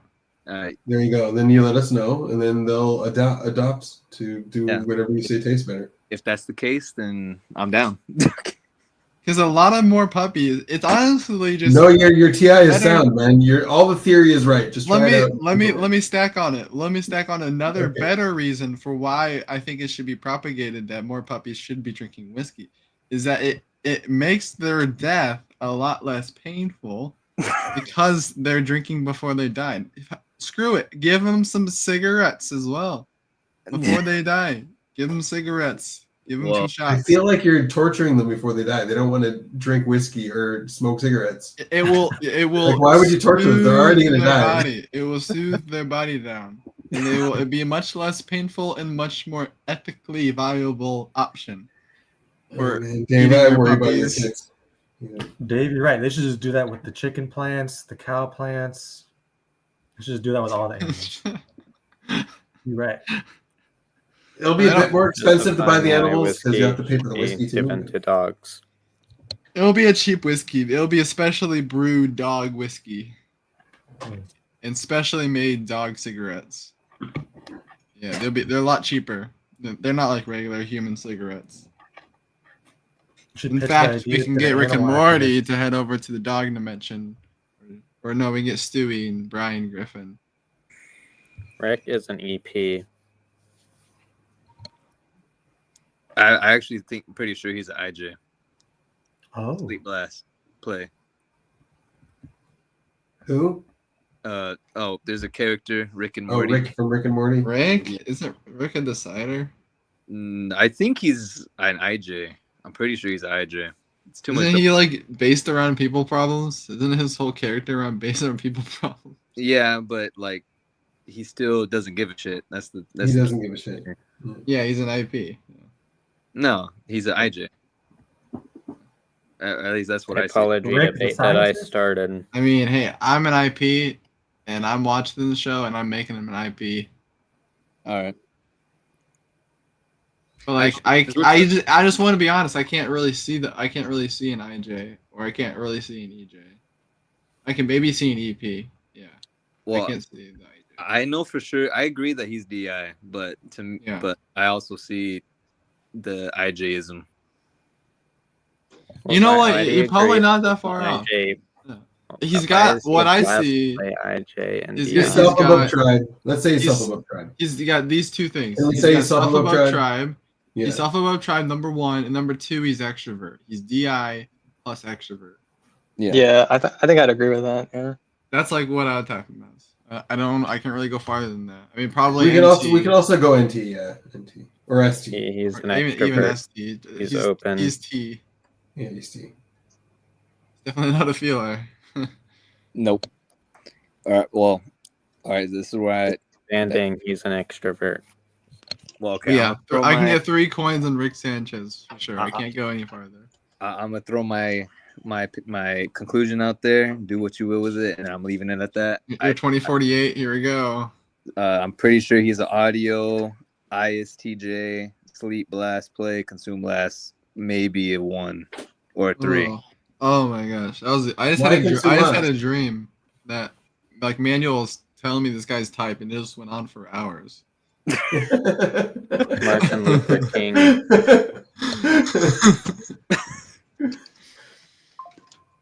I took typing very seriously when I was trying to figure out how to type. So. Yeah. Right. Well, but with that being said, I'm gonna throw Memo on the spot because like I didn't realize that he genuinely can't see people's perspectives. Like I knew, but like I didn't know to what extent. Right. Yeah. That's exactly how I think about the consume sleeps, the close ones in my life. From like for me, I'm always doing play, and it's like wait, there's like a conclusion there. Yeah. I mean, the black hole. I can't see your perspective. Why are you always doing play? I'm just always doing play. There's just always a tribe member in my head, and I got my hands wrapped around their throat in a playful way. I feel like that's not quite true. I've gotten you in a couple moods where you're like really, I feel like the play is toned down. Well, I think what you can notice is either like I have consume, or I do like play blast. And I like really like. It's hard for me to talk at like a medium range. It's like I'm just like, buzz, I'm like just buzzing at this constant radius, or I'm buzzing at this really slow, lower like. Boom. I know, and I feel like NF? That mean my 2NF. No, that was good. In my opinion, I feel like when you're talking really fast, I'm sitting there and I'm just like trying to overprocess everything you're saying, and I'm like, oh crap, he doesn't even know what he's talking about. It's just coming out. But I get like stuck. Yeah. I'm sitting there like, I'll take that one, and I'm thinking about it. I'm like, what? And then he's like, you like keep going, and yeah, it's kind of amazing. The thing I'm saying is that like I rehearsed it so many times, but I've never said it ever. I've been processing that, you know, as of right now kind of game, you know, and it's I think one of the things with FE that I saw later Gates put somewhere, and I thought it was really, really great, is that it feels like when I'm trying to be genuine and trying to show someone FE is that I have to improv what I'm doing, right? Where it's like if you're at the courts, and like the opposite would be like if you're at the courts and everything's very structured, everyone's saying exactly what they're supposed to say. There's no like connection there. It's like, all right, you said exactly how. Okay. Yeah. Thank you. I need all my attention. He's got a lot of energy today. It's okay. It's okay, Dave. Oh, on a different note, I do want to mention Benjamin. Last stream, I think it was, I was like going on Dave's side, and I called him sexy or something like that. And you're like, wait, bro, whose side are you on? When there was like 3 streams ago or something like that. that I mentioned that I consider myself like chaotic neutral, and that's what I was referring to when I said that. What I mean by I'm chaotic neutral is in the decider problems, I'm on everybody's team and I'm on no one's team at all points in time. Yeah, I got that. Yeah, it makes sense to me. Yeah. Well, you told me I was full of crap after I said that, so I needed to come and correct you. You know, get everything straightened out. I don't remember, but I'm sure you're good. Yeah. Yeah. I'm sure I was a dick, and you're right. Makes sense. I wouldn't call you a dick, but maybe you are. I mean, you probably have one, I would assume. Wait. It doesn't have to be a topic of conversation, but we can go there. I can assume. Who are you, Mr. Salt? Why do I feel like I know you? Why do you feel like you know me? Maybe a past life? Perhaps. Why do you think you know me? Uploading up these. I don't know. Oh my god! Everyone else is more funny than me. I can't say okay, sorry. What? I was complaining. My bad. What is your type? Sleep, consume, play, blast? We don't know. Who are we talking about? Not these visuals are burning me. They're burning my soul. Why? Why? What is this? Wait, whose type? No, yeah, you were right, Chris. Before I got on the stream today, I'm like, oh my gosh, I got the zoomies today. My ADHD or whatever, it's just like my body's like shaking. It's like I just got a lot of like, you just don't even understand like how much energy a lot of the time I'm holding back. You know, interestingly enough, right now I think I'm in like my highest energy point. Like I'm also got the zoomies, but it's because I've drank too much coffee without enough food. What I'm right there with you. What am I looking at? A bear on the stairs. Okay, it was a big grizzly bear, like with growling and like eating my legs. Like it's. That's what the bear looked like the whole time. It's clearly. Why didn't you just fight back? He did. He's an ITP though. Oh. What am I, dude? The bear ate me in like 5 seconds. It's that small though. Or is it like one of those horror movie bears that just come out like those, like Annabelle dolls?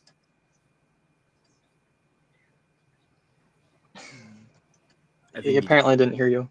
Yeah, I think he's. I just whatever you said just didn't go in. I'm sorry. Well, I had a kind of a somewhat similar dream in the sense that last night there was danger. There was this like hillbilly guy. I was in some person's like ghetto house I didn't know. There was a little boy in there who was like 4. This hillbilly guy was coming to kill me with like a baseball bat. So I was trying to like get out of there with a kid, and I didn't have a phone for some reason. It was pretty stressful.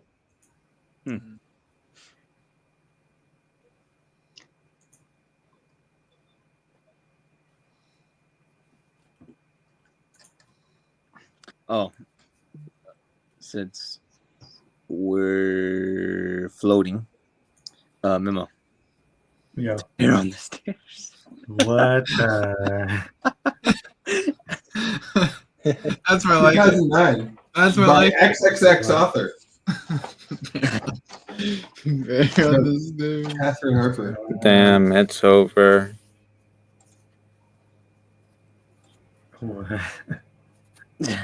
Family and friends. Number 2. Damn, that's a social type and an Enneagram type. That's funny. Yeah.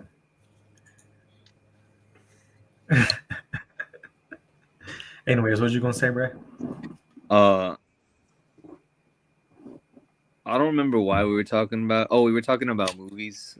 So I was talking to my roommate, the ISFP one, Michael B. Jordan, Uncle Mingo. Oh, yeah. And we were talking about Echo.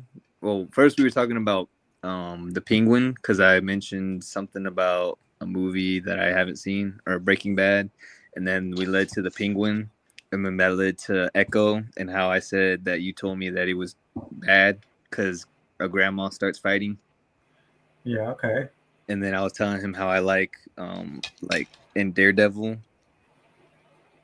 Yeah, It's another one. There's like two books. I guess kids Yeah. have this bad dream and you need to make books to calm them down. I'm so glad you found this, man. I'm cured. It's for baby to 5 years old, by the way. Oh, good. I'm in the range. Yeah, I can read it to you if you need me to, Dave. He's a dad. He knows how. Don't worry. Yeah. We can all tuck you in, and then we can turn on the reading lamp, and It's 32 pages long. I can't get through all of that. Preschool to reception grade level. You know, interestingly, talking about Dave being 5 years old, I feel like I do have this like slight parental instinct, even though you're not that far away from me in age. But there's like this weird instinct I have of like, I must protect you. And I don't know why it's there. It's so weird. But I'm just like, Dave needs protecting. Yes. I'm in my own little world. Born trait. Yep. There's another book called Bear Under the Stairs. Oh! Is he with Harry Potter? No.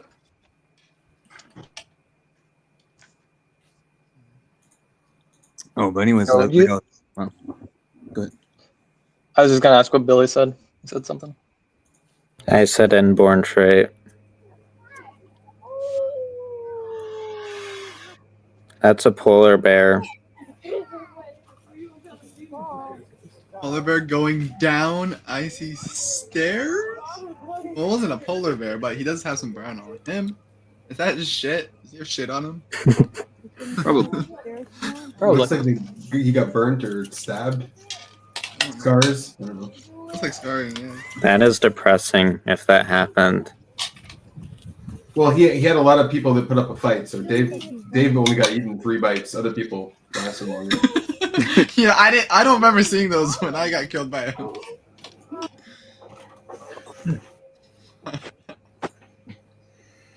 Oh, has anybody seen the Friday the 13th movies?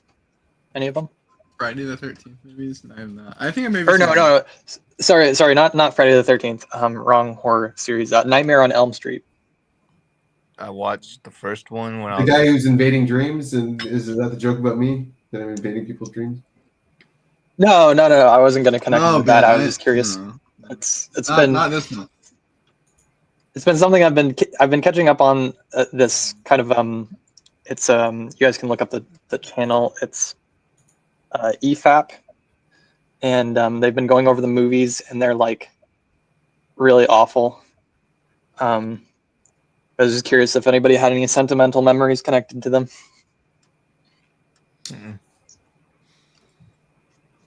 Why is that bear kind of creepy though?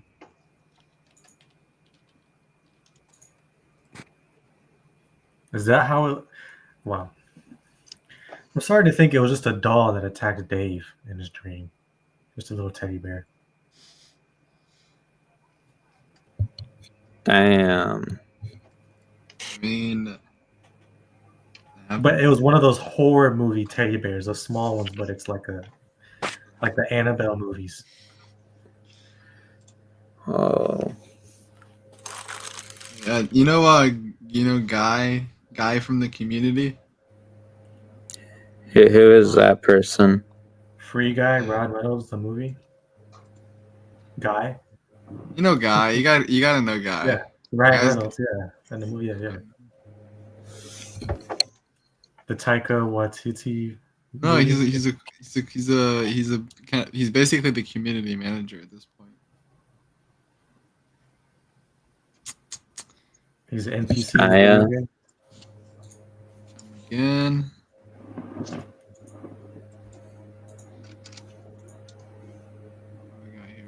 Yeah, wait, that's actually kind of nice. Why is he coming out of a volcano? I don't know, but that's a grizzly bear in hell.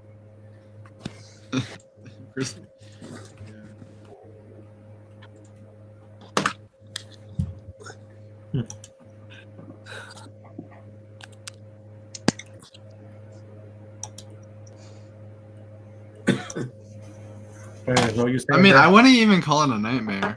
I would not even call it. you ask me Yeah, something? getting eaten by a bear, that's not a nightmare. It's not. It's not really. Yeah, no. I am the nightmare. Cosplay. So are you Freddy Krueger then? I don't know. I could be anything. They're talking about Nightmare Freddy, the one that's in like Five Nights at Freddy's 4 in the house, where it's like a black Freddy Fazbear. It's called Nightmare. Yeah. See, that was actually Damn. what I was scared of. That's actually what I was scared of when I was younger. I would have like hallucinations of those. Oh, so you're that kid that's in Five Nights at Freddy 4. I'm the crying child.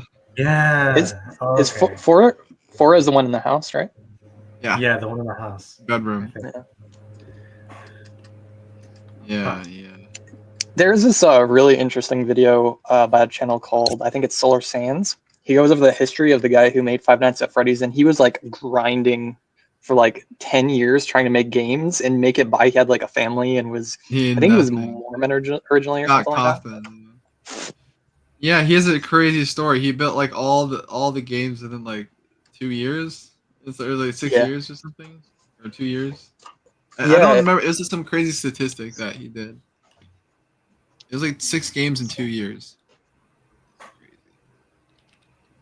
Yeah. How many games? Well, Dave, I'm sorry you went through that. That's messed up. I mean, it was small. It was the first incident was like a balloon boy it was like him saying like hello. I could hear his hello like coming from downstairs. I'm like, God, he's in here. He's in my house. But yeah, that'll keep me up at night.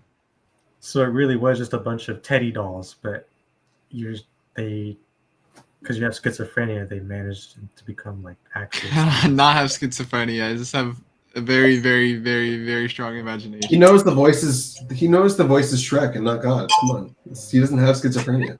Okay, I don't know who God is, but he does like to speak it sometimes. I just had like one time where it was like I kind of was like looking at this kind of like this black background, and it had a bunch of like kind of like cartoon animals that's kind of like stacked around like a fence, like a little maze fence, and like it was like a kind of like a cartoon visual.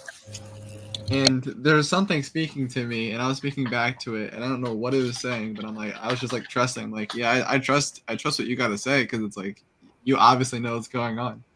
And I think that's just how my ego sees myself. Intuition. Intuition, yeah. I should know what's going on, sure, buddy. So you was with the Poppy Playtime type toys.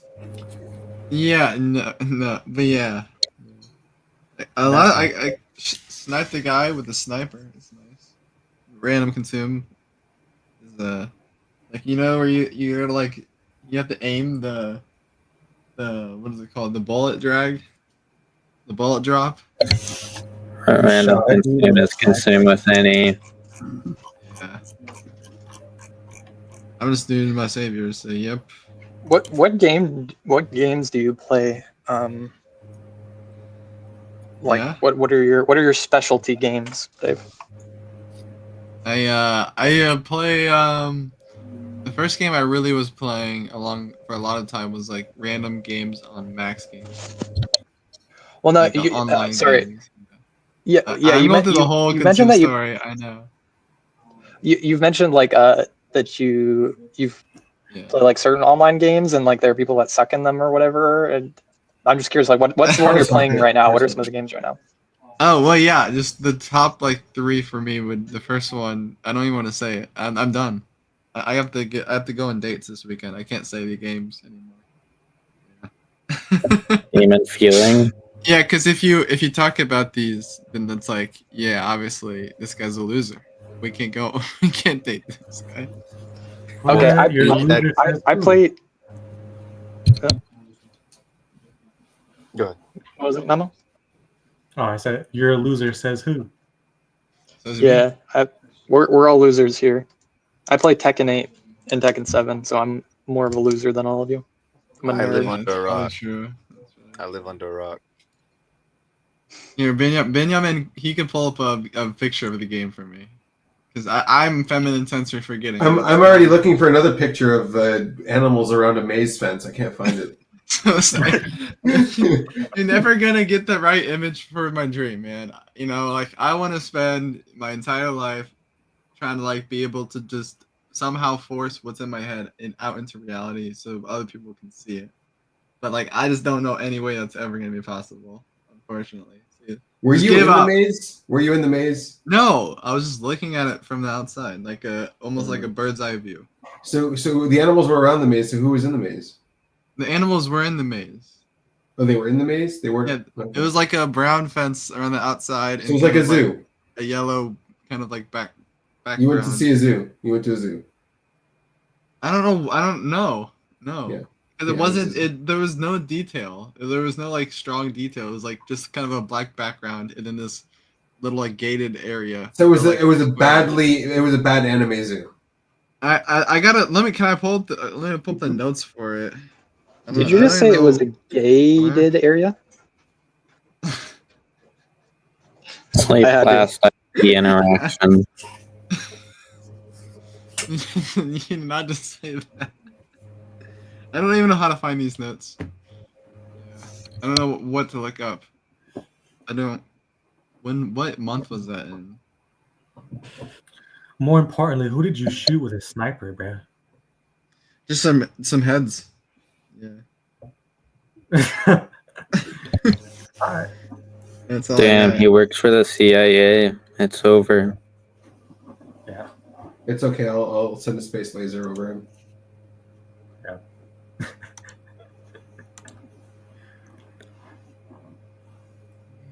Oh, I'm gonna finish what I was saying earlier to Memo.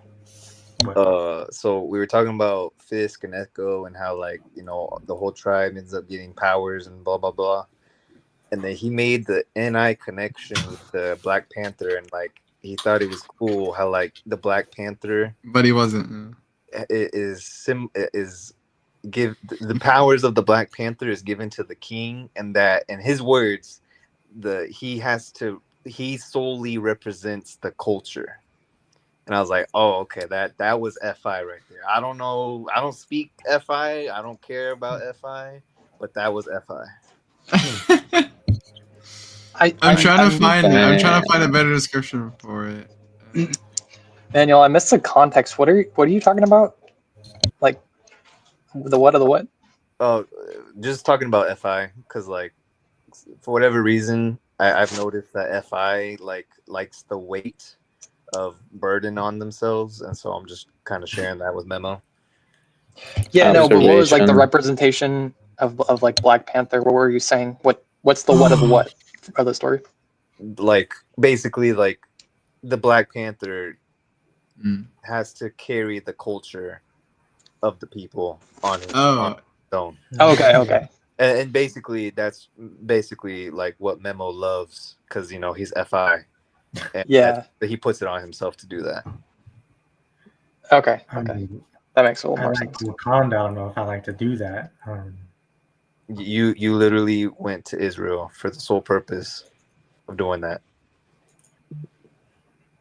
Hey, I got a visual for Benjamin if he's wanting to look up more of my dream images.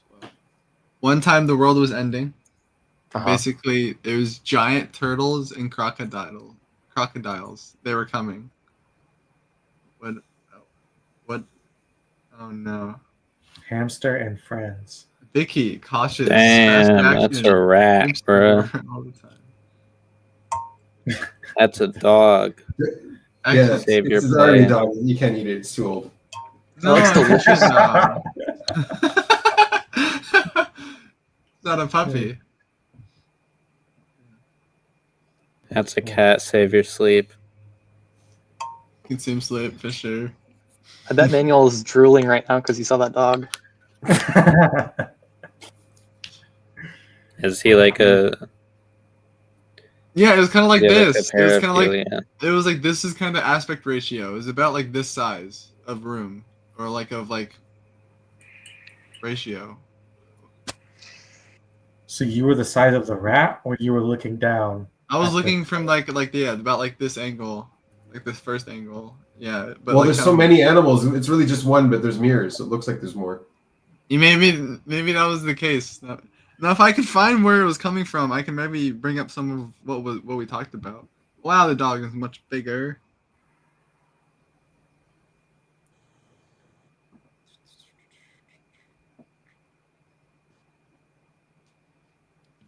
He's breaking the news. Save your play. Yeah, that's a play dog. For real. Anja. Doobie doobie doo da doobie doobie doo da doobie doobie doo. Why is the hamster in there? In the ball? Why is he in a ball? Why is he in a ball? So he doesn't hurt himself. Hamster ball. You didn't have to wear a helmet when you were a kid? That's a big helmet. You got a bodysuit. The hamster's slow though. I ran It into the doesn't know where mailbox. to go. The hamster doesn't have its smell. It doesn't matter where he goes. He's always going to be in the ball. What motivation does he have? Where is he supposed to go? Yeah. I can go in the ball or I can go in the cat's gonna get out of there in like 2 seconds. Save your sleep. Yeah, the cat will remember its tracks and be able to sleep process. It won't have the plate I on don't it. remember. I don't remember It's its just like, track yeah, because give me that's that. masculine sensing.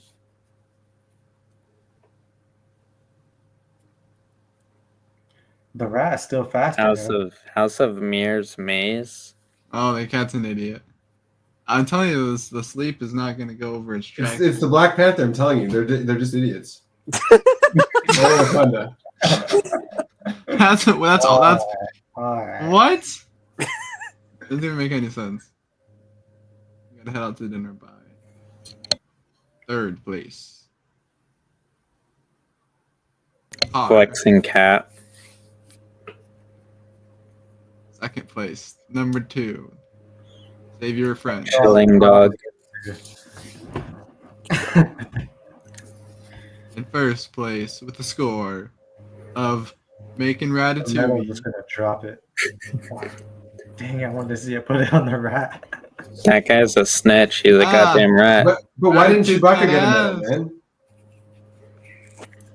In the Black hamster. Panther's about to eat the rat. That's Why didn't horrible. Chewbacca get a medal? He should have got a medal. The cat just owns that medal. That cat was flexing. He's a number 1. It's over. It's over. See, Well, it I got found your 3rd dream. place. Yeah. Yeah, so my dream. So yeah, giant turtles, giant crocodiles, they were coming up. Like, you know how people are scared of global warming? Well, it's like that, but instead of melting the ice caps, it's like melting into these giant turtles and crocodiles. Like thousands and thousands are Observers? set free. And I messaged Dave Powers in Fear, and he replied instantly. And he said, was it? He replied. This is exactly what he replied. He said, ... was, comma, space, was it, ... cry, nobody cares. Demon sensing. Yeah, and then after that, that's when he sent me what I thought was my first idea of the profiles. So this was May 6th of this year. So this is before the profiles came out. And it's when I saw a bunch of these profiles, they had all these colorful, like thousands of emojis on them. And that's when I thought, like, yes, because they talk through it, like their emojis like this. And I thought their profiles would have these emojis on them, and then they didn't. I was disappointed in it. But Dave, small correction. Yes. I think people are still worried about global warming. I don't think they were. That is a fact. Well, in And this so- stream, the context is different. The context, we were not worried about that in the dream. Oh, What okay, if- okay, what my if bad. they were Okay. just- Right. What, In the what, dream what if world. they were just observers and then they became deciders? What if that's what happened? That's what happens to me every morning. What would the world Be be like if like that. everyone that was a decider became an observer and every observer became a decider? It just all switched like that. I feel like the world would fall I apart. don't know. Just like my life Would every it morning. though? I actually do Depression. have an observer thing that I want to process with you guys. Shoot it.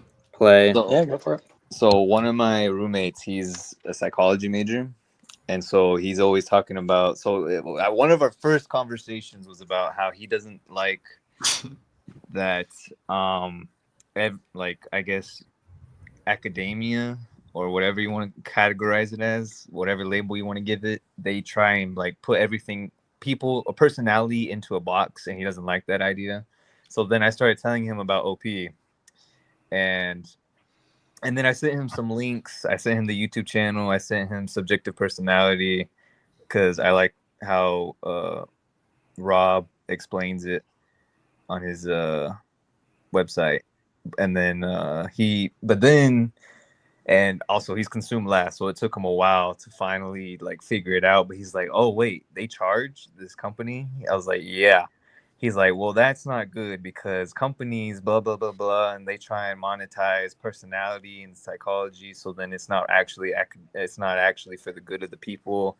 And like he was just being, I guess an EJ about it.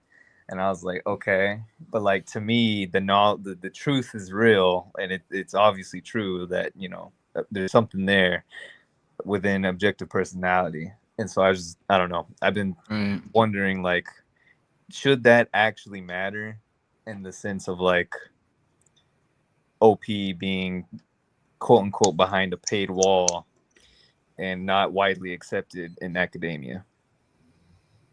ENFJ STP activity. Why are we watching about these lizards or these ice glaciers? Because of your Dave, you're getting distracted. Focus. I can't. There's these visuals that are just like distracting. You said there was like frozen. Well, yeah, but ice? well, yeah, like it was only like maybe it was like 20 seconds of them. It wasn't this long in visuals. It was just like 20 seconds of like, oh wow, they're coming. Oh, sorry, I didn't get your dream exactly right. Yeah, you didn't. Clearly. Masculine TI. You're just supposed to like in the future, Benjamin. In the future, I will have a YouTube channel. It's gonna be called That Stupid Dream Story Nobody Cares About. Okay. Okay. As a play on of Annie's one, and I'm gonna put all my dreams on there. I'm gonna like animate them out with AI, and I'm gonna like hire animators, pay them top dollar, and we'll get this settled. So no one has to fuck it up ever again. I'll correct them all day and all night to make sure they get it right down to the Masculine TI. I just want to You can get your massage therapist daughter to edit. And my massage therapist daughter will be editing on the side. I like how she's probably gonna be like a 2 because she's got to pick up all these different skills. Finding Nemo. Yeah. She'll be a 4, but yeah, close. Okay. Because 4s can pick up a lot of different skills too. Oh, that's true. The generalized in the 3rd. Unfortunately, my daughter's gonna be 1, and then my son's gonna be 2. Oh, a daughter number 1. Good luck. I know. Flexing daughter. It's over. Hopefully it's not an ESFP. No, it's gonna be an ESTJ. I already know. I just the most rage ever. Yep. So you already concluded that it's gonna be like an ESTJ. Yeah, like for whatever reason, the universe gives me that. I don't know why. And I. Oh, also Billy, you have like really good NE because I never mentioned that my roommate's an ENFJ, and you guessed that it was an ENFJ. I'm actually an SI savior. Well, yes, still sounds like it. I'm talking about the same thing. You still have any. You're still doing any. He doesn't have any. You're shocking him. I think I'm like a lead SI. Right. Well, Benjamin, if you want more of an actual dream that actually traumatized me, that so far I put a sticky note on my desk so I get reminded of this dream. But basically, the world was taken over by these giant ant aliens. Okay, so these ant aliens are about like the size of a car. They're kind of skinny and they're white and they kind of have like a humanoid head. The head is like a humanoid, but they got kind of like a body of like an ant. And they're like all white and they're all robotic. So they're actually no part ant. They're all like robot. And basically all these things are swarming and there's this girl. Basically, they took over and they took over this girl, and they're like mass reproducing the girl.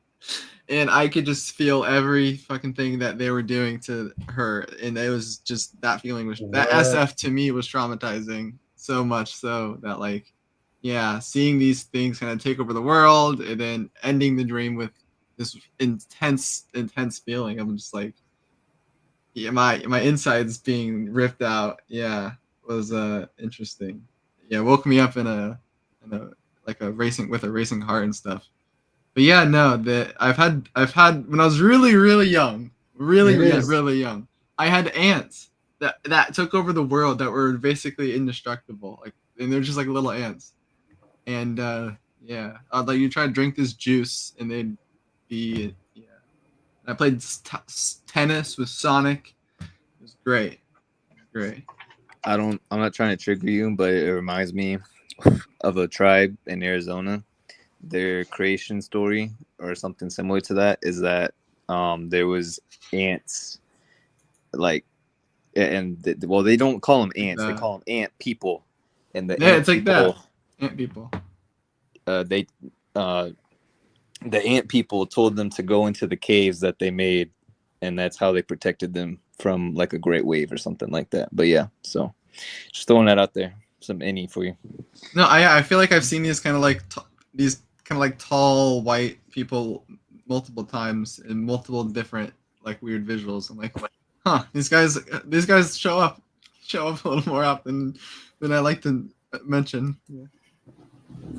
I don't know what that means, but there might be God out there. What is it with these ESTPs and supervising INTPs? What, ESTPs supervise INTPs? Why is that? And INTPs supervise ENFPs, and ENFPs supervise ISFPs. And the chain continues on. I see. Socionics. I don't know. My dreams are too hard for me to process, and I got too many of them. Yeah, that is socionics. Yes, like that's actually a pretty good ant. If you had like a more humanoid head, that'd kind of be, yeah. The giant. I have this note's called Giant Ant Aliens, number 5. This is any. It's over.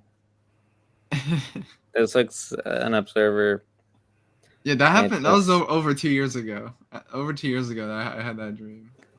What if it's just a decider making fun of an observer, though? What if it's a decider making fun of an observer? I don't know. It could be. Any. Yeah, Benjamin, you can pull a picture of like the big white creature guy. It's just like you're not that basically special. ... It's just like, yeah, it's like these fucking just people in white Angel, robes. what were you saying earlier about the thing or whatever? What thing? It's processing again. Processing what? You're processing parenting and then something else. And you said he was processing. He was processing. Crap! I just forgot it. I had it. Feminine sensory.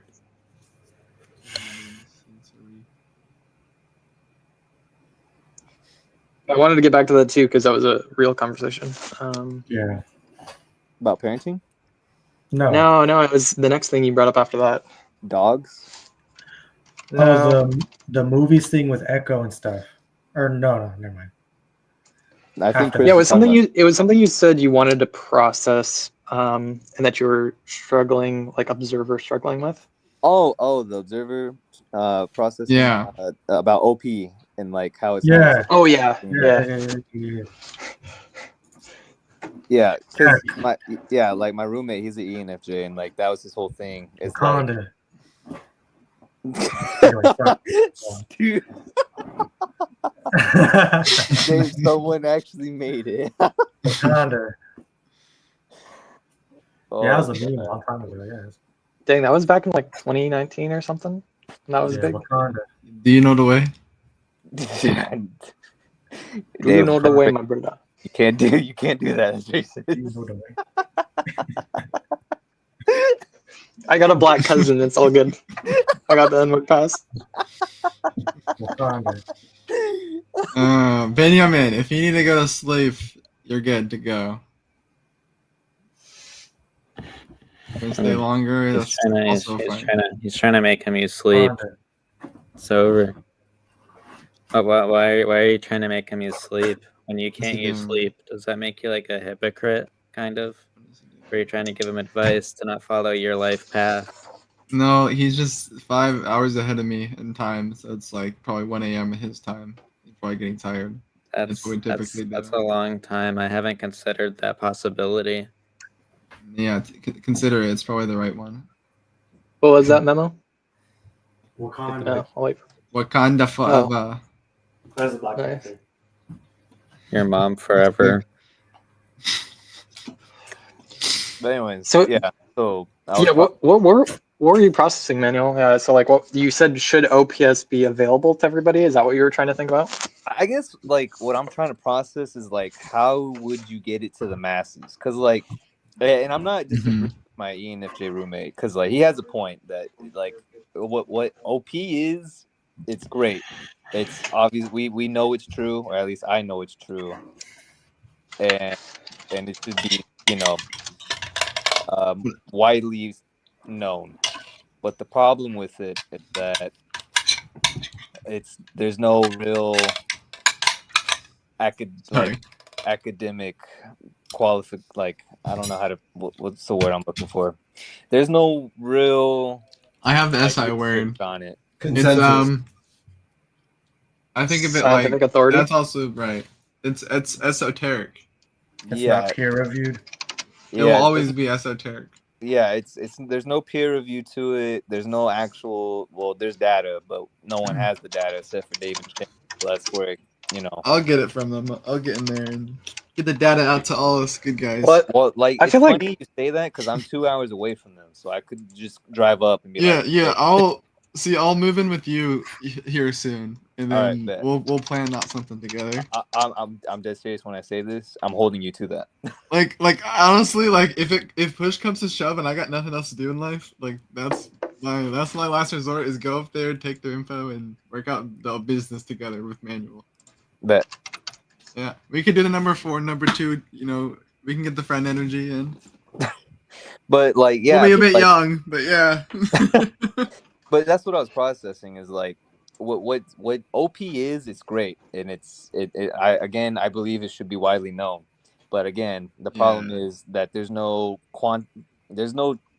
way to quantify it in practice. So like, because I've noticed like to type someone, it's very qualitative. It's very Gotta do a lot of it.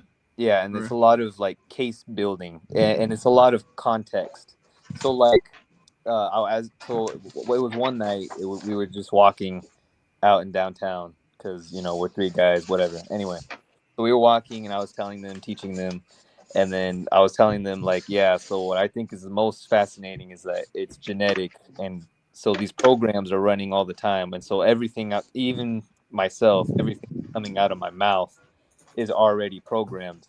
So, and then he's like, "Oh, so you saying that whenever I pull down my pants, that's my programming?" I'm like, "Yeah."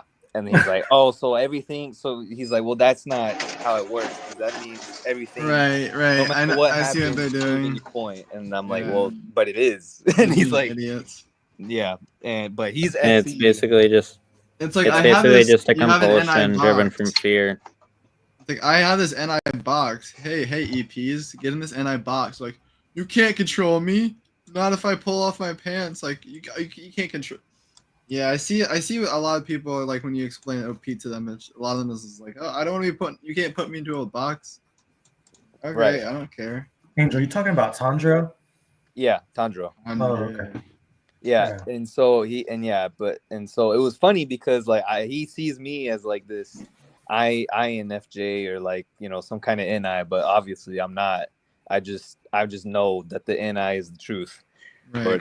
But anyway. No, yeah, I think if you really want to like get to them, the thing you got to do, and it's the hardest thing for us humans to do, is to just stop and pause, and then like review something that happened. It's just I do. We hate. I disagree with that statement. No, you could do that with other people, like with close people, like it's what happens. But like until you could do that with somebody else, like it's hard to get a closer connection with them. It's like, hey, No, I let's do. actually process this. Like, Yeah, let's I stop. do. Like I like literally like so we were arguing one night and because he for whatever reason, even though he's an ENFJ, he likes to debate with me. But anyway, so he was trying to fight me on the sensory, and he's masculine sensory as well. But he was trying to fight me on it, and I paused. I was like, okay, wait. So like this, like in this context, and like I you know I built the case and like try to show him step by step how that was proving at masculine sensing on top of SE. But anyways, Chris, I want to hear what you had to say. You disagree with Dave? If I understand correctly, which I might not, but so I need to I need to better understand what he's talking about. So Dave, you're saying like if somebody doesn't stop and pause, and you're saying like properly observe the other person, something like that? I'm saying like it's hard to get a connection point with someone until you've done some sort of stopping and processing with them like that. Or like you get to see like it's like if you have a party with someone else, like you have a party and then the next day you ask them like, oh, how was the party? And like you get to hear now you get their tribe perspective. It's kind of what it's more stating. It's like it's more about yeah. So let me restate that, and you can tell me if I'm on point. So you're saying like if like by definition the way you see it with OPS is OE, like any kind of like OE or DE conversations are surface level, but you want to get to sleep with somebody, and if you're sharing the sleep, like that sounds to me what you're saying. Is that right? Yeah, sure. It's like that is the concept of it, but like the specific situation of being able to stop and pause and do that whole entire thing is just helpful in any relationship. Doesn't need to have OP with it. No, I get that. I was imagining it. I was imagining it for a manual situation where it's like he's trying to prove something to them, and then like because I've been in this countless of times where it's just like you try to prove something to someone and then they're just trolling you. They're just like acting like an idiot. They're just being dumb. And it's like I can't connect with you, right? Because like what I would want to do to connect is like, hey, let's stop and pause and examine what's going on here. You're trolling me. You're just being an idiot. You're just not helping me and being unhelpful. But it's like you can't connect with that person at that They're time. like sandbagging Right? the connection. They're trolling. They're doing NF trolling, which is why like ST, like you got to be careful what you say STs, because it's like you can't say it's like why are you guys being mean to me? Like, you can't say Right. that, You can't say that because like it's just gonna make people be more mean to you, Right. Yeah. Well, and like I was saying, like even when we debate, like he tries to use evidence against me, but then like like you said, like I'll pause the conversation. I'm like, okay, wait. So like everything you just said is proving masculine sensory because, and then I'll give the reason. And if they're OE, man, 30 seconds is hard for them. 30 seconds is hard. Yeah, and he's a play ENFJ, so and he's consumed last, so it's like it's like talking to a brick wall, but also I'm smarter than him. So, Manuel, do you feel like he's trolling? Like, is that connecting with what Dave's saying? I guess that's part because I may not disagree with you, Dave, actually, because I don't know if I see that as connected to what Manuel's saying. When I first is it like trolling?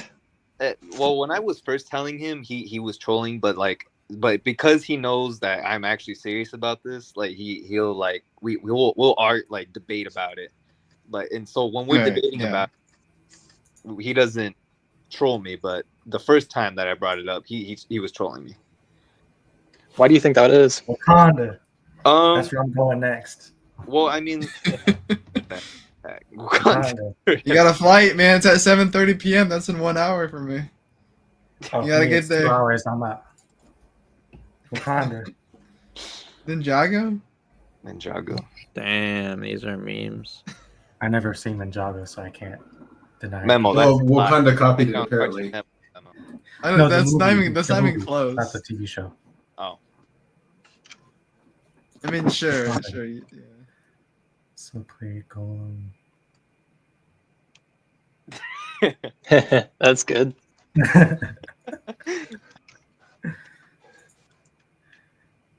Snack. Wakanda sauce. You went with your Damn, that's a fat black dude.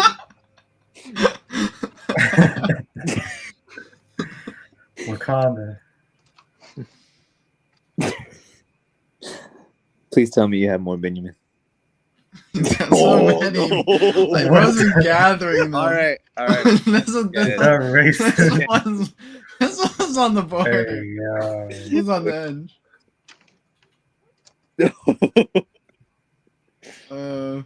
I feel like there's something you could have done more here. Oh, he's done. I'm gonna double decide. That orangutan one was pretty funny. That one was. That was it's like, hey, it's like, should you be saying that? Well, Manuel knows me, and I have a cousin that's black, so it's all good. All right. Racist jokes are good. They're good for humanity. Oh man, that was funny. Anyways, what was I saying? What's not good for humanity? Racist joke. Racist joke. Oh. I'm talking about your friends, trying to prove your friends. And Yeah, so like I was. Obi can't stay on track for more than like 10 seconds. Yeah, but anyways, even then, like I was thinking about it, like it's still a good point, like because like a OP, like typing someone again is not necessarily quantitative; it's very qualitative, because you have to watch someone in different like in many different contexts repeatedly, and even then, like and so. All right, well, I'll challenge your NI. I also think it's quantitative. Because what's helpful for me and other people is watching so many people. Just you just gotta watch thousands of people and realize other people. There's just patterns there. There's just patterns. Like you could watch one person and really get to know a person through one type, and that's great. You should also do that. You should also be very qualitative about your typing, but also just like go to TED Talks and just get to the halfway mark. And then, like, watch 100. You could watch 100. EJs have seen more people than us when they were 6. EJs have seen more people than us when they were 6. They already got the code down in their head. For me, I need the internet because I could look up 90. I can learn about 100 people within the next hour, and I could probably type 50 of them just like on the fly. Right. And if you do that for every day for like a month, you'll be really good at typing, I guess. Just like you know the code fully. Yeah, you got to know how to put the boxes the right info in the boxes, the right SI in the end boxes. There's a lot of nuance to it. Notice people like that? That's weird. What? But yeah, so they know the code like that. Yeah. I explained that earlier. Where it's like I don't even think about it anymore. It's just like instant. It's just integrated already. Right. I don't think about people like that. I just ignore everyone.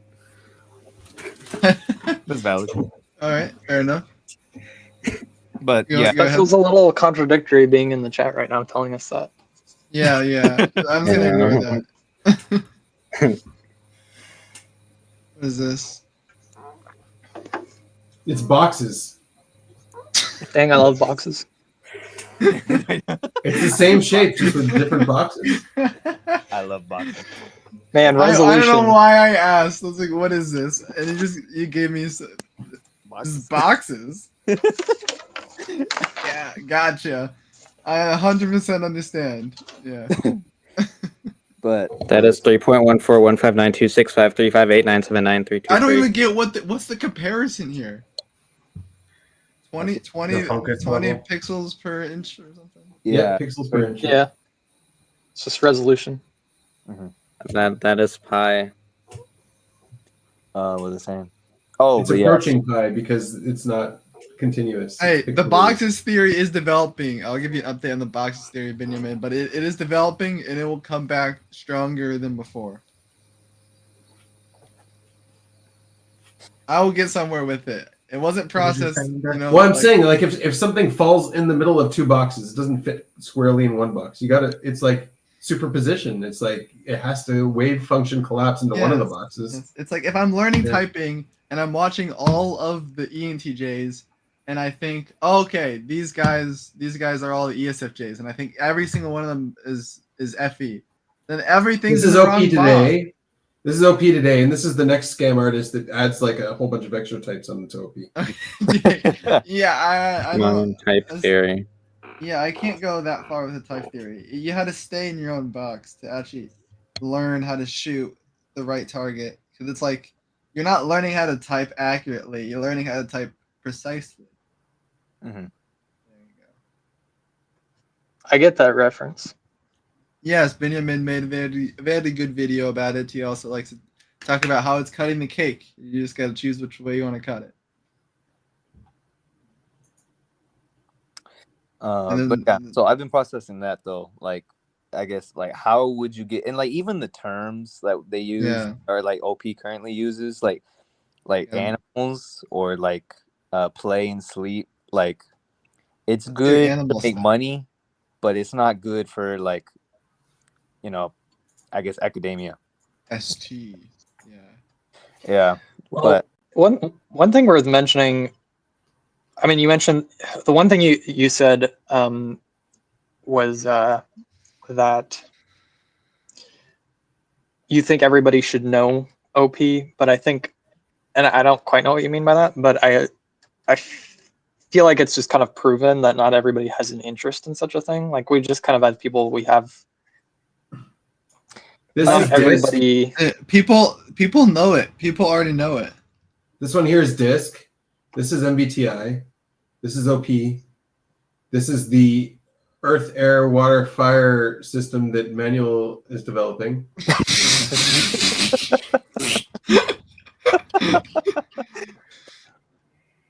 This box theory? This is binary cognitive mechanics. No.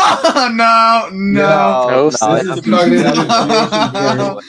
And then this is the future. No. This is the future of typology over here. This is Wakanda. That's Wakanda. No, that's type me.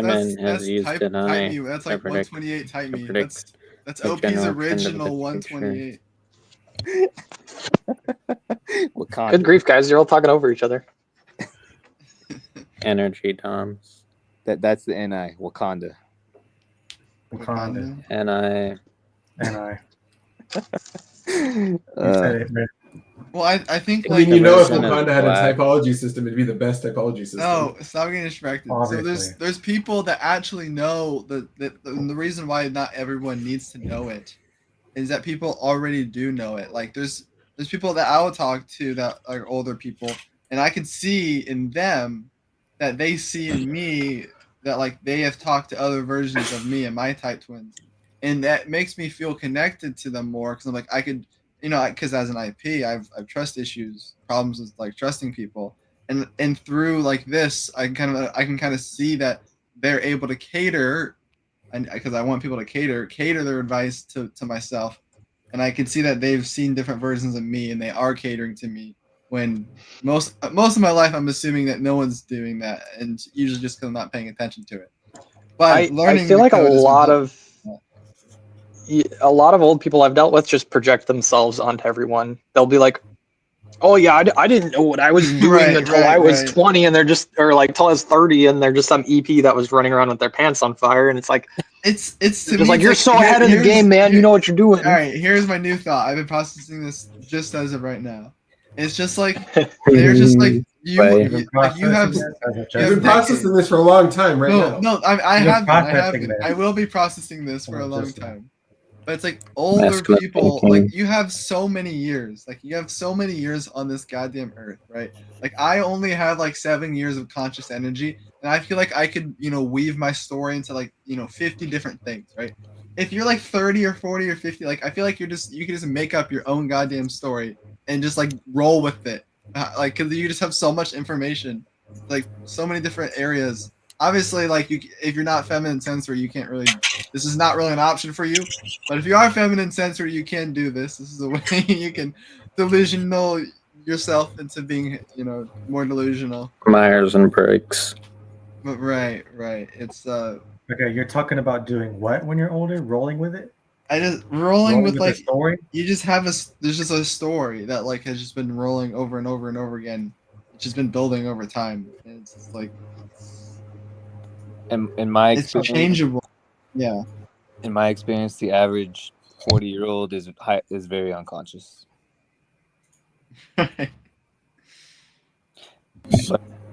General trend. Going back to yes, Sonic. By age.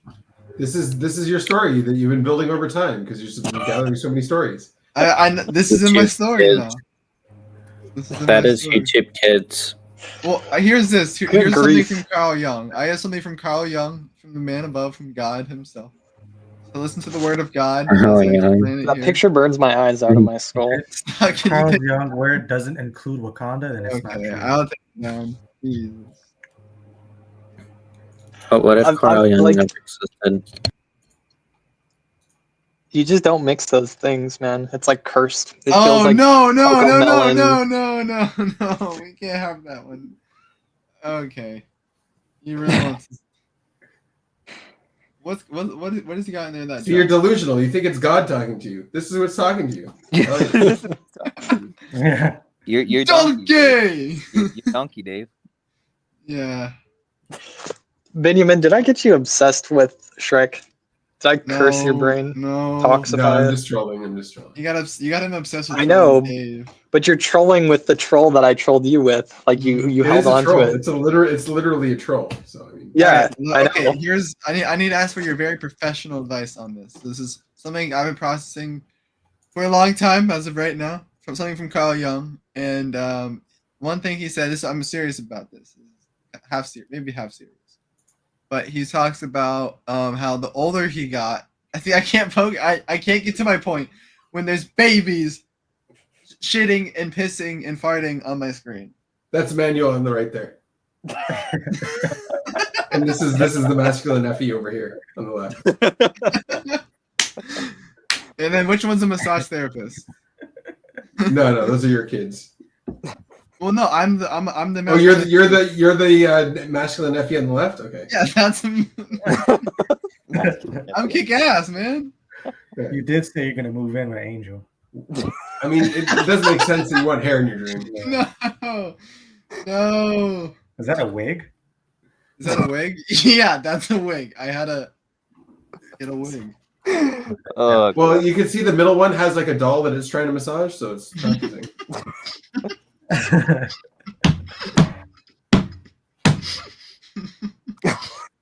That's your daughter. Yeah, that's the number one ESTJ right there on the left. Sleep last. She's already awake. Yeah, she's already looking at all the people. The one here. Yeah.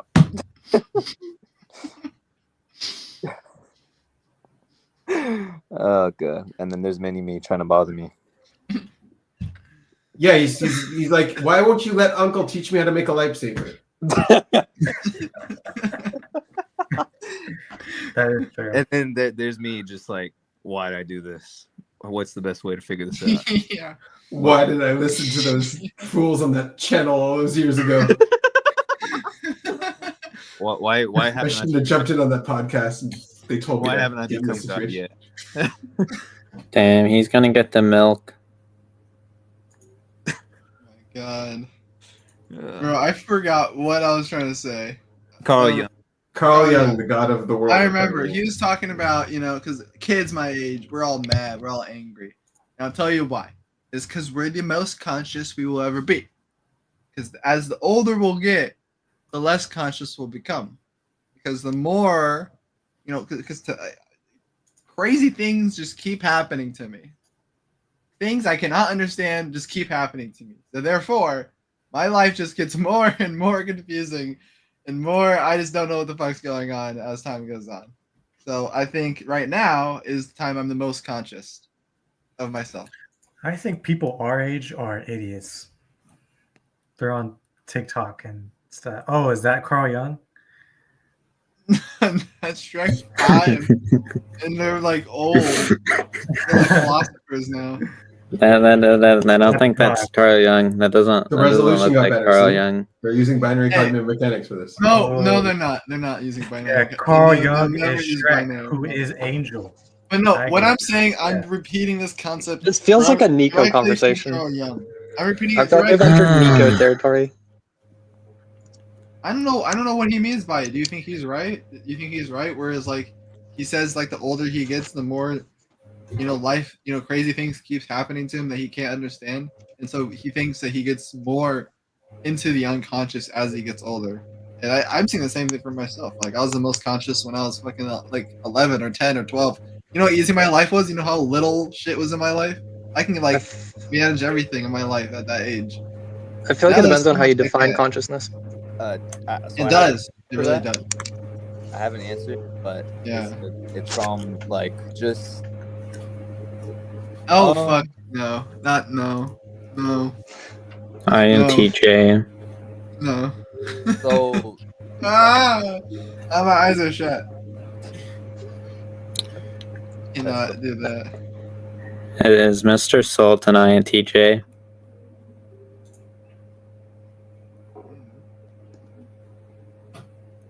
No idea. Oh yeah, he is. But so I was gonna say. So. And I'm guessing he's sleep consume play blast. No. He's not.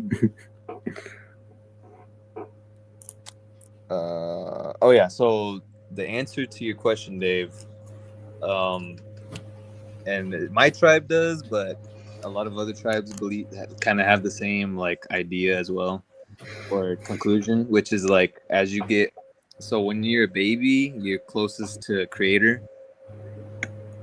And so they're the most like enlightened or the most innocent, whichever word you want to pick. And it's the same with the elders. The elders are the most enlightened, most innocent, and they're the closest to Creator. So, and that's why like whoa. So go ahead. And so that's why like if the elders are around, like they'll like the babies. Because like they're the most closest to each other. Does that make sense? No, it is casserole. Oh. Yeah, what were you saying? I wanted to listen. I was distracted by casserole. Thank you, Benjamin. Benjamin, this is the greatest troll you've ever trolled. I will give you that. He's visually trolling. He can't really troll me with his words, but visuals he can get to me all day. I was gonna say the amount of like disruption to the conversation is it's just at this like point highly sensory, amusing. man. I get sucked in. Like what am I supposed to do? Yeah, it's cheating. Anyways, Manuel, finish your point. Undistracted before he gets his next visual up. Quick. Babies are closer to Creator, and so are the elders or older people are closer to Mehe or Creator. So that's why traditionally we put the babies will be taken care of by the elders, or like they'll play with the elders because they're close to each other and Creator. Okay, one more time. You almost got there, but then at the very end, like the link didn't complete, and then it broke. You're so close, and then I saw bald bully, and I lost it. Oh, what did you last? Damn, that's a pit. Okay, last thing I heard was like the young. That's what I heard. The young and the old and the enlightened. That's all I got. That's why they the enlightened hang out with each other or like play with each other. It's because they're closer to each other because they're both close to Creator. Both close. Yeah. So Carl Jung says for the old people like what does the mind do when it's confronted with death? Observer. Oh my god. They no, it just acts like it doesn't happen. Act like it's just like they just live on as if the day is just going on. They're as if they're completely unaware that they're going to die. And that is what you should do when you get older. Right? Yeah. So it's like you got to go more unconscious as you get older. But there's gonna be it's gonna be a fluctuation, of course. It's not like a straight line every single day. You get more unconscious. Definitely degrees of it, and depending on the state So Dave. Where is the states of Dave? Is your name really Dave? David. It is to you, yeah. But is it really Dave? Or did you just really get that from is. Dave and Jan? Yeah, no, I just go around calling myself Dave because I get a kick out of it. Yeah. I'm just projecting the fact that I use fake names all the time. Yeah, Billy Smith. Oh, kick fighting, nice. Hey, Yeah, my real name is Billy Smith. No, your real name is probably like Clive. And my another name of mine is John. The Keith? John? Yeah, John's okay. And another name of mine is Adam. Well, actually, my sister has always told me to avoid the J names. I'm John, Adam, and Billy. Jab? Your name's Jab. Any. Anyways, going back to what I was originally processing. So yeah, I've just been processing like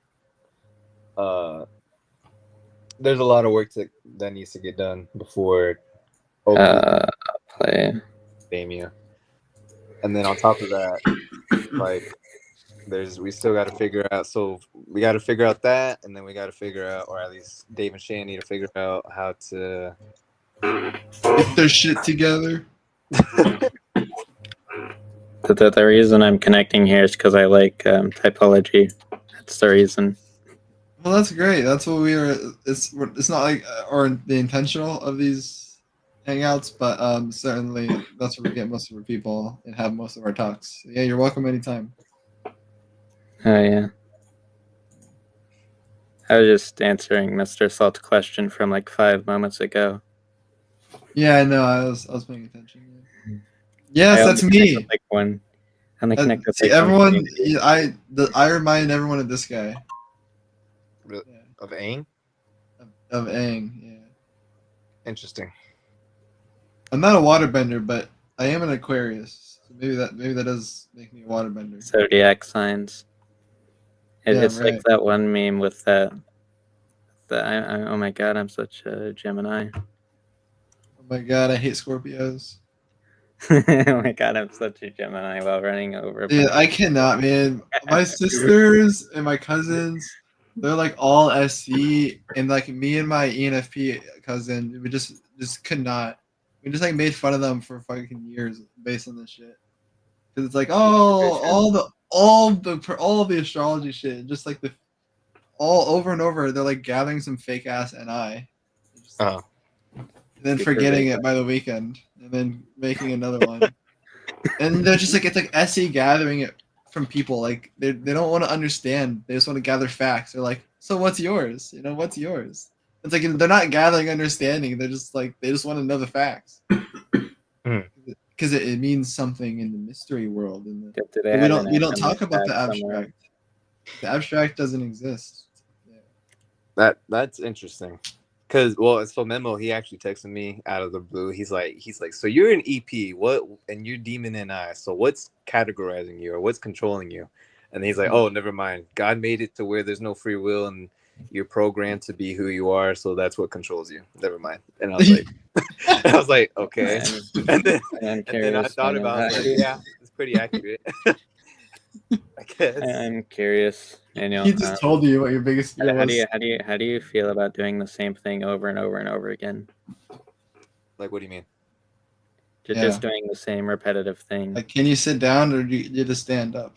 Like in general, Billy? Yeah, just in general, doing the same thing over and over and over again across like every day.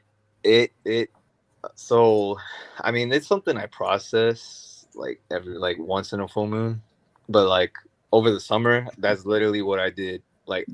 So for context, over the summer, I was working with my dad. Oh, what's this? Oh, Crystal Girls Be Lit. Video? I know. Yeah, I have ENFP guy. He had the rocks. He brought the rocks to school and shit. He like placed them on his desk.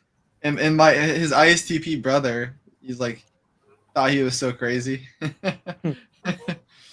Yeah, like it's so funny. ENFP versus ISTP. They're the two brothers in the house. Well, imagine the ESTP with the INFP. See, that's a different story. That's a different story. Yeah, that's completely different. Yeah, but that is what it is, isn't it? Yeah, Something like that. basically the same thing. Because then I gotta hear about Wakanda. Wakanda, is that in reference to the fact that you're a black man?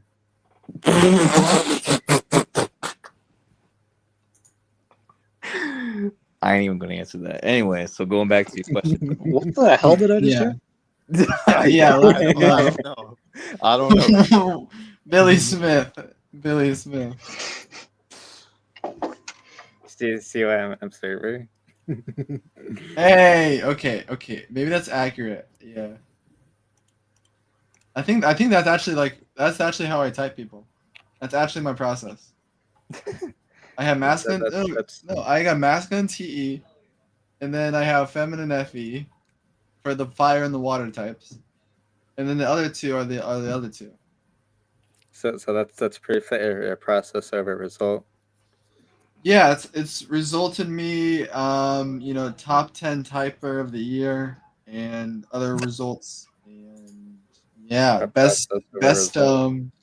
I'm definitely not a peacocking IP by any means, but best CRG typing team by far, blows every other one out of the water. And then how people see me, how I see people. I get it. It's the circles, it's the boxes. That's like OI or something. It's the circles talk we did, like all the people that. It's astrology. It's astrology. Oh. These are the houses. See, I don't even know. That's just so bullshit. Like, it looks complex, but I didn't know astrology was complex at all. I thought you were talking about OP. Yeah, maybe I was talking about OP. I don't know. Yeah, it's interesting. How people see me. Stop that! You make it. It like actually hurts to read that out loud. Yeah. My fucking decider fears are just always on the forefront, always torturing me. So how do you think I view you, Dave? How does Christopher see me? Christopher likes me. He's a cool guy. We like to talk NT. Yeah. But okay, you know for sure I like you.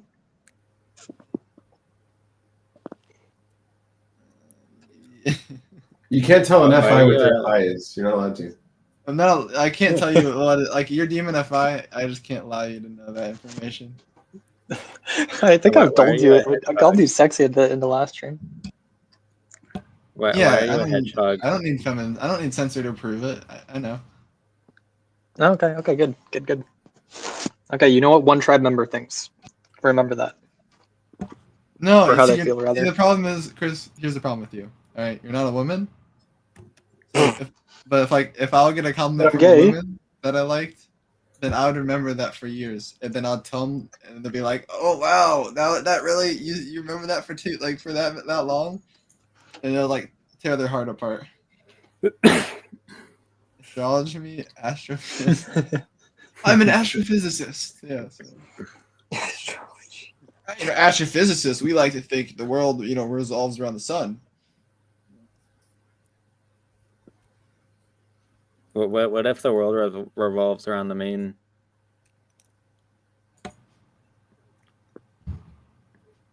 What would you do then?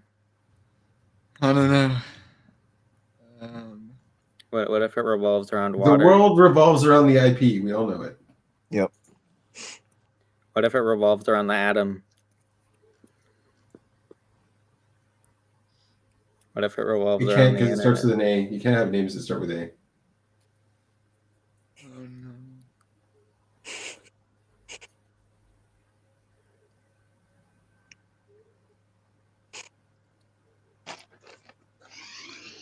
This is probably the most deranged. Around your mom. This is the most deranged one by far. I don't know why I feel so lonely in this one. But What if the This world feels revolves like the around your most. mom? Yeah, it probably does. But this feels like the most deranged set of conversations I've ever had in the stream before. Yeah. I agree with that. I basically just called your mom fat. Why deranged? Why is that the word that came to your mind? I don't know. Deranged. I don't know. That's a good question. It just feels like the right word.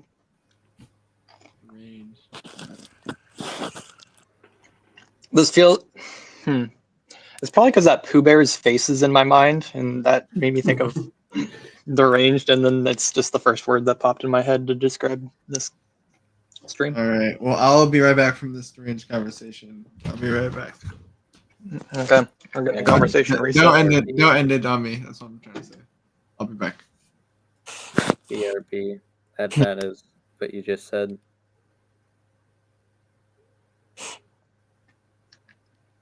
So, Billy Smith, why are you scared of revealing your real name?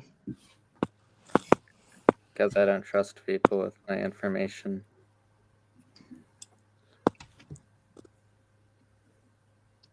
What is your information? What does that even mean? Everything that's personal to me. The SI. Yeah. But like we know we're hearing your voice right now, so shouldn't you have like a voice filter on? How do you figure what's like the important versus the unimportant facts? I just know. That's all I could say. I just know. Fair enough. Just curious. Oh wait, Chris, do you have I heard you mention that you had Discord earlier. Yes. I don't know how to do it, but I also have Discord, and I was gonna send you a friend request, but I don't know how to do that. Yeah, I don't know if I'm any better. Hang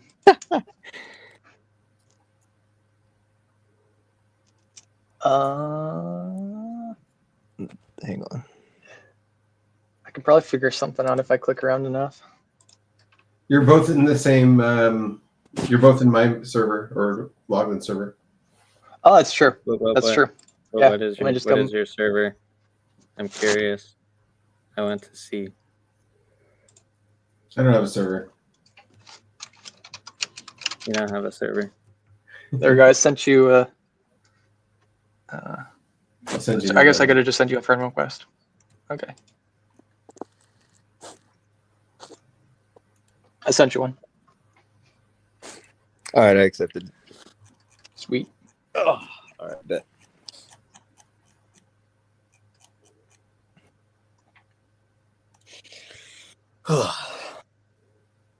We had a strangely both productive and non-productive or unproductive conversation today. Energy Dom? I would say so. Damn. Yeah, it was definitely interesting. I know. I kind of wanted to talk to Anna about parenting too, but I didn't get to ask the question in time. So Yeah, I think she got scared by Billy Smith and dipped. I agree. Why is it me? What did I do? I don't know. I feel like you hopped in and she's like, all right, I'm out of here. No, she did that approximately like a few minutes after. I don't think it was me. I don't know the exact time. I'm mostly poking fun, although I don't know.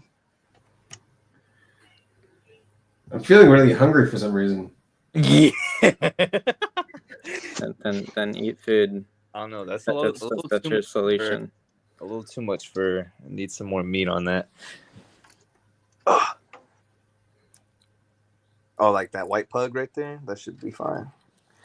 Or let's see, what else? What else is on the stock market? Yeah. Oh wait. Chinese.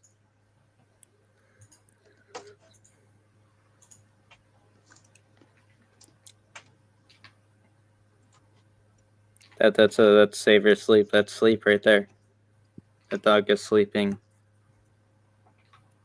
Truth. Cute face. That's thinking. My ancestors saved your ancestors' lives, and now you eat me. I didn't decide. That's You didn't decide that. You didn't choose that. Someone else did. DE.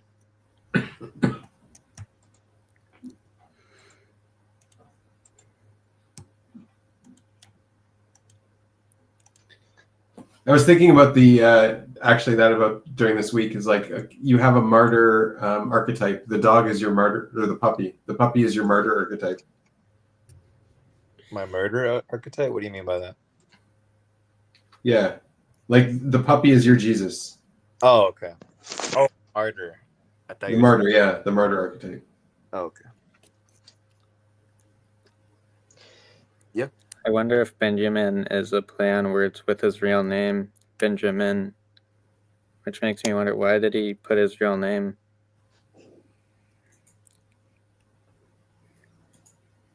Because suppose you'll it's have my to real ask him. name. Why would I put my real name? Because it's my real name. I don't get it. What would you call me? Benjamin. Okay, sure. Oh, Benjamin, I actually have a question. Just talk about name.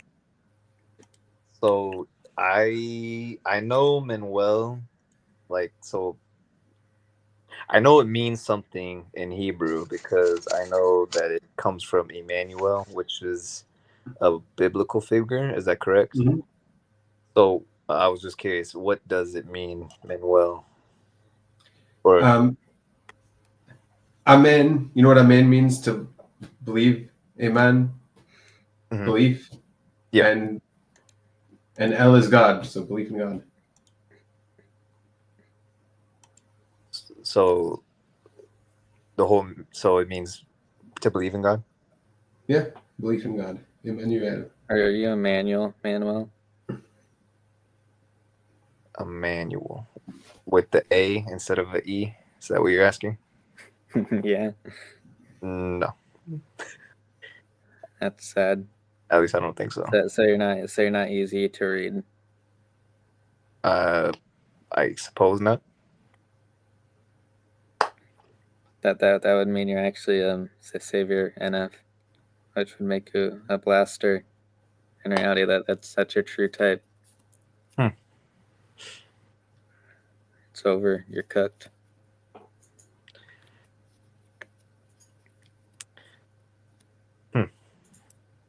To believe in God or believe in God. I'm gonna think about that for a while now.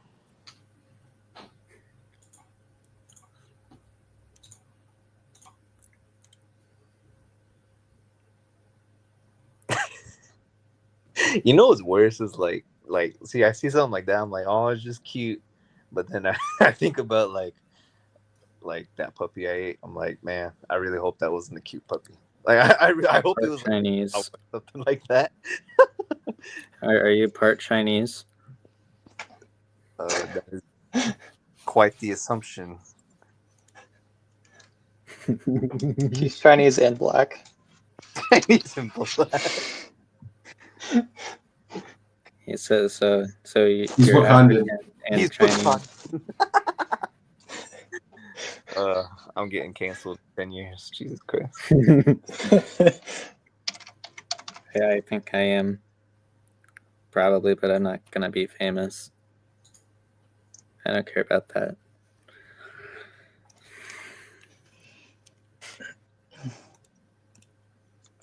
Hey, Manuel. So do you think you have like a life story of some kind? Like, if somebody was to ask, like, to give your life story, do you have something formulated in your head already? Yeah. I generally I have my life story. Like to answer your question, yes. But I've been Okay, so how? Oh, go ahead.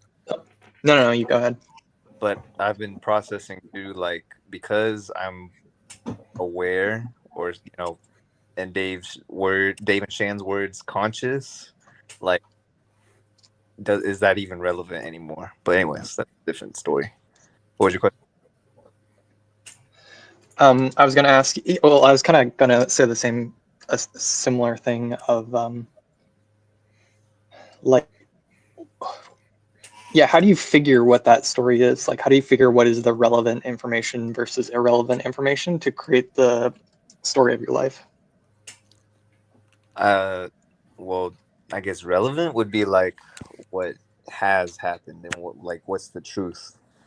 So like when I was, but I also know that like what I thought the story was when I was like 11 wasn't the full picture of what it is now. Now that I am older and like I have empathy, or like I grew the skill of empathy, and like I'm able to look back and like look from my dad's perspective and my mom's perspective and my brother's perspective. Like it's that, I guess that story's grown with each character, but I've been thinking about, but yeah, so what's relevant is what happened and the truth of what happened. Okay. Go ahead, Chris. What's that? Yeah, I said double deciding. So like that makes sense.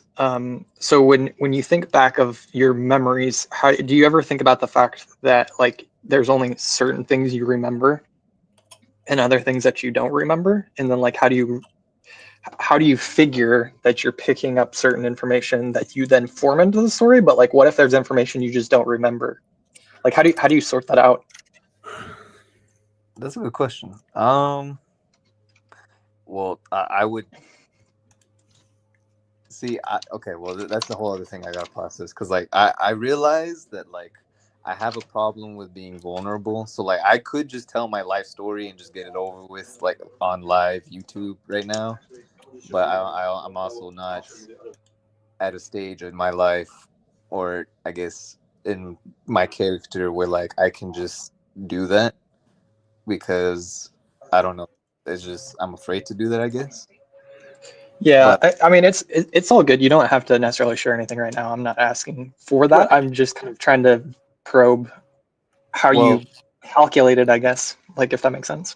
Right. Well, with that being said, it's like I typically just kind of like I typically just like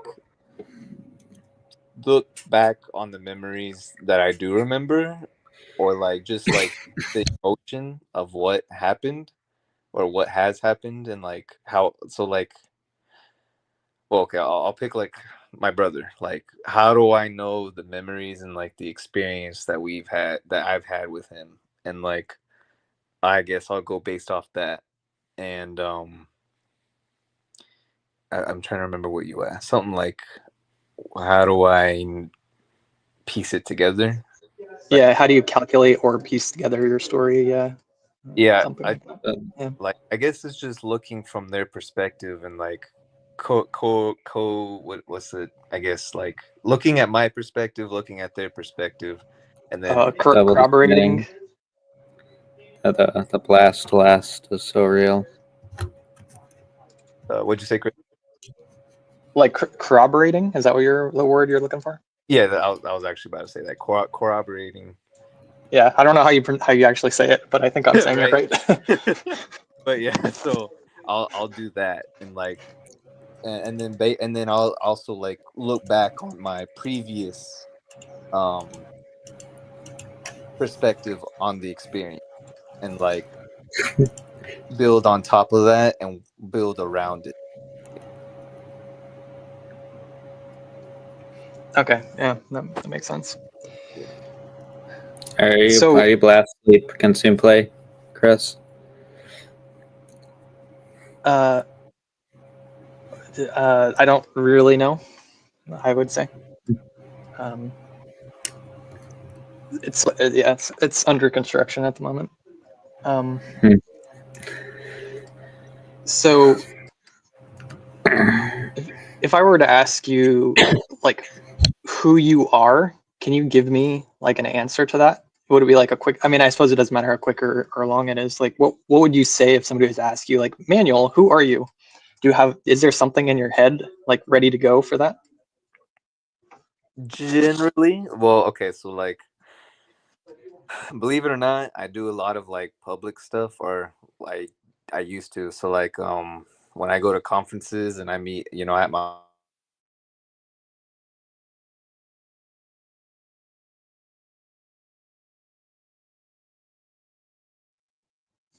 Did my internet freak out, or am I still here? Is anybody still I there? am. Okay. Manuel, are you still there?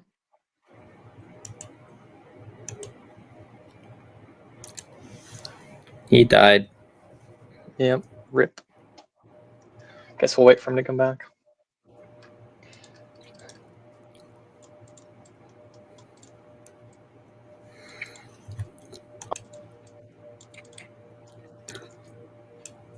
Can you hear me? Oh, yep, you're back. Oh, okay, cool. I got a phone call and I'm doing this on my phone, so it kind of threw it off. But anyway, so what did you last hear? Yeah, I don't remember. Okay. So to answer your question, I've had to introduce myself a lot. So I kind of, I built a script for me to just say.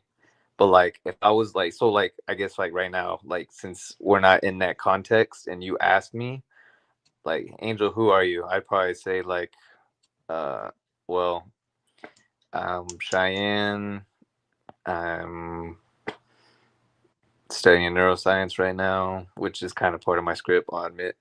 And then I'll just kind of like talk about different aspects of my personality, or maybe I'll just leave it at that. Okay, so that's interesting.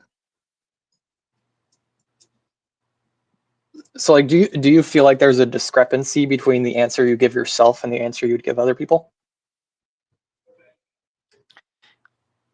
I think so. Maybe. Okay. Well, yeah, because like I don't want people to know that I'm crazy right off the bat. So like if I first meet someone, I'm not gonna like I don't know. I kind of put up a mask, I guess. So like Yeah, we all do. Yeah. Right. But like Persona. Like I guess like it's not that the mask is fake. Like yeah, I'm helpful and I'm kind. mask. And I'm not rude.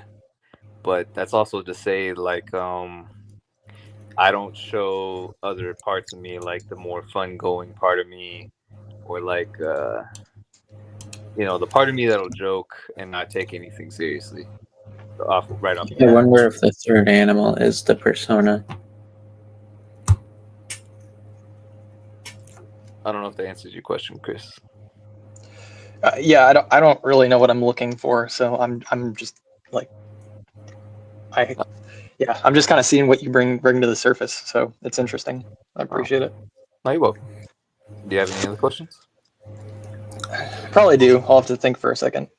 Okay. What is your typical day like? My typical day? Yeah. I have an alarm for 6:30, 6:35, because usually when the 6:31 goes off, I don't get out of bed. But it wakes me up. So I wake up at that time. Today I didn't get out of bed because I was too tired, because I'm sore as shit right now. But yeah, and then usually I'll use the restroom, brush my teeth, wash my face in that order, get dressed, and usually I try and dress up, but depending on how I feel, the outfit changes. So I can either be really flashy, or I could be like literally yesterday I dressed like a grandpa. So Sensory NOE. Yeah.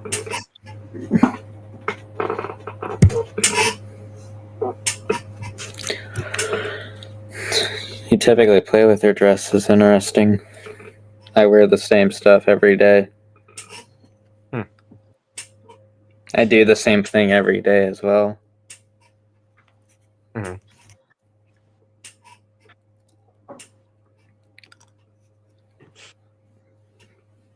So how did you find out about OP, Billy? Long time ago. Hmm. Around 2022, I think. Stumbled across it. No. I said around 2022. That doesn't mean it really was in 2022. It could still be in 2021. Yeah, but that's still pretty short duration of time. Yeah.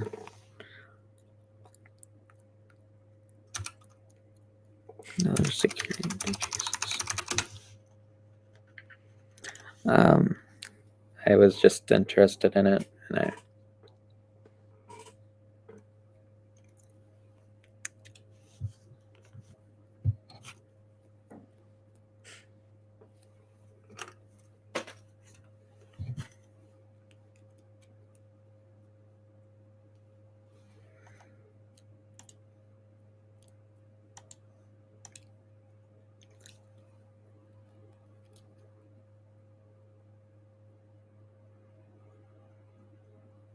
Hey, I played around with.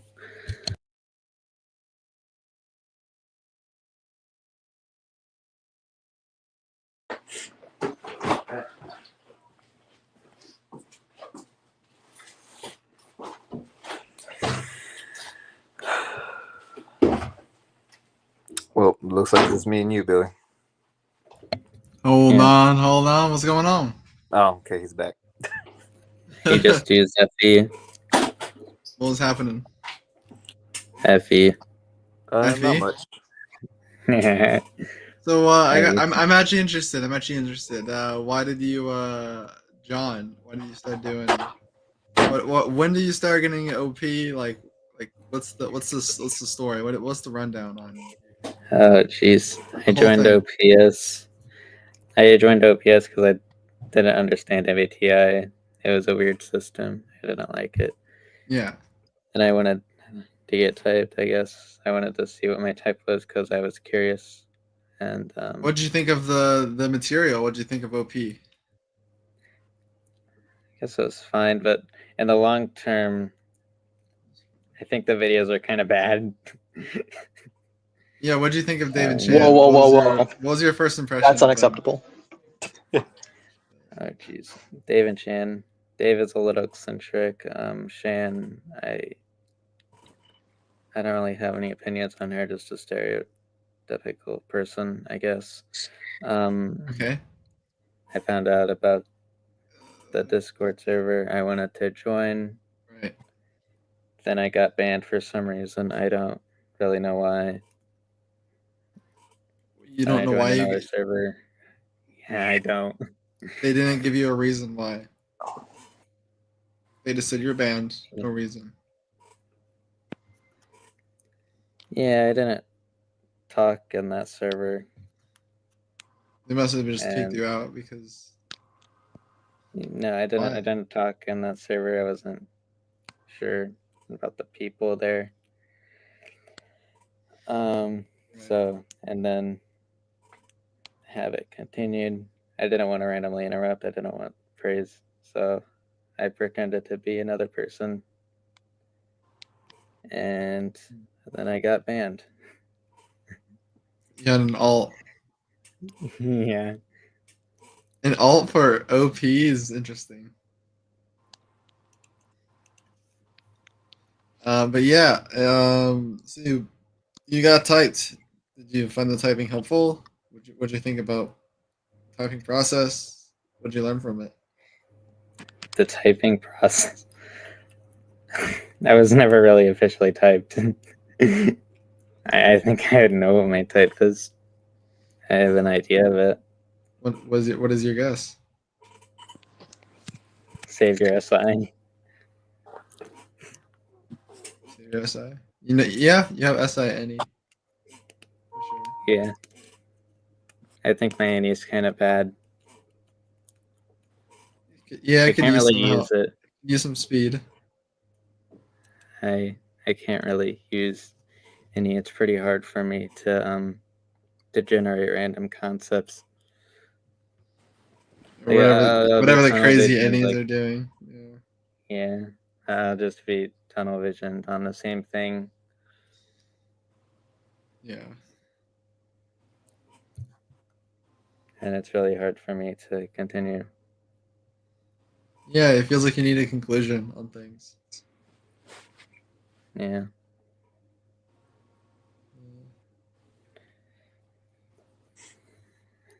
Do you ever Again, plan on yeah. getting officially typed? Do you plan on making a video, or is that too scary? Or you could get it for free. You could send it through CRG. We could type you for free. Oh, jeez, I'm not gonna show my face. I mean, I don't know if I want to show my face to those people. You don't have to. I tried to get typed there, but I didn't want to show my face. They never responded. I mean, I could. My team would accept you if you didn't show your face, but showing your face helps out a lot. I'll just say that it does help I out a just don't lot. want to be judged by them. I'm uncertain what they'll think of me.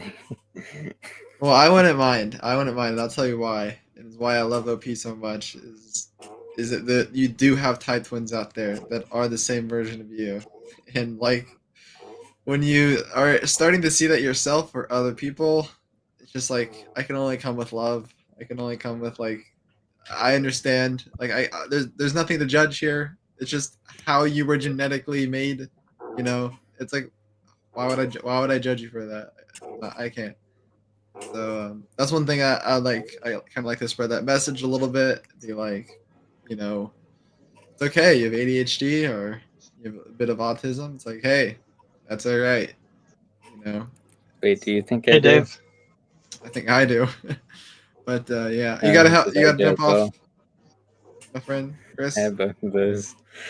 Right. But yeah, no, it's perfectly fine. It's perfect. You got a brain that Well, can't stop moving. Yeah. well, You what's got your Elon guess Musk. of my type? Elon Musk. I'd say you're Elon Musk.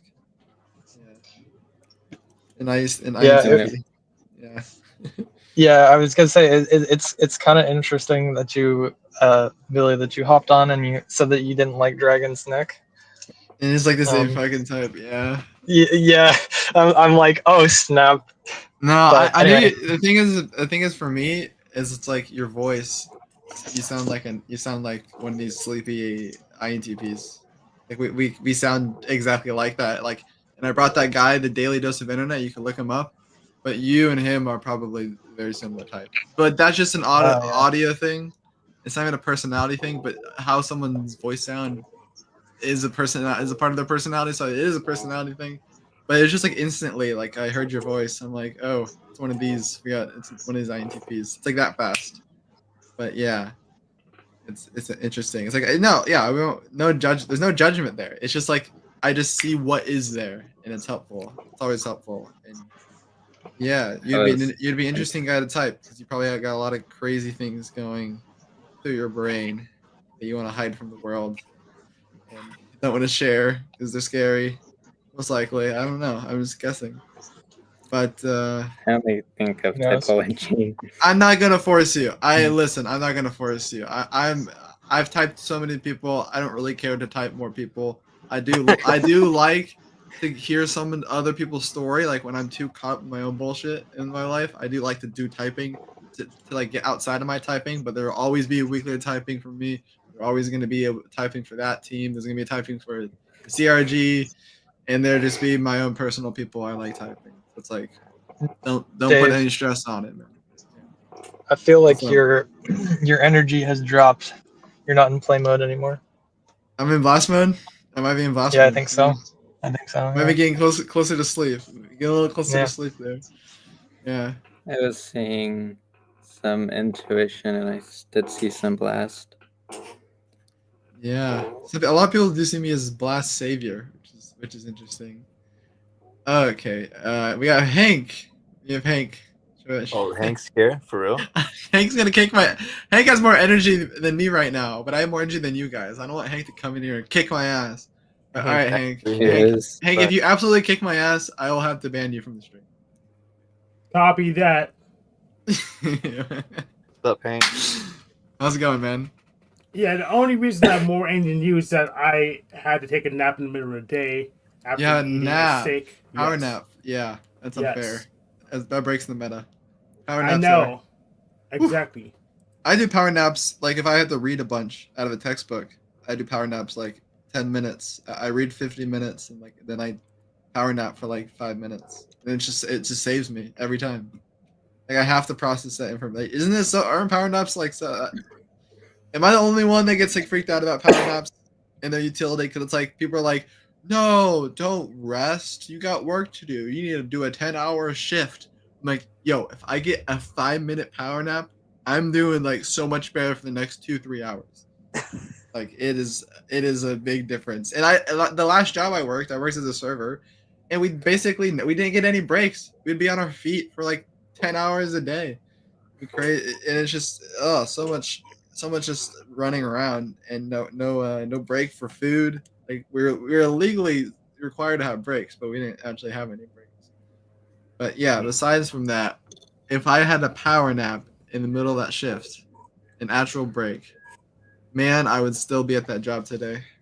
Exactly. I work logistics and I do split shifts on a regular basis. I need that power nap between the preload and the outbound shift. So Yeah, especially if you're doing a double, then you're gonna need like an hour nap. It's a real power nap. Yes. Yeah, I've been noticing the sleep cycles where my body's been sleeping for exactly like 90 minutes. Exactly and like I wake up, I'm like, I just woke up after 90 minutes again. Like on the mark. Yeah, like on the mark. It's like I wake up at like 1:45. I need to go to bed, and then I'm waking up like 90 minutes later at whatever the time would be. I can't do math. That's cool. It'd be like 3:20. Like, oh, I'm like having a cycle, and then I'm like waking up at the very end of the cycle. Yeah. Hank, quick question. Go ahead. You still haven't gotten like officially typed, or no one's figured out. He's never gonna get officially typed. Yeah. If I can't get Billy, then I can't get Hank. Oh, wait. So no one's typed you at all? Well, I gave them a chance. But I didn't format it the way they wanted. Yeah. So I kind of said, well, we can't do it with all this information. You didn't want to do it with the rules. You didn't want to follow the rules. Okay. Here's the thing. Here's the thing. We couldn't make him speak like a normal those celebrities in that database didn't follow the rules either, but you somehow typed them. They gave the required content that we needed. We needed people talking in an open, in an honest state, people with vulnerabilities, people with trying to express themselves. Right? You didn't do nothing of that, and we had 20 fucking hours of your videos, and we didn't get nothing of good quality info. So we sent back your recording not once but twice because we can't fucking type you unless you go and follow the rules.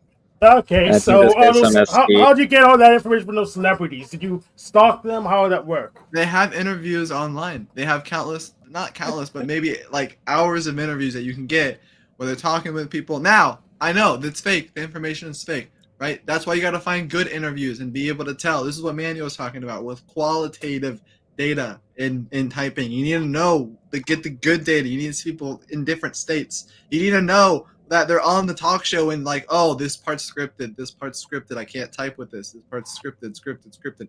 So like there is scripted parts. You got to be able to sift through that information and get the right amount. Do you know that most of those guys have publicists, most of those guys have agents, most of the guys have voice training? Did you know that?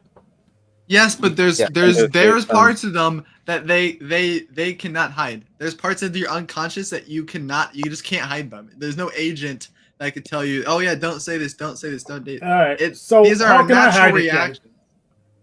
You can hide it. Yeah. How can I hide it? If you have masculine SI, you can probably control. And people have done this through the typing process through David Sham, where they control literally everything in their typing process. Especially the ENTPs would do this because they want to troll the SI, but they could like make an entire story for being an IJ, but still they would be typed EPs. Why? It's because you can't. There's things about you type that you just cannot change. They're just Okay, things well, I that gave host Eric a go like a year ago. He couldn't even ground me to a quadra. I think we have a good guess. We have for you, Hank.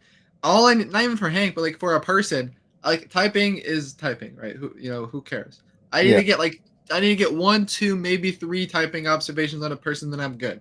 Like we typed Rick and Morty, and we're like, I'm like, oh God, here comes Emmanuel's 2048 type. I'm like, you type Rick and Morty. How do you get angry with Rick? We need. How do you get angry with Rick? You would never do it. All we need is 3 different types. All we need is 3 different coins to go off of. We said for Rick that he's probably a For thinker. fuck's sake, I do at least 3 different pounds a day.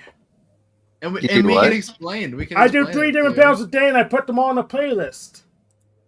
Huh? I think Rick is like. I put 3 pounds on a day. I do like 3 different panels each and every day, pretty much on average. And on my playlist, Hank will Flame on panels. So Yes, extroverted, probably. We need you talking to yourself in a conscious state, because I think what we noticed about Hank is that he needs somebody else to ping off of to kind of get his ideas out. So with that, if you're just in a video talking by yourself, it's like awkward. It's because it feels like you're always just trying to yell at some other guy in the room. Because there's no one there. There's no one there. You need somebody else to be there to kind of yell at. So it's like we need to get you in a state where you're in that kind of much more vulnerable state. That you are kind of talking to yourself and we're able to see your own self-reflection. And if you don't quite get that, then right now, then you probably won't be able to get that. That's okay. That's all right. We don't need to type you. You seem to know yourself pretty well, anyways. If I may, I have a guess as to Hank's type. Go ahead. You know what? Go for it. I'm pretty sure Hank's probably aesthetic or audio. Some kind of IJ, more than likely an INTJ, because I've had to argue with so many of them, and my dad's an INTJ. But I'm pretty sure, Hank, your sleep blast, consume play last, and obviously a 1. Yeah, that's probably correct. The 1. He's the 1. I agree with the 1. I don't need that many observations on Hank, but 1 is like the first one I see of Hank. Like I don't need to look much around 1. It's just so big. It kind of covers everything. Yeah, but he could also be an INFJ with masculine FE, but I'm still pretty sure he's masculine thinker because he just can't not. I think he's masculine TE. We think he's masculine TE. Yeah, I think he's either masculine TE or just savior TI with masculine FE, but I'm pretty sure he's TE. I don't think he's doing TI. I'm pretty sure he's masculine TE. Something like that. Yeah, I'm pretty sure I'm doing T. Pretty much when I do just the automated test, I come up INTJ or ENTJ. So that's how I know pretty much all of them land pretty much the same place. So that's how I know if you deviate from that too far, unless you have a really good justification, I'm just gonna say, well, it doesn't match all my other tests. So yeah, I have a very good explanation. Actually, now that I'm thinking about it, I'm gonna say it. You're kinesthetic, because it's like trying to talk to my dad. So that's I have. You know what? That's my second point, Manuel. That's my second point for Hank. Is like number 1 is number 1. Number 2, this guy's double masculine. He's double masculine. Yeah. I see masculinity and extroversion. Who you talking to, Billy? Me. No. My masculinity and extroversion? Yeah. Is that what you're talking about? I was talking about Hank. Yeah. I mean, is he a visual? Maybe. No. This is too much. He does a lot of SI fighting. A lot of sensory fighting. Maybe not SI. Yeah. But yeah, so I'm pretty sure, Hank, you're number 1. Kinesthetic, sleep blast, consume. It's hard, Hank. It's hard, Hank, because you're one dimensional. I mean, like, I need to see another side of Hank. I need to get Hank to break down. I don't mean that literally, but like, I just don't see what's the other side of Hank. If I may, the closest we got to that was whenever we were talking to him about dating. Yeah, I think that was the closest.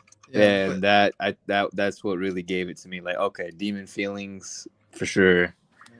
And then demon feelings is probably definitely play last. Like I could tell that. Definitely not energy down. Yeah, no. Info He's down. either sleep last or play last. But he's play last. We know that. I don't know why he's playing last. So that's my full type. I feel like Hank is so extroverted. I feel like he does so many extroverted things.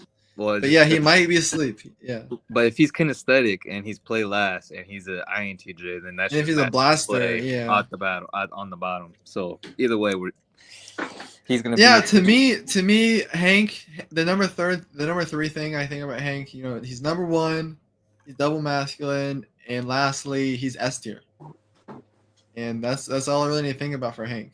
Is that he's S tier Hank. He never loses a fight. And I don't really need to think more about it than that. Anyways, how do you feel about that, Hank? Matches my data so far.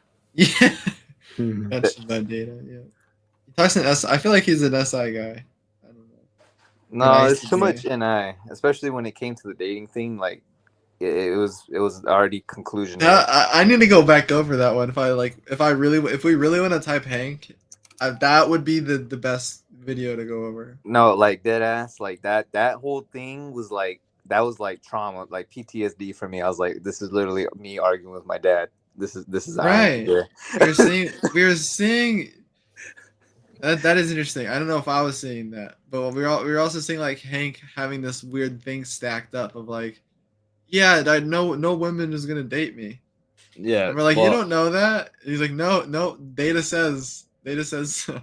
Well, but like literally, that's literally my dad. Like we'll be arguing about like something. I don't even know, but like my dad cannot lose a fight because he's right about the data.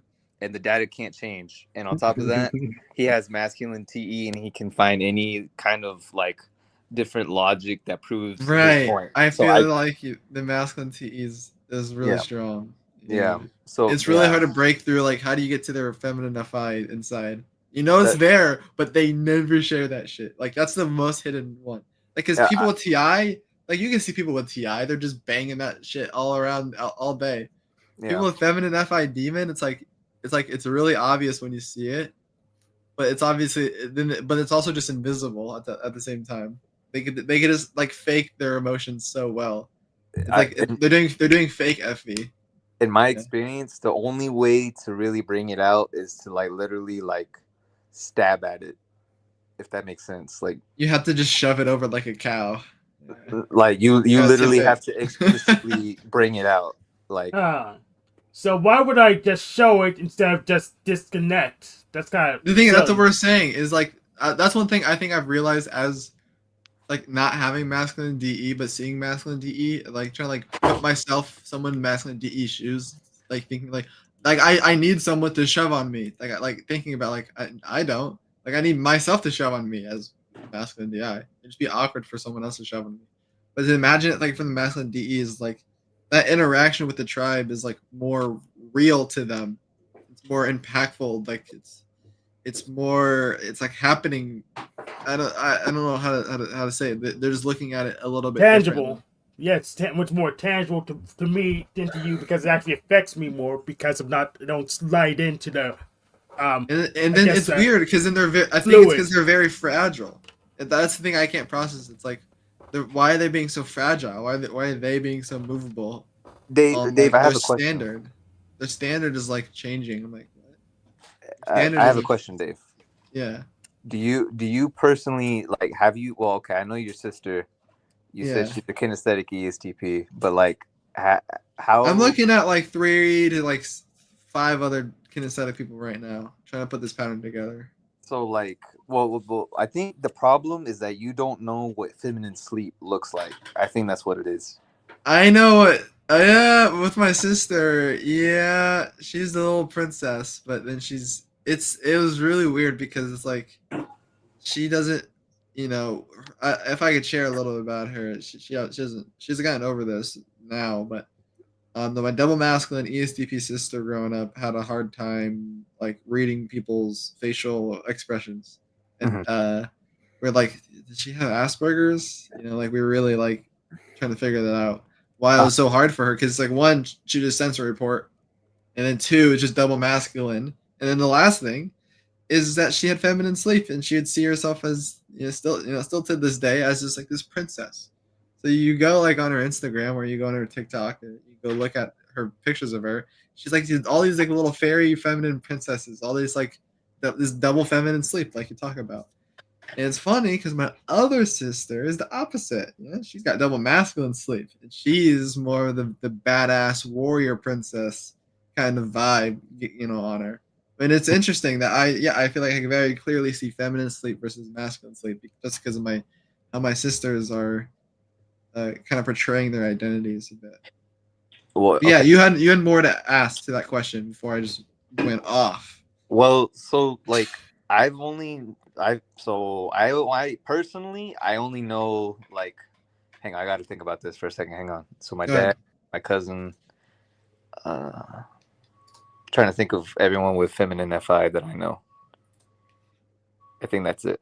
So in my experience with them, it's very like they see themselves, like at least with my dad, he sees himself like as a little kid, and that's kind of also what I've been like bringing it all the way back to parenting, like because it wasn't till over the summer that I realized like, oh, even though he's going around barking and like literally hammering shit down, cutting 2x4s and like smashing walls and shit, like he's just a little kid.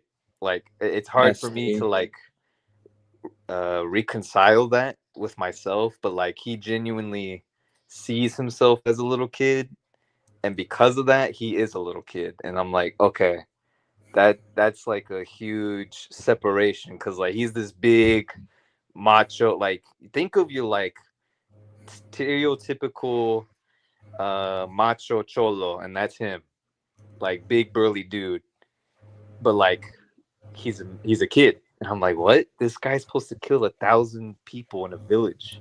Like that makes no sense. Really? Yeah. Well, because he's like I say, he's a kinesthetic INTJ, sleep last. But right, okay. Well, then that's his tribe role. Yeah, that's his tribe role. Is kill 10,000 people. But anyway, but the like most extroverted INTJ possible. Yeah, exactly. And so it's like, okay, how that doesn't make sense to me. Like, because he like again, like he's barking at everyone, but like feminine FI, like he just wants to talk about trees and he just wants to plant and just water his garden. That's it. And yeah. Hey guys, I'm gonna head out.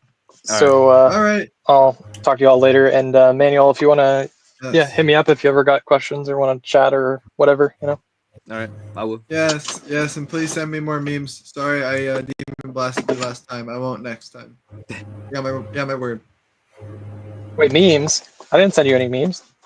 Or I just a message. Just don't be afraid to message me. Because I just know the pattern of like blast lasters. They don't message somebody, and then they, I just don't want to message blast lasters because they don't message me back. But no, you can message me. You're good. No, I know you read it, so it's not. I don't care if you message back or anything. It's all good. You just like leave an emoji, just thumbs up emoji. Just be like, I read it, bro. Just even something cool. All right. But yeah, you all take care. Yeah, good talk today. Yeah. All right. So what was I blasting about? Oh, like feminine FI, like, and like how you said, like it's there, but it's not there. Like it's like missed. Like, and like with my cousin, she's also sleep last, ESTJ, visual, and like it was interesting because like my brother, he like when I was trying to type her, like, and I still didn't know too many deltas at the time, so I didn't know that she was TE, but I was like, okay, she's barking, but then like she complains about how hot it is. Like, what? That doesn't make sense. And then he's like, it's not that she's savior. Memo was like, it's not that she's savior TE. It's the fact that she's demon feminine FI. And when he put it that way, I was like, okay, I see it. So like, I don't know if that even helps at all, but like, yeah, that's what I have on feminine sleep. So when you say like a little kid, you mean like it just I got want to just do my own thing with the obsession rather than jump on the bandwagon because advertisers told me to do stuff. Is that I don't know. I'm trying to. It's more like a sense of like bliss. Like that's what feminine FI feels like to me. Like they just want to be left alone to do their little kid things, whatever that means. Like go jump on Yes. Tony Robbins. Go jump on a trampoline. Yeah, exactly. Yes, precisely. Holy shit. Yeah. Yep. Is that how you feel, Hank? Yeah, but the hard part is trying to figure out what I need to do to get to the point where I can be left alone. And it's just like, well, I got pretty much accept that I can't get to be left alone. I can't even get there. There's no path.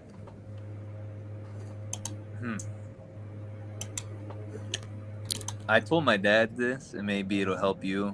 I don't know. It's just I'm just a 22-year-old dude figuring out life, but I think the answer is that you can't be alone, so you just have to do it. Cause like my dad, he says the same thing. Like, man, I always want to go fishing, but I don't have enough time. And like I finally told him one day, I was like if no one wants to go fishing with you, just go fish, cause it's for you. Does that? And so like, yeah, I stopped waiting for other people a long time ago. Right. I mean, I went to TJ Fires. I just had a steak dinner by myself. Right. Well, then I guess just do more of that.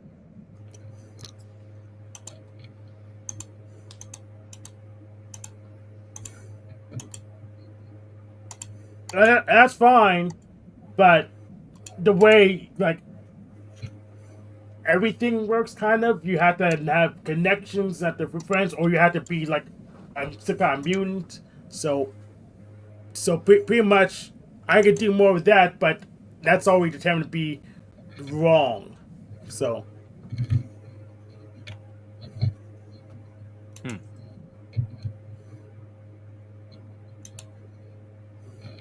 Yeah, I got used to doing that, but that's just off-putting to many people. But I just don't have time to carry everyone all the time. I do enough of that work, so. Oh.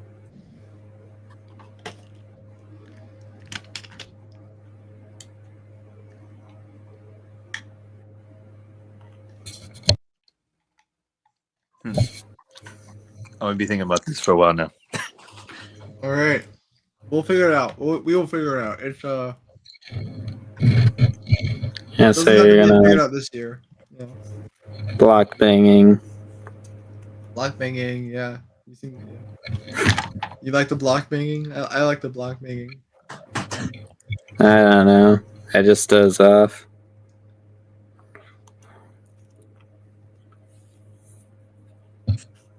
So what you gonna get officially typed?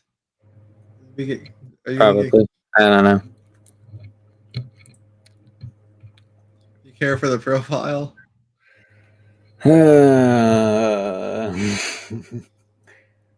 I probably will. I wonder if they accept gift cards. Because I have to input my. Yeah. Gift cards? Yeah. If they're to In-N-Out, probably. You know, those pizza gift cards or whatever. If you give them like $100 to In-N-Out, like you'll be good. Like they'll type you for sure. I'll even pitch in. I'll pitch in for one of the $20 gift cards. Actually, yeah. nah. I'm gonna invite Dave have it to on get their typed. site. Emmanuel, can we get $20? $20. We need to get Billy Smith typed. We need to get him typed. I'm genuinely convinced he's Dragon Slayer. I'm just gonna throw it out there. I'm sorry. Yeah, we kind of already know your type. There is that to consider. That like we would be asking for like 1 or 2 clicks out of like 9 or 10, and I'm like, you know what? I only need to know like 3 clicks, and I'm good. Oh, we lost Manuel. All right, let's see if he joins back. If he doesn't, I'm probably gonna end the stream here. Okay, he joined You're back. the one who started it. He's back. Yeah, I don't know what happened. That was weird. All right. I was just saying that I'm probably gonna end the stream here soon when all right. we get an awkward break in the conversation. Yeah, what's going on? You decided to join the stream, so you watched Benjamin's channel before? I assume. How'd you get here?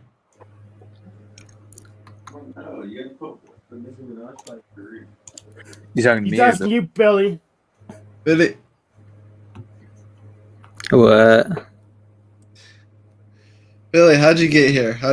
Like how you saw Benjamin's channel? Have you seen his videos I before? saw his link. I saw the link. Google. You haven't seen any of his videos? Do you know who Benjamin is? Yeah, No? kind of.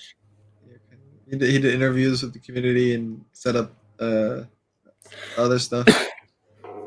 He's been a helpful guy. Yeah. Well, welcome to you're on his stream. You're on his channel now. He's been doing these weekly links, these weekly streams. I've been helping him out, trying to keep him entertaining, and also because he has to go to bed, and I'm in America, he's in Israel, so he's 5 hours ahead time zone wise, and he's fighting a war. Yeah, so he goes to bed. It's almost 3 a.m. his time, but for me, it's only like 7:45. Oh, we're in the same time zone. I know. We waste we waste a lot of time on here. I can be honest about that, but I definitely get my processing time talking out loud a little bit. I try not to take up too much time. I'm gonna do FE and say that I enjoy talking to you guys. I know, and we try to keep it FE. We try to keep it FB so everyone has their fair share. If someone's talking, we had to get on Nico a little bit last stream. Like, Nico, hold on, Nico, hold your horses, Nico. Was he a blaster? Last stream, the fire one, yeah. But he's been dealing that with since day one. He's a blast laster. He's blast last. Blast last. Working on how to blast, right? Because that's just the blasters. The blast lasts like they're not really putting together a coherent thing.